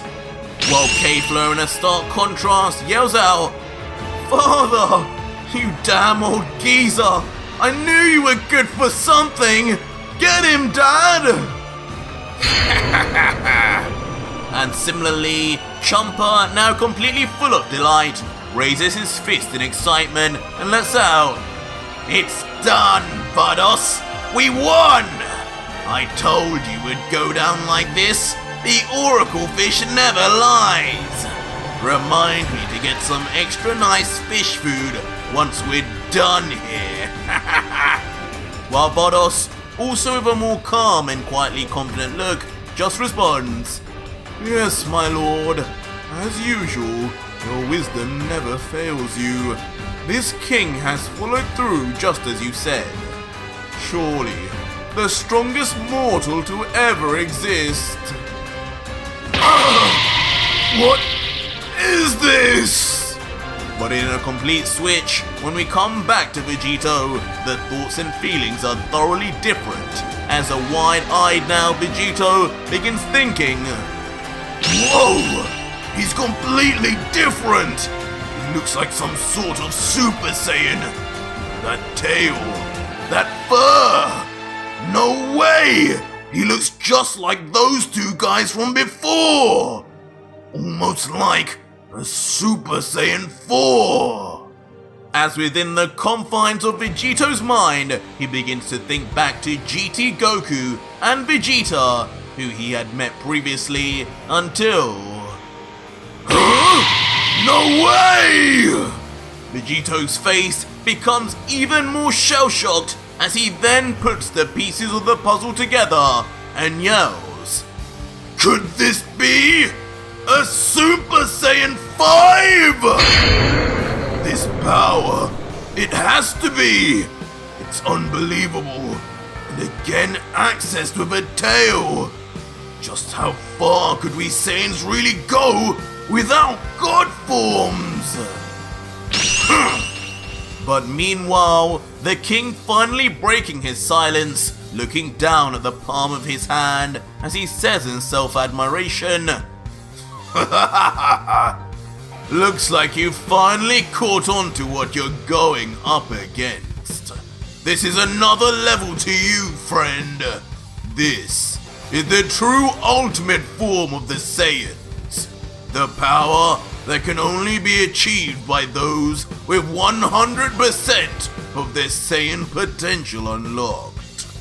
100% S-Cells. And this tale just gave me my final percent." before changing his expression once more and looking to Vegito callously yelling, "Now bow down to the true king, Vegito!" As a supremely confident god in the background then points his finger as if controlling a lapdog and yells, "Scared now, god killer? Allow me to savor the fear in your voice as you're beaten to a pulp. Prepare to meet your untimely fate to a fellow Saiyan, just as my brother had to. Go now, king! Destroy him!"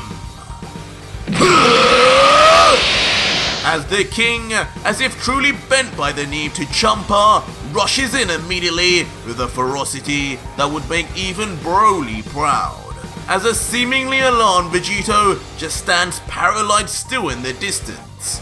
And once we look closer, the true apparent fear is written all across the God Killer's face in the midst of the legendary Super Saiyan 5, as he can only mutter out, "No!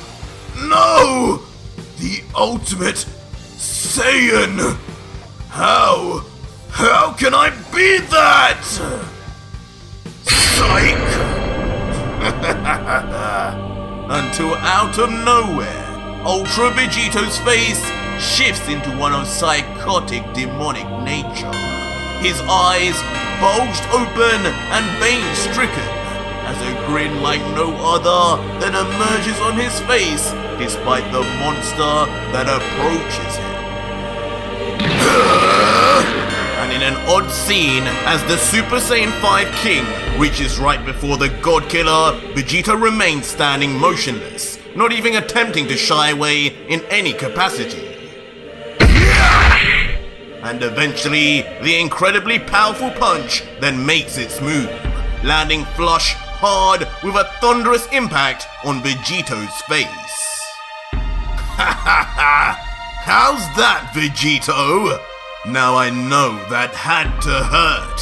Is this the power you so desired to see? And Vegito, who remains still with the king's fist firmly imprinted in his face, remains eerily silent, as if perhaps knocked out standing until... What power? You're kidding, right? I thought we were warming up. Huh? Leaving the king at first taken aback in confusion until... What is that?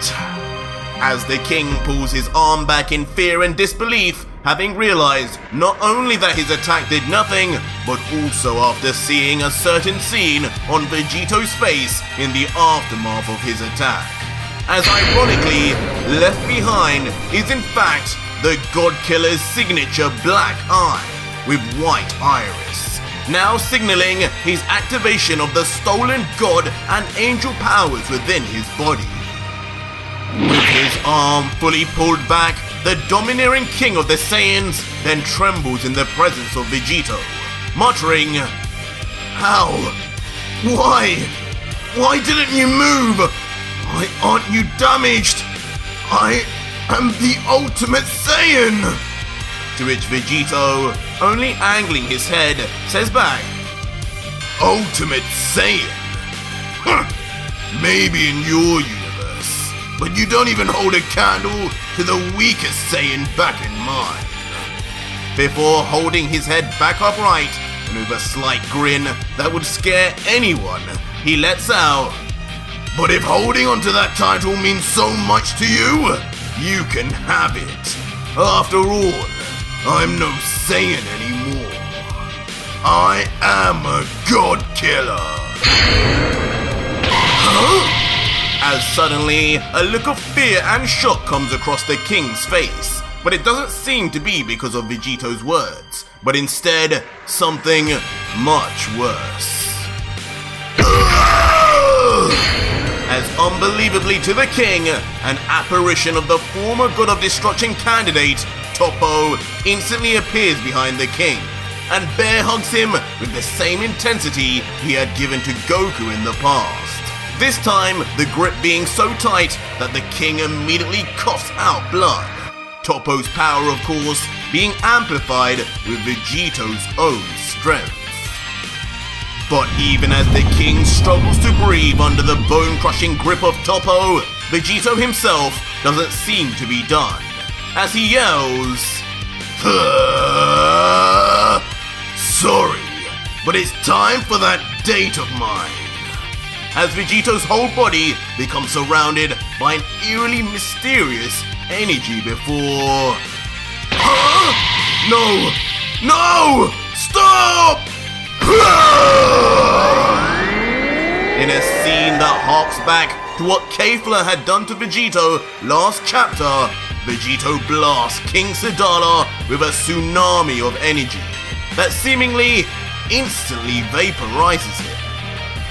The aftermath resulting in a massive explosion as the beam hits the ground. But in the distance, the level of control Vegito must have actually used is revealed, as though the Toppo apparition had been destroyed by its own creator, the near lifeless but still just about breathing body of the king is seen floating in the distance. As when we zoom in, we see the extent of the damage, with the king now back in base form, covered in his own blood, and his pupils now missing from having rolled back to his head. Slowly but surely, the king's near-dead body would continue to descend down back to the ground with a deafening silence. Before landing brutally by the base of his neck, his heavy legs almost reaching his face uncontrollably, until finally, with his whole body stretched out and motionless, the king remained unconscious, only able to mutter as his final words, "God Killer. Father! King Saiyan!" And in a sharp scene, the reactions of the 4 remaining Universe 6 warriors paint a shocking picture, as Kafla, Caba, Champa and Beerus all stare in disbelief and consternation as they try to take in that not only was their king and trump card defeated and on the verge of death, but also in such convincingly effortless fashion. But as the adrenaline of the shock passes, the realization and fear of the situation shudders through Champa as he screams, "No! No! The king can't be defeated! Not like that! Beerus, tell me this is an illusion!" But curiously, as Champa calls to his angel attendant, only an unusual silence is given back. "Beerus?" Leading to the god to turn around furiously, continuing, "Are you listening to me, angel? How dare you?" "Huh? Beerus?" But suddenly, as Champa turns around, a mystery sight is in front of him, silencing him in the spot as his body goes stiff in shock. But what could it be? Beerus! And finally, we see what the shocking scene is, as on the ground, a completely lifeless body lays flat on the surface. And once we get a closer look, it is revealed to be none other than Beerus, now looking like an empty, wrinkly flap of skin on the ground, clearly the victim of Vegito's cell tail. Beerus! Champa, who at this point knows not what else to say, can only incessantly yell out the name of his former angel attendant, until finally, "Calm down, kitty!" From behind, the one voice that Champa didn't want to hear, the one voice that would bring shivers down his very spine, calls to him and him alone. And as his pupils move to the corner of his eyes to confirm who it is, to us and everyone around, it is revealed to be none other than Ultra Vegito. And just as predicted, in the middle of retracting his cell arm too. the very arm which had just absorbed the very life force of his own angel. Why you? But as the hopelessness of the situation hits Champa, he reaches his fight or flight moment and chooses to become enraged, turning his body to get his own chance at taking down the God Killer.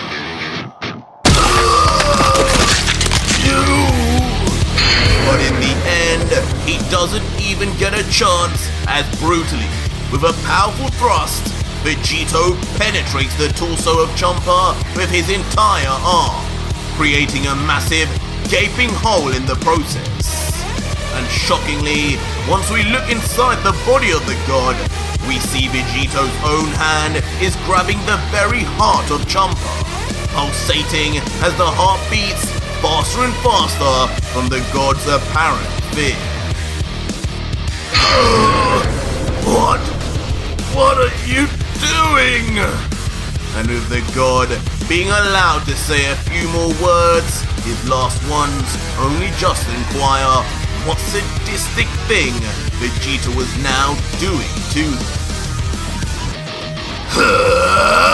I'm doing what I should have done a long time ago, Garfield. I'm making sure you never harm another innocent mortal ever again. Your energy is mine! As suddenly, in a rush of trickling energy, the very god key Vegito absorbs through Champa comes straight through his heart in an instant, being drained completely until... With a sudden and violent closing of his fist, Ultra Vegito bursts the heart of the god in one swoop, instantly ending his life. And in the wake, Vegito then roughly removes his arm, leaving the truly lifeless Champa now standing on bodily instinct alone, wobbling more and more uncontrollably until... Champa's deceased body then falls to the ground without a murmur, poetically next to his angel attendant Vados once again.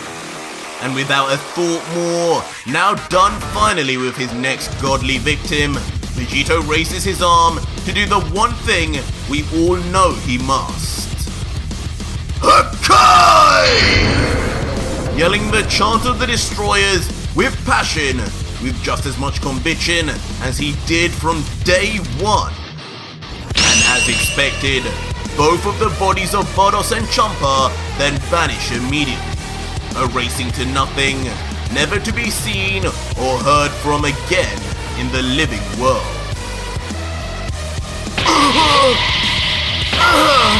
Champa! No! Why?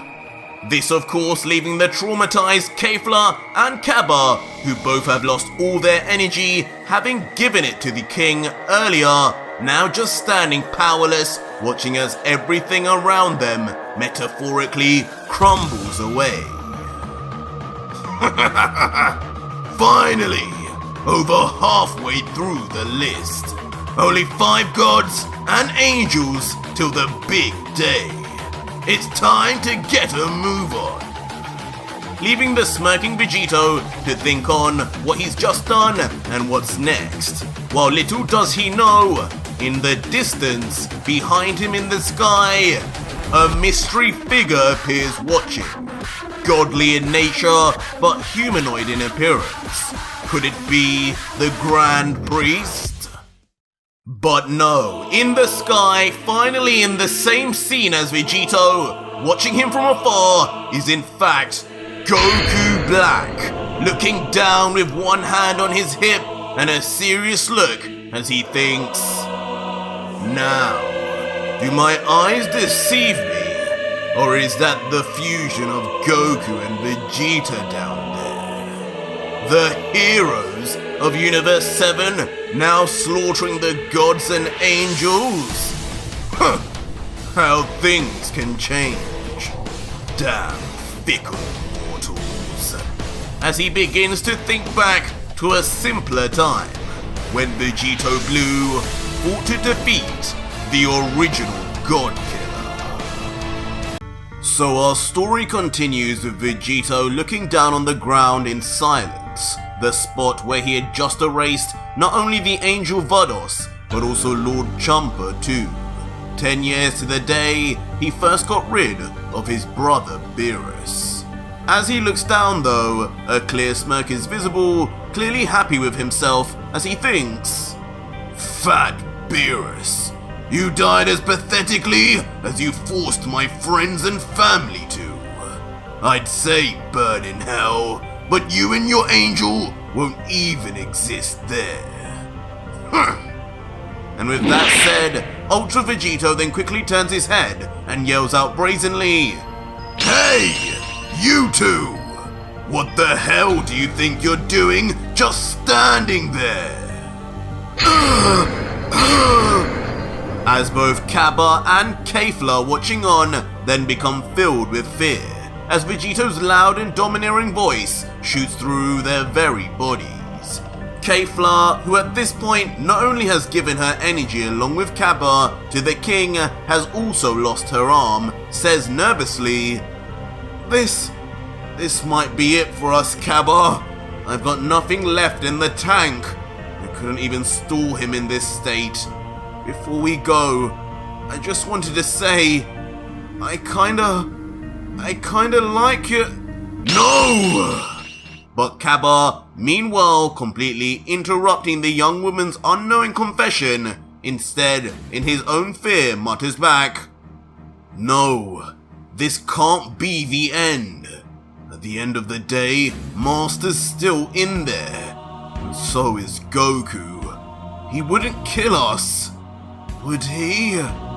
But Vegito, still looking sternly, then just points his finger and finally lets out to their heart's relief, "Quit peeing your pants and start acting like Saiyans, will you? I came here for the gods, not two brats I only met a handful of times. Instead, you two should probably go get your king over there and leave here for good. Preferably back to Sadala, into a recovery chamber. I really don't even know if he has much longer left." As when we look to the status of the king, Vegito was most definitely not lying, as he lays flat on his back, still motionless and unresponsive, with only the faintest of breaths. Yes! Just as that filthy mortal says, you two kids should probably leave. I have business now with this so-called God Killer. Suddenly leaving everyone left on the battlefield full of shock and surprise as a truly unfamiliar and foreign voice calls from the unknown. That voice! I feel like I've heard it before. Leaving the now intrigued Vegito to look into the sky in the direction of where the sound of the mysterious assailant's voice came from, until finally he begins to make out who it is in the sky. "What? Black? What the hell are you doing here?" Instantly then changing his face to one of pure surprise and disbelief as he finally recognizes exactly who it is. And just like that, as if appearing like a servant being summoned, Goku Black then arrives with a crash right in front of Vegito, with a smile and noticeably not a hint of fear, as he lets out face to face with Vegito. "Nice to see you again too, Saiyan." "What? Goku?" The sight of Goku Black though, a figure the two Saiyans had never actually seen or heard about in their own universe, is enough to immediately cause confusion among the young Saiyans, as Caba then wonders, "What's going on? I thought Vegeta was a fusion of Master and Goku, but Goku's out here. So who the hell is Vegito? Oi!" But before Caba can wonder anymore, a panicking and angry Kafla just turns to him and yells, Caba, forget about these nutcases. He's not your master anymore. And for all we know, he might not even have Vegeta in there. Even this Goku over there gives me creepy vibes. They've changed, but we don't have time to be caring about that. You and me need to get Dad out of here now, Caba. We can't let him die. To which Caba, understanding the emotion in Kafla's voice towards her father, just agrees, saying, Right, we'll get him now and get out of here. Let's go! Before then, immediately, the duo fly off towards their leader. Eventually, their two sets of feet arriving right next to the king, who, as expected, remains unmoving, with Kafla only able to whisper, Father, hang in there. Quickly, the two Universe 6 Saiyans then get the heavy royalty onto their shoulders, as Caba asks, You got him, Kafla? I can carry him alone if you want. To which Kafla would just adamantly say back, No, I got this. One arm or not, he's my dad, and so he's my problem. And just like that, the two would fly off into the sky, surrounded in an aura similar to what Broly would use, that seemingly would allow them to travel and survive in space. Of course though, this would be observed by both Vegito and Goku Black, with Black in particular taking an interest, looking out the corner of his eye and thinking, Seems this universe is infested with those Saiyan roaches too. Before a sinister look comes across the original Godkiller's face as he turns to stare at the three Saiyans and lets out, On second thought, those three filthy Saiyans could prove to be some fine target practice. After all, not like any of them will make it far after what you've done to them, Vegito. This will be a far more humane death for them. Before Goku Black then lifts his arm up, and with his palm firmly facing the Saiyans, just on the cusp of powering up a ball of energy to fire off, he chuckles.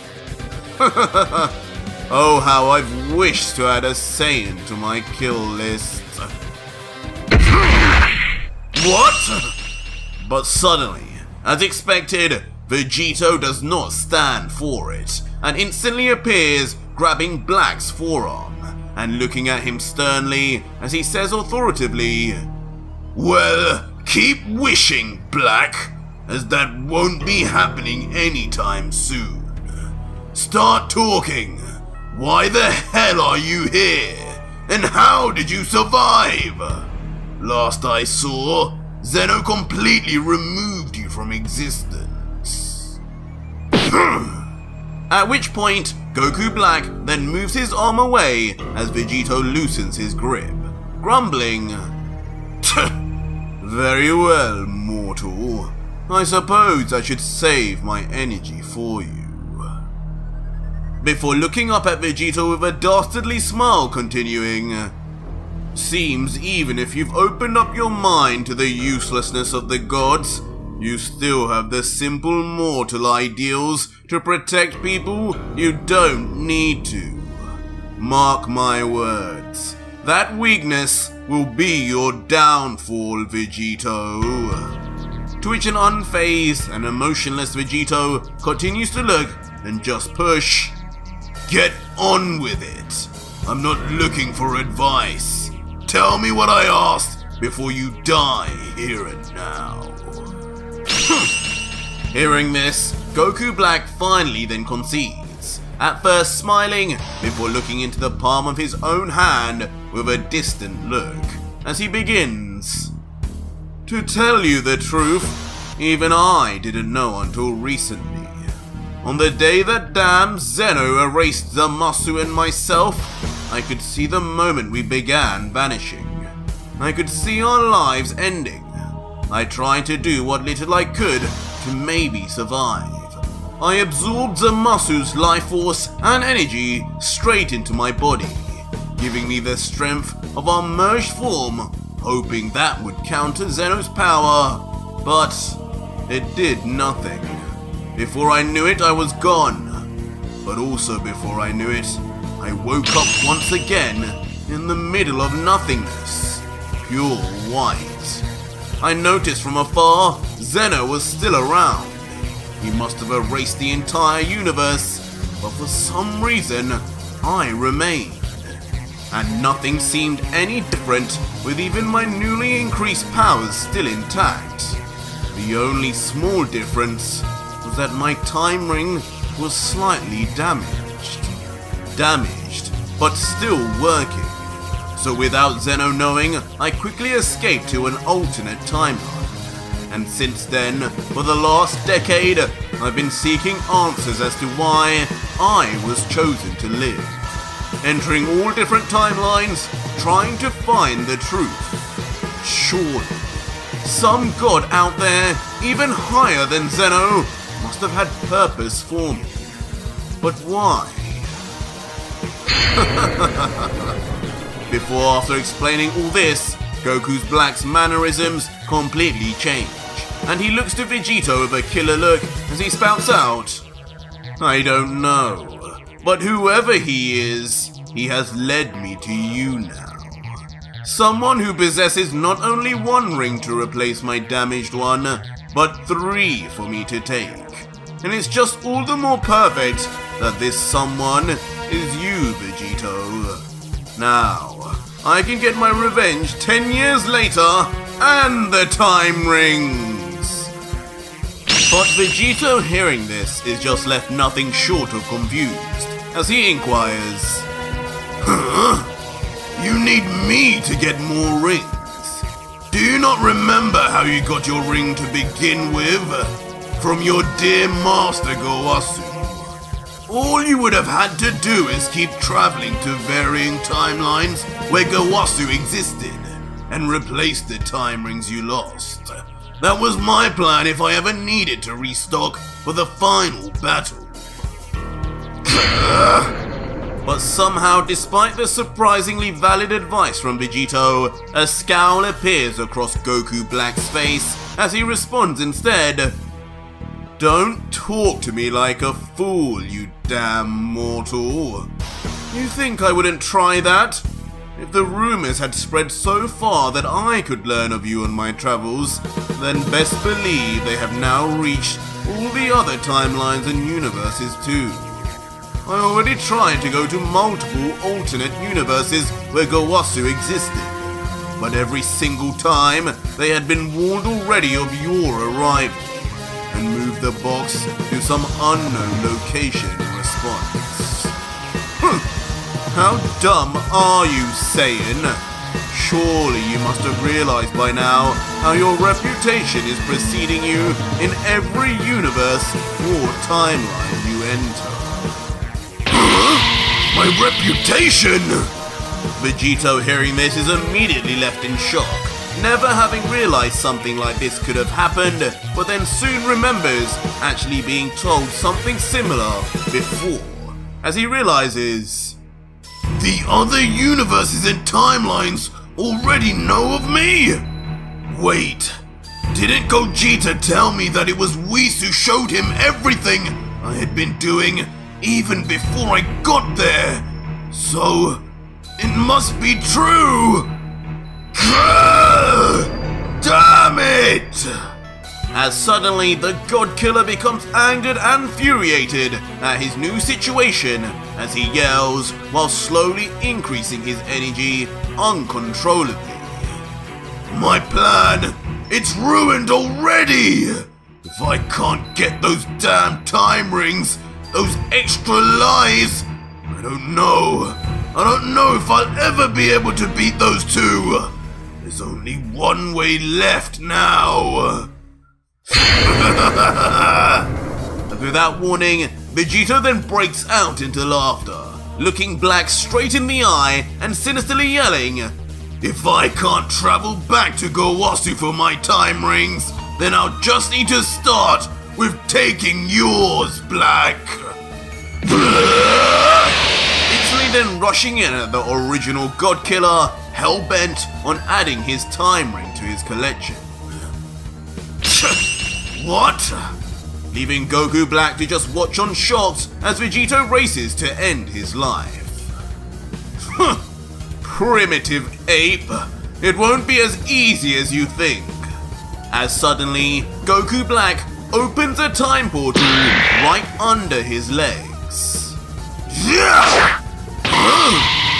And with the power of gravity, he immediately falls, leaving Vegito to miss completely as Black escapes. And as the time portal closes up, the still mid-air Vegito then can only comment, "What the? He used a time portal to drop down? Interesting. I might need to steal that trick for myself." Up here, filthy mortal! But before Vegito can admire anymore, a voice from behind calls out to him that could only be one person. And in the sky, Goku Black then finally appears, in the distance, emerging from a time portal once again as Vegito watches on from below. Now with a confident look about him, the smiling Kai folds his arms, looking down and saying, "You're quite a bit more excitable these days, aren't you, Vegito? I thought as you mortals got older, the opposite would be the case. But you Saiyans just can't conform, can you? Rushing in at me like a rabid animal. Gowasu should have let me exterminate your kind millennia ago when we had the chance. The least you could do is wait for me to show you how to truly use these time rings." As Black then slowly lifts his hand and continues, "Yes, the true abilities that only a Kai would know. After all, these were only ever meant for my kind, you treacherous thief. Behold the true abilities of the time rings." As Goku Black then immediately lifts his extended arm into the sky, and behind, instantly, hundreds upon hundreds of time portals all open simultaneously.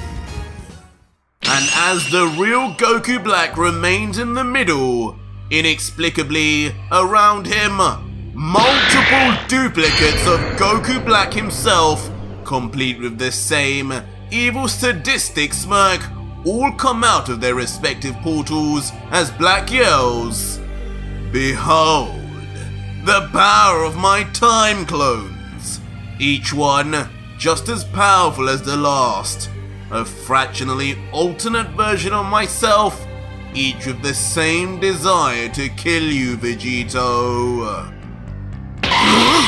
There's no way! They're even better copies than hits! As Vegito, never even realizing the rings were capable of such feats, stumbles slightly back with his body in wide stance. While Black, pleased at Vegito's vulnerable reaction, just continues to giggle, saying as he does so, "Never knew you could do this, did you? Damn fool, you're a mortal.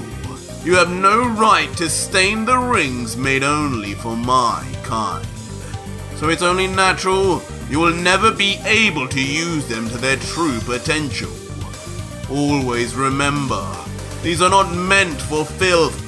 These are meant for gods!" As suddenly, as Goku Black yells this, his entire body begins violently powering up, his mouth wide open, indicating just how loud he's yelling as black aura rushes all over him.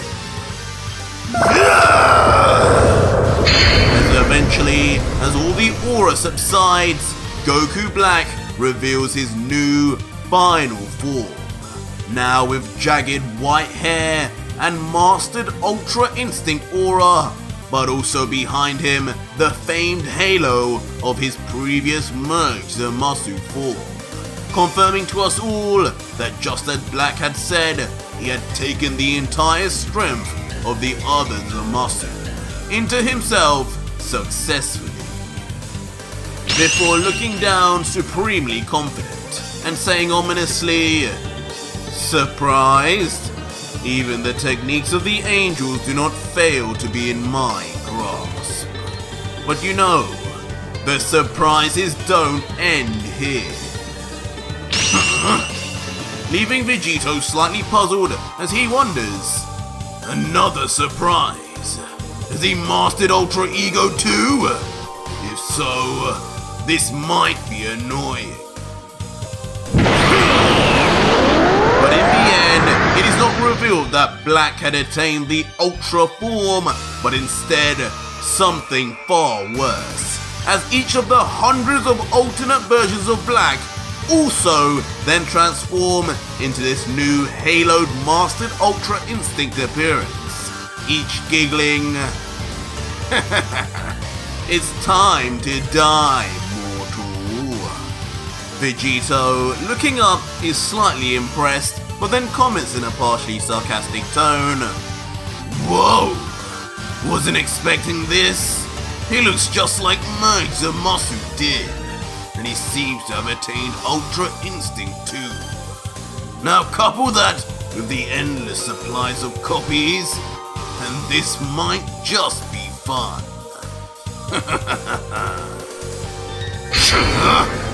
Causing Black to instantly grumble in anger at Vegito's petulance, as he says, "Damn, mortal, I see you haven't gained an inch of respect in your old age." Before lifting his arms in rage and loudening his tone, Black yells, "It's high time I remove that silly little smile off your face, Saiyan. You will pay for what happened to me.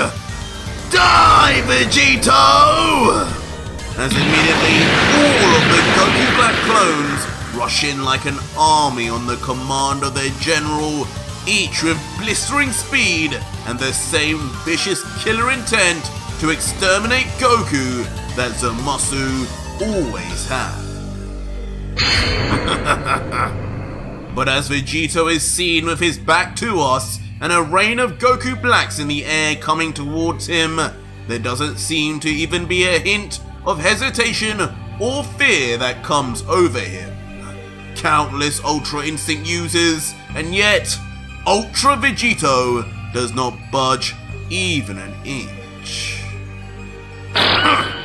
And in a shocking act of disrespect and underestimation, Vegito even just powers down to base, laughing as he does so.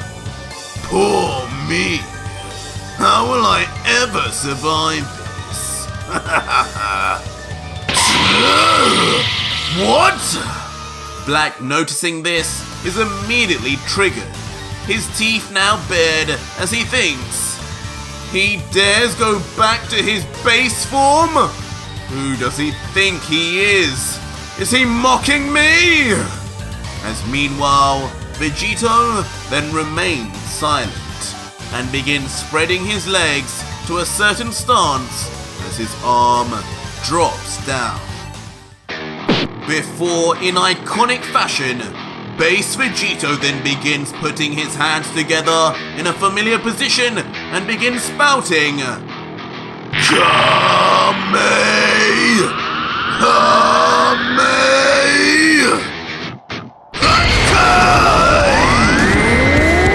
Blasting out the infamous Kamehameha Khan, a massive beam of energy infused with destruction power that will erase anything and everything it comes into contact with, and fires straight off into the direction of the oncoming Goku Blacks as they move so fast they pretty much are unable to stop. Huh? No! As with unprecedented speed and power, the beam strikes one of the Goku Blacks and erases him mid-sentence. But as we look down and see Vegito's Kamehameha still being pushed with vigor, Vegito's assault had only just begun. As in a surprising move of ingenuity, Vegito then begins shifting his hands, and as a result, the trajectory and beam of the Kamehameha all the way to the right.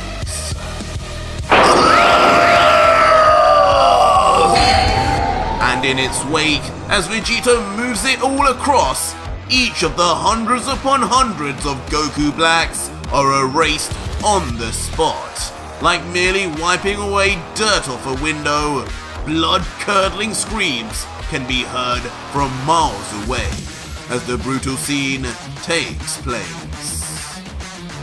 And eventually, with the speed at which Vegito executed his attack, left up above is just a trail of charred, smoke, and particles of dust, as all 1,000 of the Goku Black clones are completely erased, leaving just the one original left to watch in despair. This can't be real! An illusion!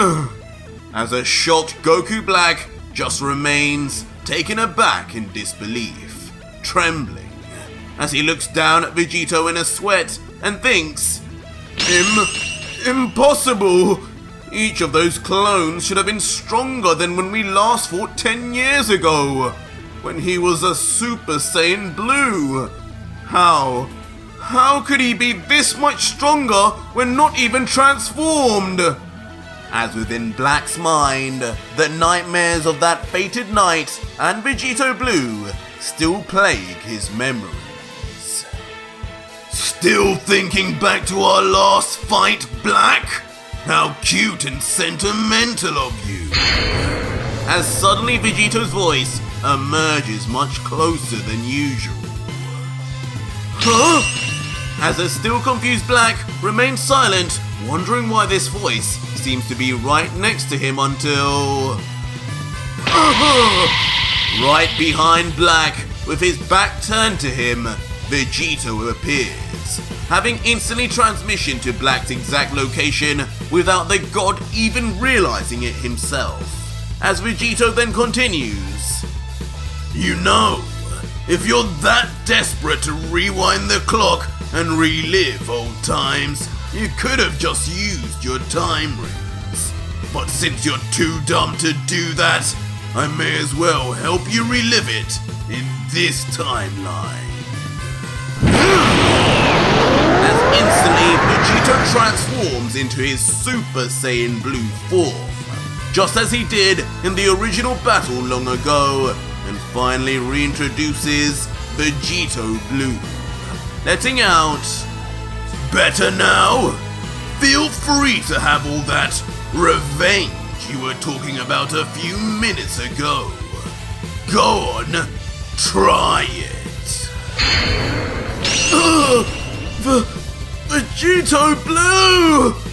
As a shocked Goku Black, mid-turning around, can no longer believe his eyes, as his greatest nightmare returns before him. Instantly forcing him to jump back in fear, as just the sight of the God Killer is enough to send shivers down his spine. But not backing down for a second or caring for the Kai sphere, Vegito rushes in with ridiculous speed that can be barely detected. Get off! As within a flash, Vegito's hand wraps right around the throat of Black, gripping it so hard he's only on the cusp of snapping his neck. Only a raspy, barely there voice can then say, Stop, please. Before with the last of his energy, he forces his windpipe to open slightly and yell out, Stop! I can help you kill the gods! This outburst of course surprising Vegito for a moment, wondering if the former God Killer could be of any use to him. After all, he had successfully removed all 12 gods of destruction in his own universe, even if by very different means. As Vegito asks, How could a weakling like you help me though? I don't desire to kill the Kais. I want to fight. All you're useful for is giving me that time ring of yours. Simultaneously though, as Vegito wonders, his grip slightly loosens. And Goku Black, taking his opportunity, they continues once more. Believe me, I could make your dream a reality. And with him now able to talk, Black would then explain. Listen to me. Think about it, mortal. Our goals align. Everything about us is aligned. I am part of you for Zeno's sake. I'm anatomically Goku. And whatever power you have, with the right training and enough time, I too could have. Imagine both of us fighting together to kill the Grand Priest and finish all these gods off for good. You know it. You know it makes sense. And hearing this, for a moment, Vegito actually thinks on Black's words and remains silent for a moment until finally letting out, he is Goku. He is me. His power, even as is, could be very useful. And I guess at this point, beggars can't be choosers. And so, with a smirk, Vegito then looks to Black and concedes, lifting his hand. You know what? You're right, Black. You will be far more useful to me on my side than dead. Say what you want about the nature of your character, but I know you want the same goal as I do. Congratulations on swaying me. And just like that, within Vegito's hand, his angel staff immediately begins to appear, before solidifying and being grabbed in his palm. Huh? Black, meanwhile, recognizing what the staff is, never seeing this before from Vegito, then comments, wait a second, isn't that an angel staff? How is this mortal wielding it and calling it forth? The literature of the Grand Library said that only angels themselves would be able to control and use those. But Vegito, with his own motive, then points his staff to Goku Black's face and lets out, you know, Black, now that we're on the same side, I can let you know two things about you that always bugged me. One was the fact you always had one earring instead of two. But another was, for someone called Black, you really should have earrings that are more like mine. Here, let me help. Before Vegito's angel staff then fires off on the shocked Black, covering his whole body in an angelic aura. What? And in the end, the result is that Black's earrings turn black now to the angel grade Potara, just like Vegito has and Kafla had too. And most importantly, a second Potara earring for the set finally appears. See? Much better. Leading to Vegito to now laugh and send away his staff, having used it for its purpose. And then following this, he then moves his fingers in a come here motion, moving the second Potara away from Black and towards himself, as Goku Black remains still almost stunned in silence as he can't even understand what Vegito was even doing. And before he knew it, the second Angel Potara would then attach to Vegito's ear, leaving the now Black Potara on the God Killer's right ear. What? What are you doing? No! As suddenly a yell of true fear and realization comes to Black's face as finally he figures out what Vegito had planned all along. with Vegito with the calmest of all smiles, just staring him back in the eye and saying, "Oh, don't be like that, Black. You're going to love being a part of me. I'm sure you'll get on just fine with Goku and Vegeta." As eventually, their two bodies slam into each other by their torsos, just as you would expect from the Potara fusion. And in the aftermath, a massive blinding light is seen that shines throughout the universe, until eventually a dark silhouette with standing hair appears from within the light, with a demonic grin, making us wonder what monster could have truly been born from the fusion of god killers until... There can only be one god killer in this story, Black! As Vegito finally appears, unchanged in facial appearance, but now with the same halo behind him as Merge Zamasu once had, indicating the true assimilation of all of Black's powers and abilities now into his own. And with a satisfied smile, he looks into his right hand, which now has 4 time rings, once again instead of 3, after adding Goku's blacks onto his own, before saying, "Sorry, Black, but you already stole my body, so it's only right it was returned to me. Don't worry though, I'll be sure to make use of your abilities and achieve this goal for the both of us." Meanwhile though, in a far-off universe, God of Destruction of Universe 12, Jin, stands patiently waiting in deep thought, only letting out calmly to his angel attendant, "Martinu, the time has finally come. The God Killer awaits us." Before, with a sudden change in expression, "Awaken him! Awaken Kaba now!" So our story continues with Vegito in his Ultra Kaioken form, the combination of Ultra Instinct and Kaioken, slathered in his aura, floating in the sky, still above Kaba. But as we stare deeper into his face and eyes, a cold and unflinching look stares back at the Mystery Universe 12 warrior, as Vegito lets out, "So what now? Are you just going to stand there grunting? Or are you going to yell some more and give me a challenge, kid?"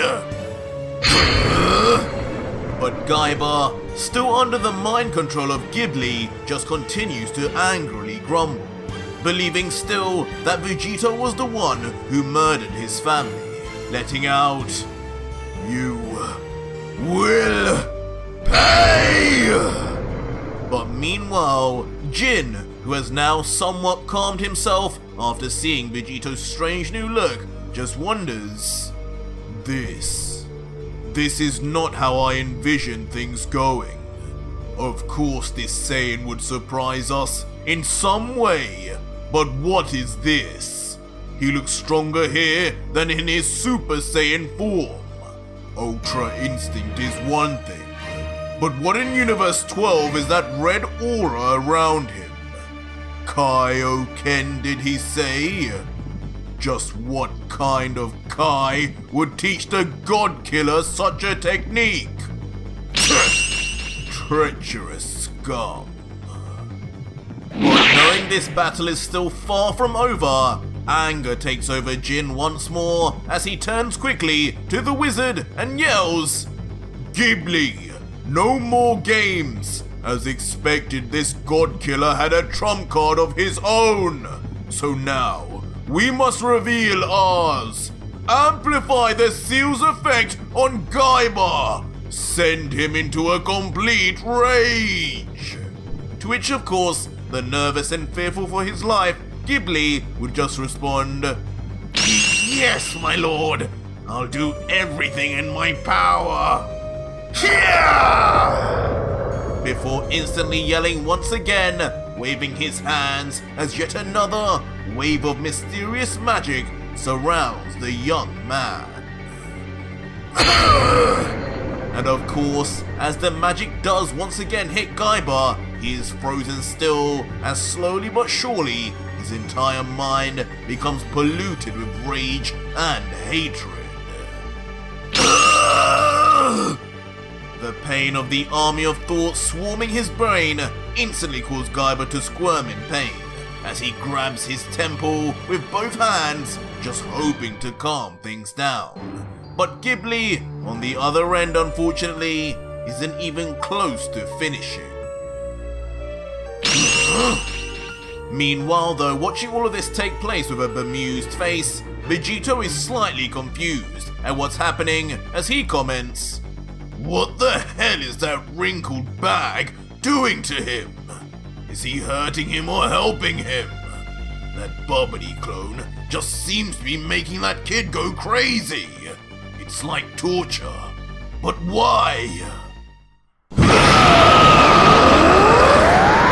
as Vegito contemplates, Kaiba's screams reach their breaking point as his whole body now begins to mysteriously transform, as the G symbol on his forehead begins to glow molten orange, and his hair grows and spikes up completely as if becoming a Super Saiyan himself, until suddenly, out of nowhere, the previously unassuming emerald medallion on the neck of the young Universe 12 fighter suddenly breaks from the overwhelming power of. And as if taking precedence even over Ghibli's magic and mind control, instantly as the medallion breaks, the pupils of Kaiba's face disappear, and he goes silent for a few moments until... From the confines of the broken gem, beams of energy shoot off in all directions, as it seems the chain was more of a restraint than just a piece of jewelry, as Kaiba's screams become even more blood-curdling. And suddenly, his pupils then begin to reappear, his body and face now covered in veins as his stature prepares to undergo what seems like even more of a transformation without break. As if there is nothing left now to hold back whatever this monster Kaiba is, Kaiba lives up to his name as his hair extends rapidly while sharpening and hardening at the same time. And from his previously bandaged up left arm, a monstrous and muscular limb grows forth as his entire body grows in tandem. And so too does his foot, which now resembles more of a beast than a humanoid mortal. And suddenly as the dust settles, and in one of the most sudden and rapid transformations in DB history, the true final form of Kaiba is seen. Now the size of an Uzaru, overflowing with power, and near unrecognizable in this beastly state. What? Of course, completely blindsiding the God Killer, as Vegito just stands wholly unable to even explain what had just happened. As he continues to look in complete shock and awe, and not only the beastly new form of the boy, but also the power emanating from him, he then thinks, "What the hell? What's happened to him now? How is he able to transform while I can't? Is that one of the wizard's rules? Either way, that scrotum is going too far with this kid. I can sense his life force failing. There's no way his body can take much more of this. You hear me, wizard?" But simultaneously, honestly not giving a damn, the power-drunk Jin just laughs maniacally, before screaming even more orders. "Yes, Ghibli, keep this up and your planet will be spared, just as I promised. Keep unleashing young Kaiba's wrath. Make him relive his clan's slaughter, his father's death, by Vegito's hand. His rage is infinite, and so too will the power the seal extracts. Push him until he grows to the size of this entire galaxy! Huh? But mid-sentence, before he could say anything else too crazy, his voice completely vanishes. As to the side of him, a sight appears that would be the last thing he would have ever expected. As suddenly, right in front of the wizard Ghibli, Ultra Kaioken Vegito appears, much to the surprise, of course, to the wizard. What? What are you doing here? The Destroyer and Angel, they're over there! But the totally cold-faced Vegito, looking down with the same look he once had for the gods, lets out emotionlessly, "You, wizard, I don't know what you and this Destroyer's deal with this poor kid is, but you don't give a damn what happens to him, do you? Whether he dies by my hand or defeats me, he's nothing but a pawn to you, isn't he? Just like your gods, you treat us mortals like mere playthings to use and discard. And for that, you will now die as a god too." No! Leaving the wizard to quickly panic and mutter out nonsense as Vegito lifts up his arm ominously. Vegito, though, not breaking character, just says back mercifully, "Any final words, Scrotum?" Yes, please stop, I could be of... Okay!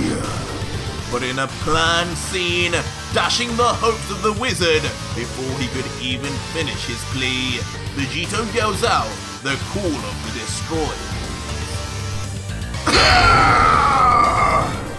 And as a result, in a flash, Ghibli becomes no more, speedily eroded away on the spot into complete nothingness. What? Oh! As finally, the two divine creatures react in terror to the sudden loss of their somewhat key player in the battle, but not one to remain still. Immediately, without saying another word to each other, both Jin and Martinu then appear in front of Vegito, confronting him head-on as Jin grunts, "You damned Saiyan! How dare you! We wanted to finish you off after Gaiba, but now's a better time than ever, isn't it, Martinu?" To which the severely unimpressed angel attendant would respond, "Yes, let us spare young Gaiba the hassle. This will be for my brothers and sisters." As immediately both Angel and Destroyer together join forces and both rush in, attempting to stop the God Killer. But of course, Vegito being Vegito in his newfound form, vanishes with speed right before either god makes contact. Where the hell did he go now? Be on guard, Martinu. As suddenly, what started as a simple curiosity over where Vegito had escaped to, turns to a full-blown shock to the angel in particular as... Suddenly, from behind the angel, Martinu is gripped in a perfectly executed and tight chokehold by the God Killer, as the struggling angel just mutters out, "Unhand me! How did you even get by undetected?" Dropping his angel staff as he tries fruitlessly to loosen Vegito's grip, not knowing the more he struggled, the tighter it would get. Vegito, though, now with one of the most demonic smirks of this series, would reply, "Calm down, Angel. With the size of you, you don't want to be moving around too much. Might make a mistake and burn a calorie or two from the exercise. And you wouldn't want that, would you?" Just stay still. I'll have you skinny a much easier way. Call it my version of liposuction. What are you saying, God Killer? Leaving the angel with a mixture of anger and anxiety over what just Vegito's next move could be.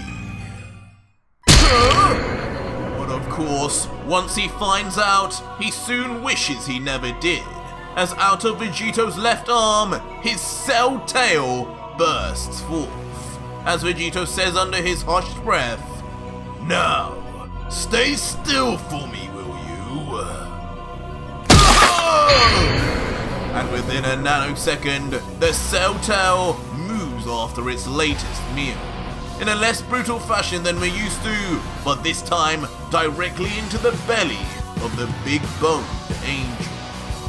Immediately beginning its suction as the shape of the tail distorts as energy travels through it until... What are you doing? As mid-absorption, Vegito's earlier words are proven right, with Martinu, just before death, appearing far younger and skinnier than before, almost looking like a cross between the Grand Priest and Whis as he dramatically loses weight. Martinu! Meanwhile though, Jin, who watches on as his master and all-powerful angel attendant gets disposed of so easily, is nothing short of gobsmacked, unable to say much more until... Jumping back as if on instinct from detecting such a grave danger, putting some distance between himself and the God Killer, before putting his arms back and saying finally, "There's no use.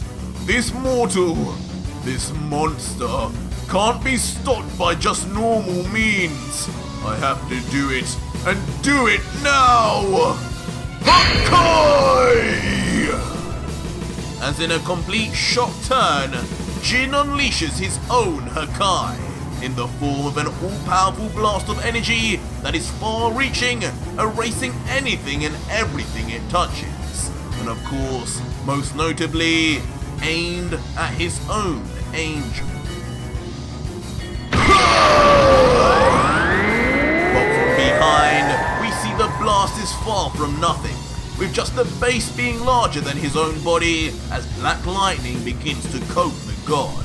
And from above, we see just how truly gigantic the blast is too, with Martinu and presumably Vegito most definitely caught up in it and erased to nothing.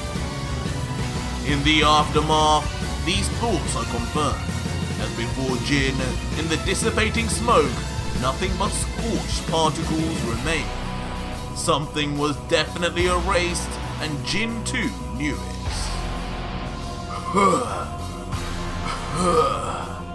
As when we look back at the exhausted god, he bears no doubt on his face, but only a sense of sorrow as he lets out, "I'm sorry, Martinu.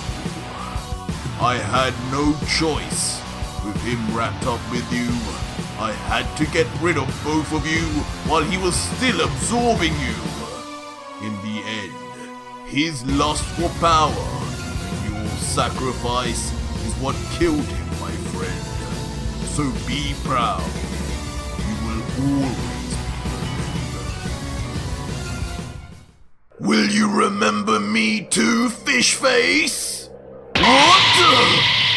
But of course, things could never be that simple with the God Killer, as from behind the frightened god, a dark silhouette appears, and of course, a familiar voice rings. No! As when the scene zooms out, and Jin eventually turns his head around, Ultra Vegito, of course, in classic style, stands motionless right behind him, his aura still surrounding him after presumably using his super speed to escape just in time.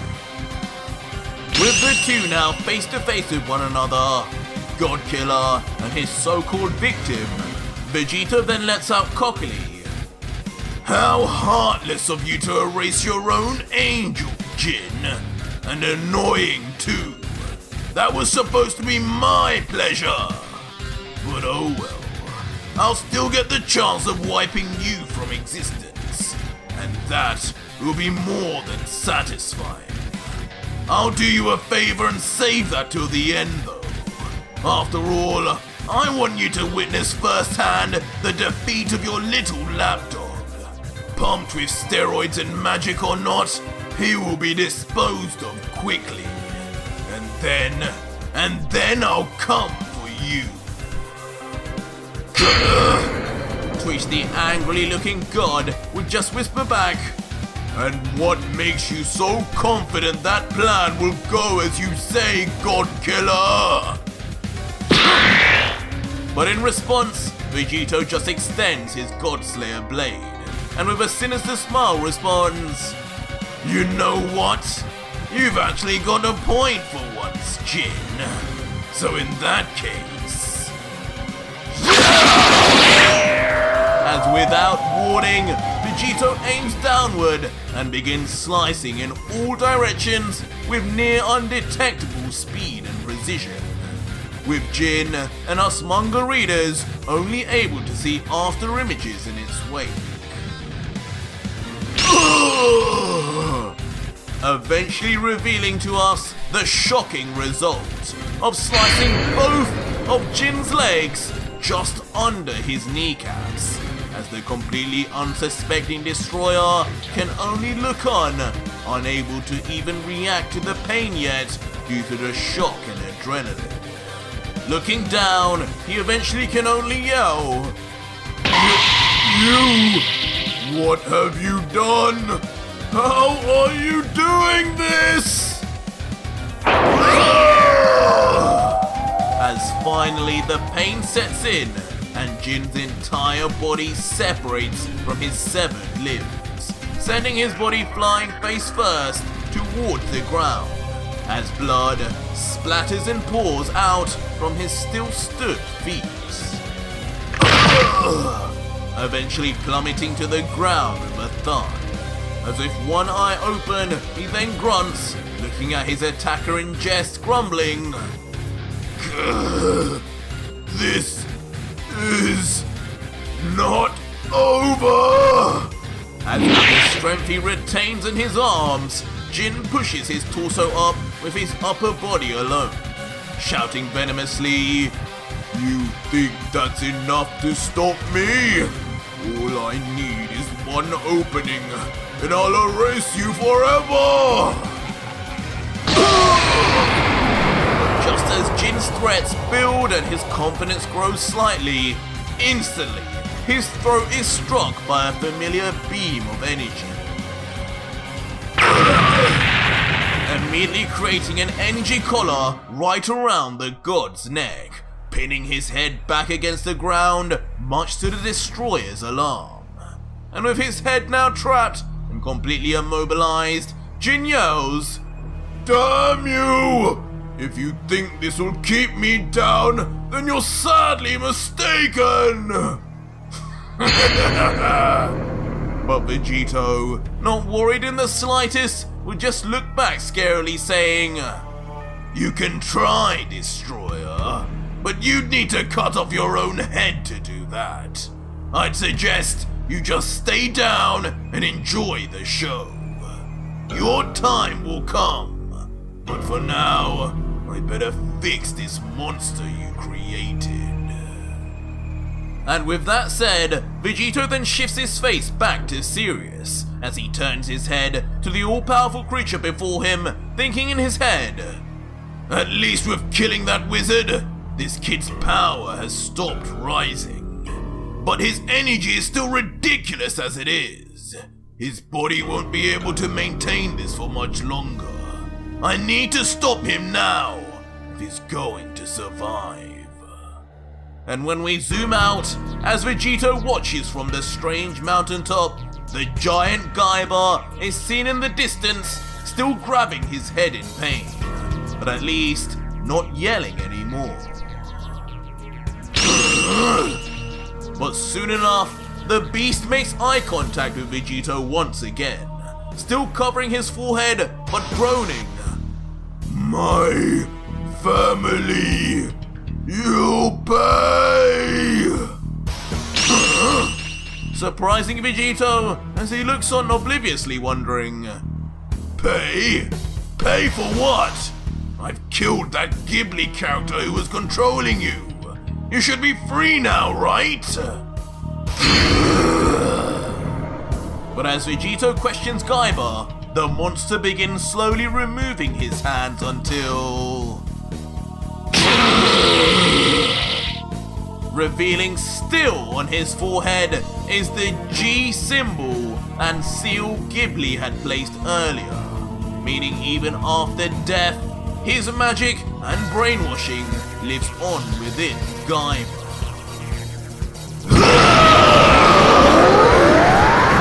Immediately, as if in testament to that fact, Kaiba then begins powering up once more, this time now to what seems his full power, surrounding the massive beast in a dark pink aura with red lightning storming all around.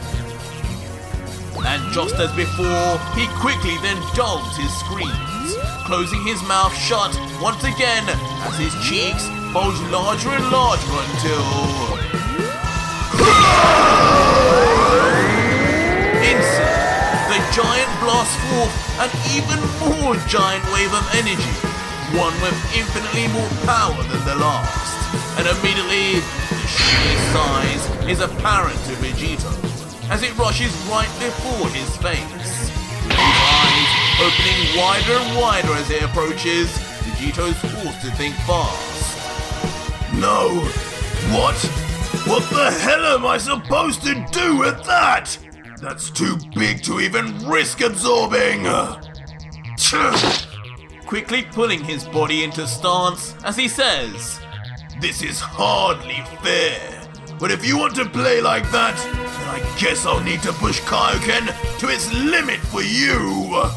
As Vegito quickly then places his hands and legs into an iconic Saiyan position and begins powering up immediately, as a strange, almost electricity-like aura begins surrounding him until... Garlic Gun! With his whole body becoming one with the energy wave, Vegito blasts forward the Saiyan Prince's signature attack with full power towards Kaiba's beam. The end result, of course, being a cataclysmic collision of two unstoppable powers. And despite the differences, from the right angles, the two actually still look to be on almost even ground, as the entire planet and universe itself quakes under the pressure of the beams trading. You're not beating me, kid! And despite the overwhelming number of disadvantages facing him, still in base form using the power of Kaioken alone, Vegito continues his struggle, pushing against Kaiba's oversized attack. But soon, as we look from above, the true direction of where the battle is going becomes clear, as Kaiba's beam destructively pushes back the Godkiller's blast, reaching closer and closer to the Saiyan. He's beating me back?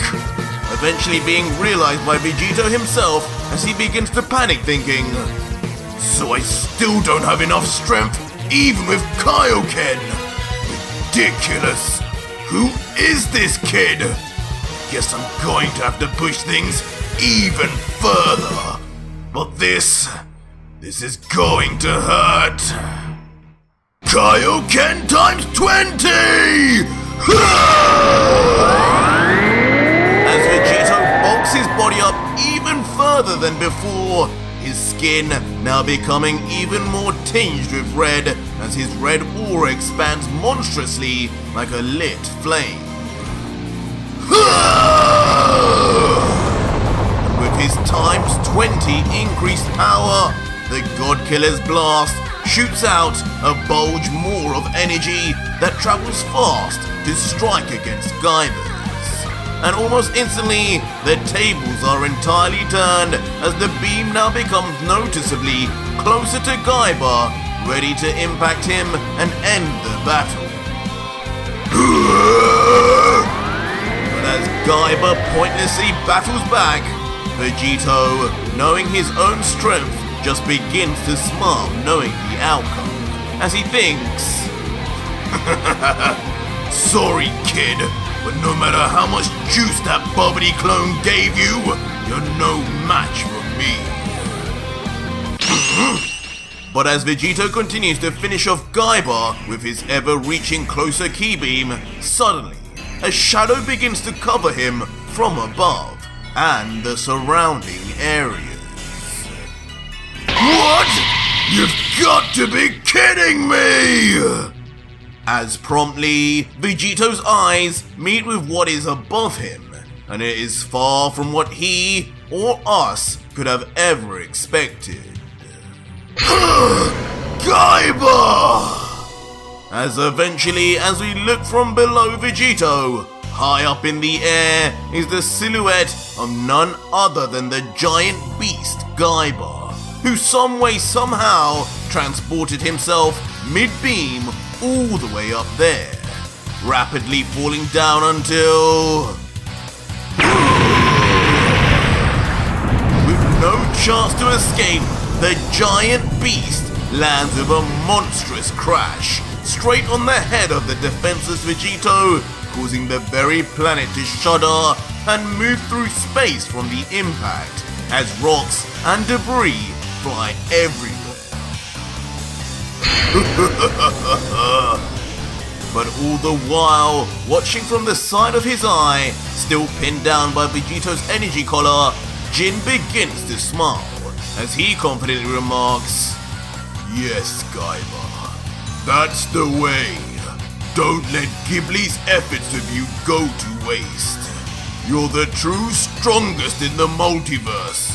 Without his transformations, that Saiyan is no different to any other." And with that said, as the scene moves back to Kaba, he just remains sat still, pleased too that he has now apparently flattened his family's killer and avenged them all, as he lets out, "I told you! I'll grind you to dust for what you did!" But without warning, Kaiba's confident tune changes rapidly as his body begins to vibrate uncontrollably, and curiously, also begins to move upwards. And as we zoom out from the scene, unbelievably from below Kaba, something or someone raises the unfathomably heavy monster. Get off, you sack of blood! With this person, of course, being the seemingly indestructible Vegito, pushing back with all his might as his muscles tense and bulge. And slow and steadily, the God Killer gets himself onto one knee, lifting not only his own body off the ground, but the bottom of the giant Kaiba too, to the point it looks like the Titan is floating. But once fully standing, with a look of pure conviction in his eyes, Vegeta would then yell, "Alright, enough of this! If I can't become a Super Saiyan, then I'll go even further without it! Kaioken times 100!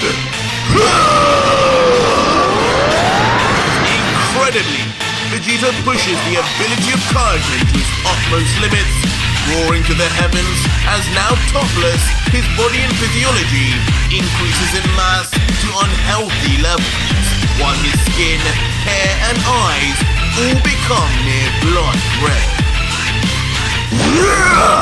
Begun! As Vegito in one massive chuck tosses the Uzaru-sized kaiju straight into the air with so much strength the Titan travels at rapid speed. within seconds, just appearing like an ant in the sky before the now outstretched arms of Vegito on the ground. But with the massively overpumped arms of Vegito, the cost isn't free, as Vegito grunts, "It's going to hurt in the morning. My muscles are tearing up already." But knowing this battle can't go on any longer, he quickly then readies himself into position, bringing his arms down as he thinks internally, "If I don't end this soon, not only could I run out of energy and set that damn destroyer free, but this silly Kaioken might wreck my entire body beyond recognition. Sorry, kid, but I'm going to have to finish this now, whether you die or not." As immediately, in his super-powered red state, Vegito rushes in at full speed straight forward towards Kaba, and mysteriously as he approaches, a visual representation of a crimson red dragon roars with ferocity before him until Ultra Dragon Fist! As Vegito, with his fist outstretched completely, launches the legendary finishing move of Goku for the first time, as the Crimson Dragon he creates as he does so roars in tandem, both flying with unimaginable speed and ferocity aimed at one still mid-flight target.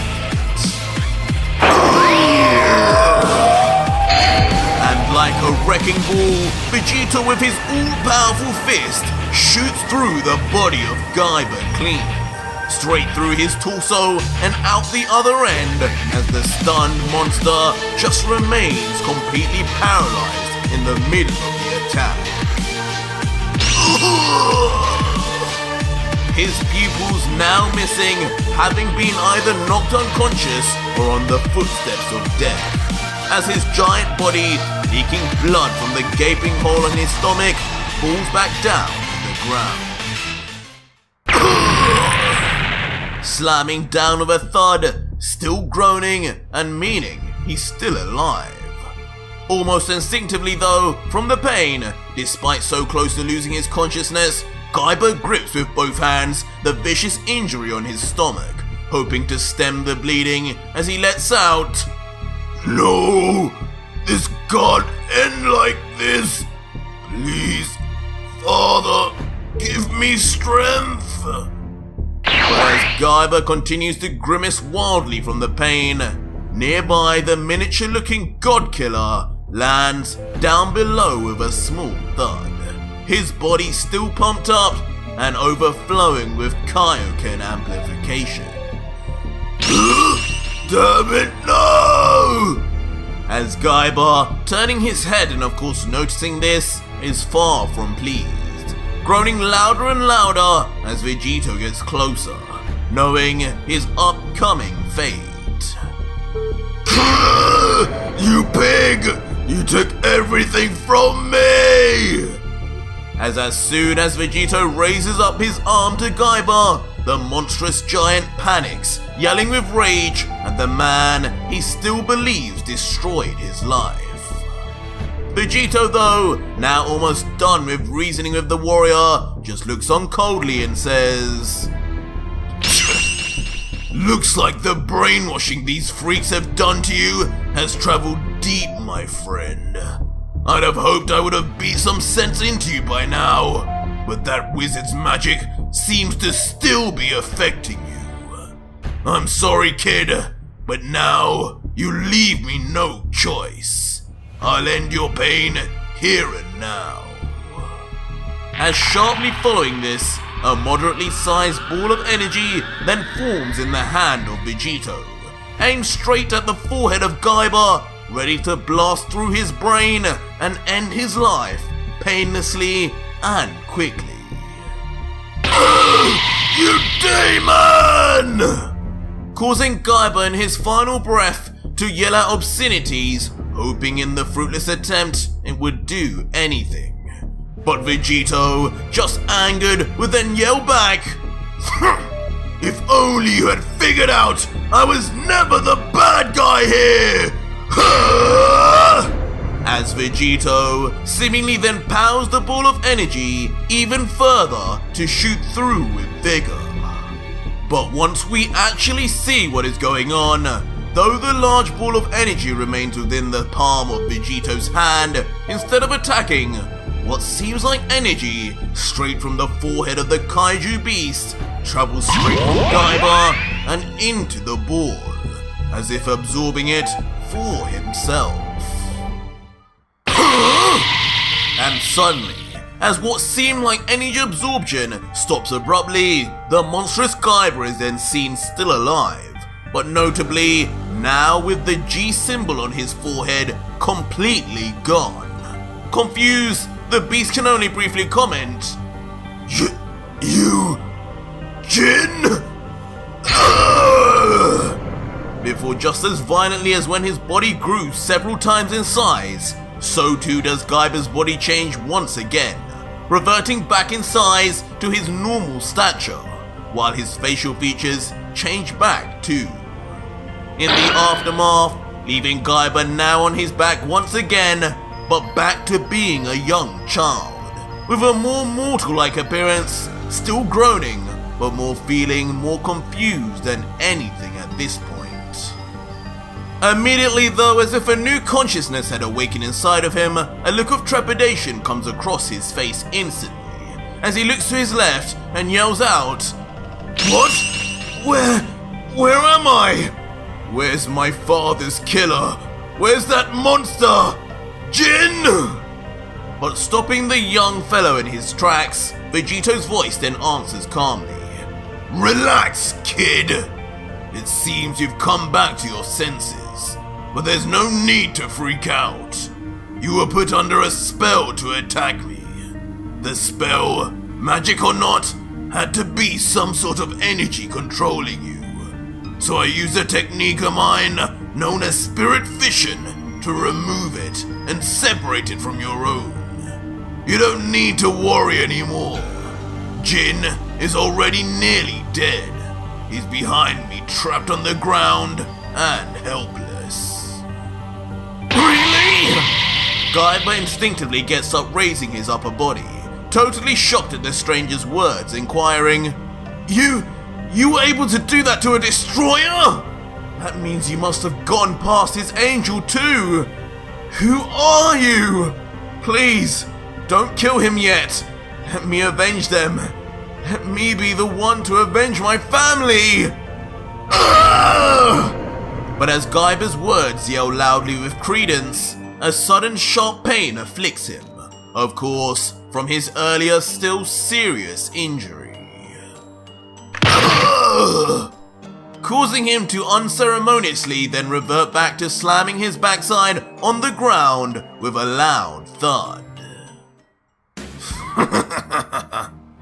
Vegito, of course, seeing this, like us, can't help but be amused, as he looks down with a smirk and says, So that's what this is all about. Me and you, we're on the same boat. He's responsible for my family's death too, you know. But I tell you what, if you can survive that injury long enough to let me figure out a way to heal you, then I'll let you do the honors, kid. This comment bringing finally a smile to Caiba's face, even in his injured state, as somehow, now feeling at ease and trusting of Vegito, he replies, Thank you.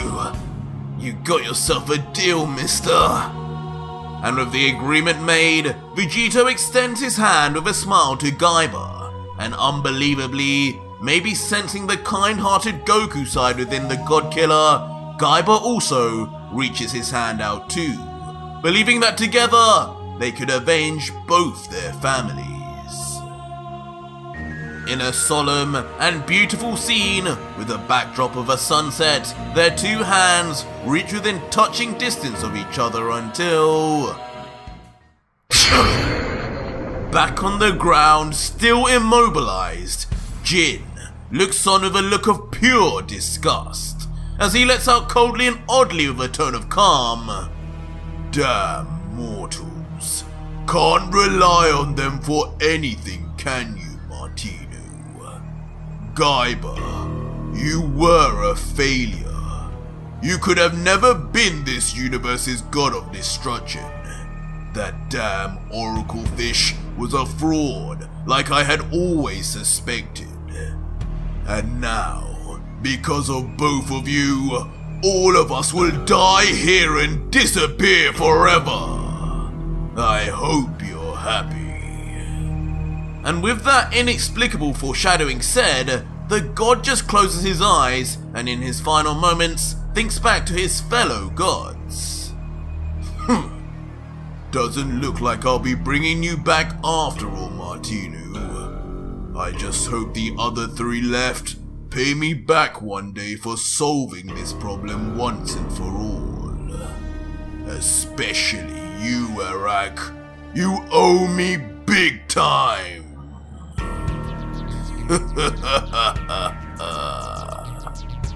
And out of nowhere, with his final words seemingly said now, the old destroyer begins to grin and laugh until...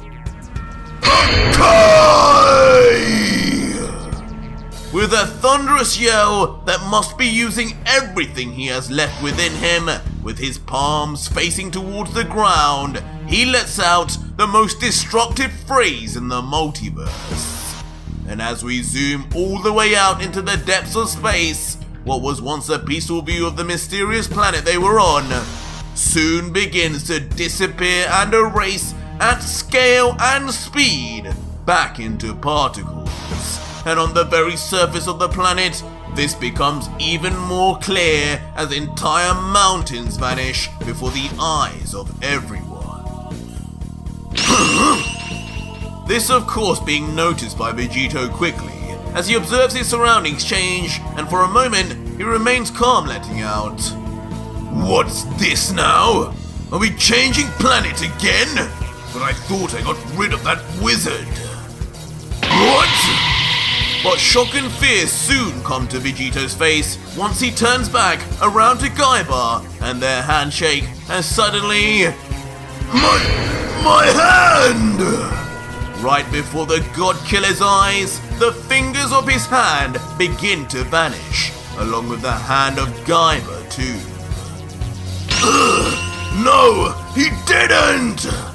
Until only moments later, Vegito's entire arm also vanishes, and he finally realizes just the dastardly and cowardly move the so-called god had pulled off. Goodbye, god killer. If I die, it will never be by your hand. As just before Jin's entire body vanishes, he spouts one last taunting line to the soon-to-be-erased also, Saiyan. No! No! No! Jin, you coward! As with one final scream, the god killer yells out, unable to do anything, as the last of his body turns to dust before his eyes, along with his newfound friend and ally, Caba. And just like that, from one panel to the next, the entire mass of planet the trio were on then also reciprocates, reverting back to the atoms from which it came from, and thus ending the battle of Jin versus Vegito, and ending the story of the God Killer. But a short while later, we see Jin wake up, but seemingly not in the area where the planet had been. With a confused face, he looks around and sees total nothingness, just a plain blank white canvas surrounding him in all directions. In an almost accepting tone though, he soon realizes, so, this must be where those who are erased go. I thought nothingness meant that I would cease to exist in any form, but it seems I was wrong. I guess my punishment shall be living in nothingness instead. Before then slowly flying around the endless void, continuing, well, at the very least, I can move around. Who knows? Maybe I'll be able to find Martinu somewhere out here. But as Jin moves through slowly, arriving behind him as silent as a mouse, undetected, is a certain pair of damaged feet. And of course, in what is seemingly this strange afterlife for the erased, Ultra Vegito appears regardless, angry in the face as he lets out, "You won't be finding Martinu anywhere here, Destroyer." "What? You? If you're here and Martinu isn't, then where the hell are we? Were we not erased?" Leaving Jin stunned as he turns around to see the one man he never wanted to see again. To which Vegito, not batting or changing an inch in expression, would then explain, "No, Destroyer, we are not erased. You didn't really think your plan would work, did you? Where we are is somewhere with no end and with nowhere to hide. You will pay for what you just did, Jin. But when you destroyed that planet we were on, not only did you wipe out all the uninvolved innocents of that planet, but you also attempted to cowardly take out yourself, me, and Kaba too. In the end, such a move would never be something I could not escape. But before I could, I knew I had to save one of you. And you forced my damn hand to leave Kaba behind. For the sake of my mission, you forced me to save you. And for that, you will now pay 1,000-fold. Kaba's revenge will flow through me if it's the last thing I do." As Vegito then instantly transforms into his final form out of nowhere. His hair longer, his left eye blackened with his intense purple aura and black lightning out in all its glory. Enraged now, and with more conviction than ever, the God Killer sets his sight on his latest victim. What? No! How? This power! How can you transform now? Ghibli! Leaving the highly panicked and disorientated god to be left paralyzed in the spot as he begins to mutter nonsense. But Vegito, not caring to sugarcoat things, just responds, "No use in calling after that scrotum now, Destroyer. He's gone, and I already told you this isn't his domain anymore. This is mine. What this is inside the Pyramid of Power." Before beginning slowly to walk towards the planted still god, continuing, "A place I chose specifically for you to awake, and for just a brief moment, think your cowardly tactics had actually worked. It may have been short, but I enjoyed every moment of seeing that change of expression from then till now." Foolish god. Leaving Jin completely stunned and even more fearful at the depths of Vegito's sadistic planning before muttering, No, God Killer, get out of my sight! To which the God Killer, quickly changing his look to one of a sinister smirk, then responds, "Out of my sight, you say? As you wish, my lord." Before rushing in rapidly, closing the distance, with curiously his right hand raised and aiming straight for Jin's face. Before, in a shockingly brutal move, Vegito does in fact remove himself from Jin's sight by blinding the god on the spot, sticking 2 fingers in each eye socket with force, bursting the god's eyeballs instantaneously, leaving the destroyer to writhe in pain. But things don't end as Vegito, now beaming his teeth with a smile, continues. This is what you wanted, right, my lord? You'll never see me again. But in return, now you need to do something for me. And that's give me all of your energy, Jin!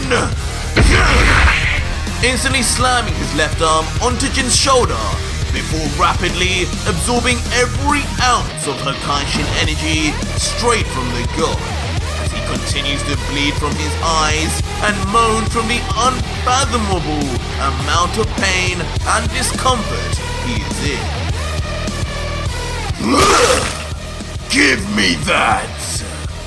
But unbelievably, Vegito does not stop, and with his fingers still dug into the very face of the god, he then roughly pulls his hand away, still grabbing onto something, as blood splatters all over. And in a horrific sight, the aftermath is finally then shown of Jin, the once destroyer of Universe 12, now with his entire face ripped off, leaving just a bloody, flesh-stained skull, tortured alive with no energy left and suffering one of the most horrific deaths in Dragon Ball history. Finally then leaving the deceased god to fall to the ground face first, motionless, and finally out of his misery. But as Vegito looks down at his latest victim, a sense of pleasure is not what is seen on his face, as he then lets out, "Even this death is too good for you, Jin. Nothing could ever make up for the countless lives you took over the millennia you've been around. But at the very least, I'll make sure for all of them, including Caba, that you never come back. Hakai!" Screaming at the top of his voice, the words which have become more synonymous now with Vegito than the gods themselves. As Jin's body, as expected, vanishes completely and forever. But as Vegito looks down solemnly, only a period of silence can be heard as he thinks about everything that had just happened in Universe 12. Soon enough though, Vegito is then seen curiously rummaging through his back pocket, looking for something, perhaps for any last crumbs of senzu. Until finally, from behind he brings out a familiar broken pendant, the same one Caba had been wearing just before he had lost control of his power. Grabbing it tightly with his fist, as if replicating grabbing Caba's own hand, Vegito would then let out, "Rest in peace, Caba. You too were a victim of these gods. And you can believe me, I will make sure to bring you and your family back one day. Until then, my friend." But as Vegito stands alone with these poignant words said, the scene begins to zoom out. Until oddly, Vegito himself is displayed on the large screen lit in a dim room. A table and 5 chairs sat in front of the view, as if Ultra Vegito was a spectacle to someone. But with a loud slam, a fist smacks onto the brittle table, and as the panel moves up, it is revealed to be none other than the Grand Priest, now with a completely unrecognizable angry scowl, as he says, "That is it. Even Jin. I will not allow for Zeno to ruin everything I built with this game of his. It was amusing at first, but now this Goku and Vegeta have proven troublesome. If Zeno truly desires to see what this Saiyan can really do, we shall see how he fares against a real challenge. The 5 strongest in the multiverse." As right behind the Grand Priest Suddenly, 4 mysterious hooded figures appear, unknown whether to just be in the Daishinkan's mind or actually there too, observing the God Killer. And if you made it to the end and want more, leave me a hashtag Manga letter and watch it for free right now on mangaletter.com. Just use the links in the pinned comment and description, enter your name and email, and you will receive a special link to never before seen manga seconds later. Make sure to check your spam or junk folder if you can't see it, and use an active email, as emails which are not your main will automatically be removed.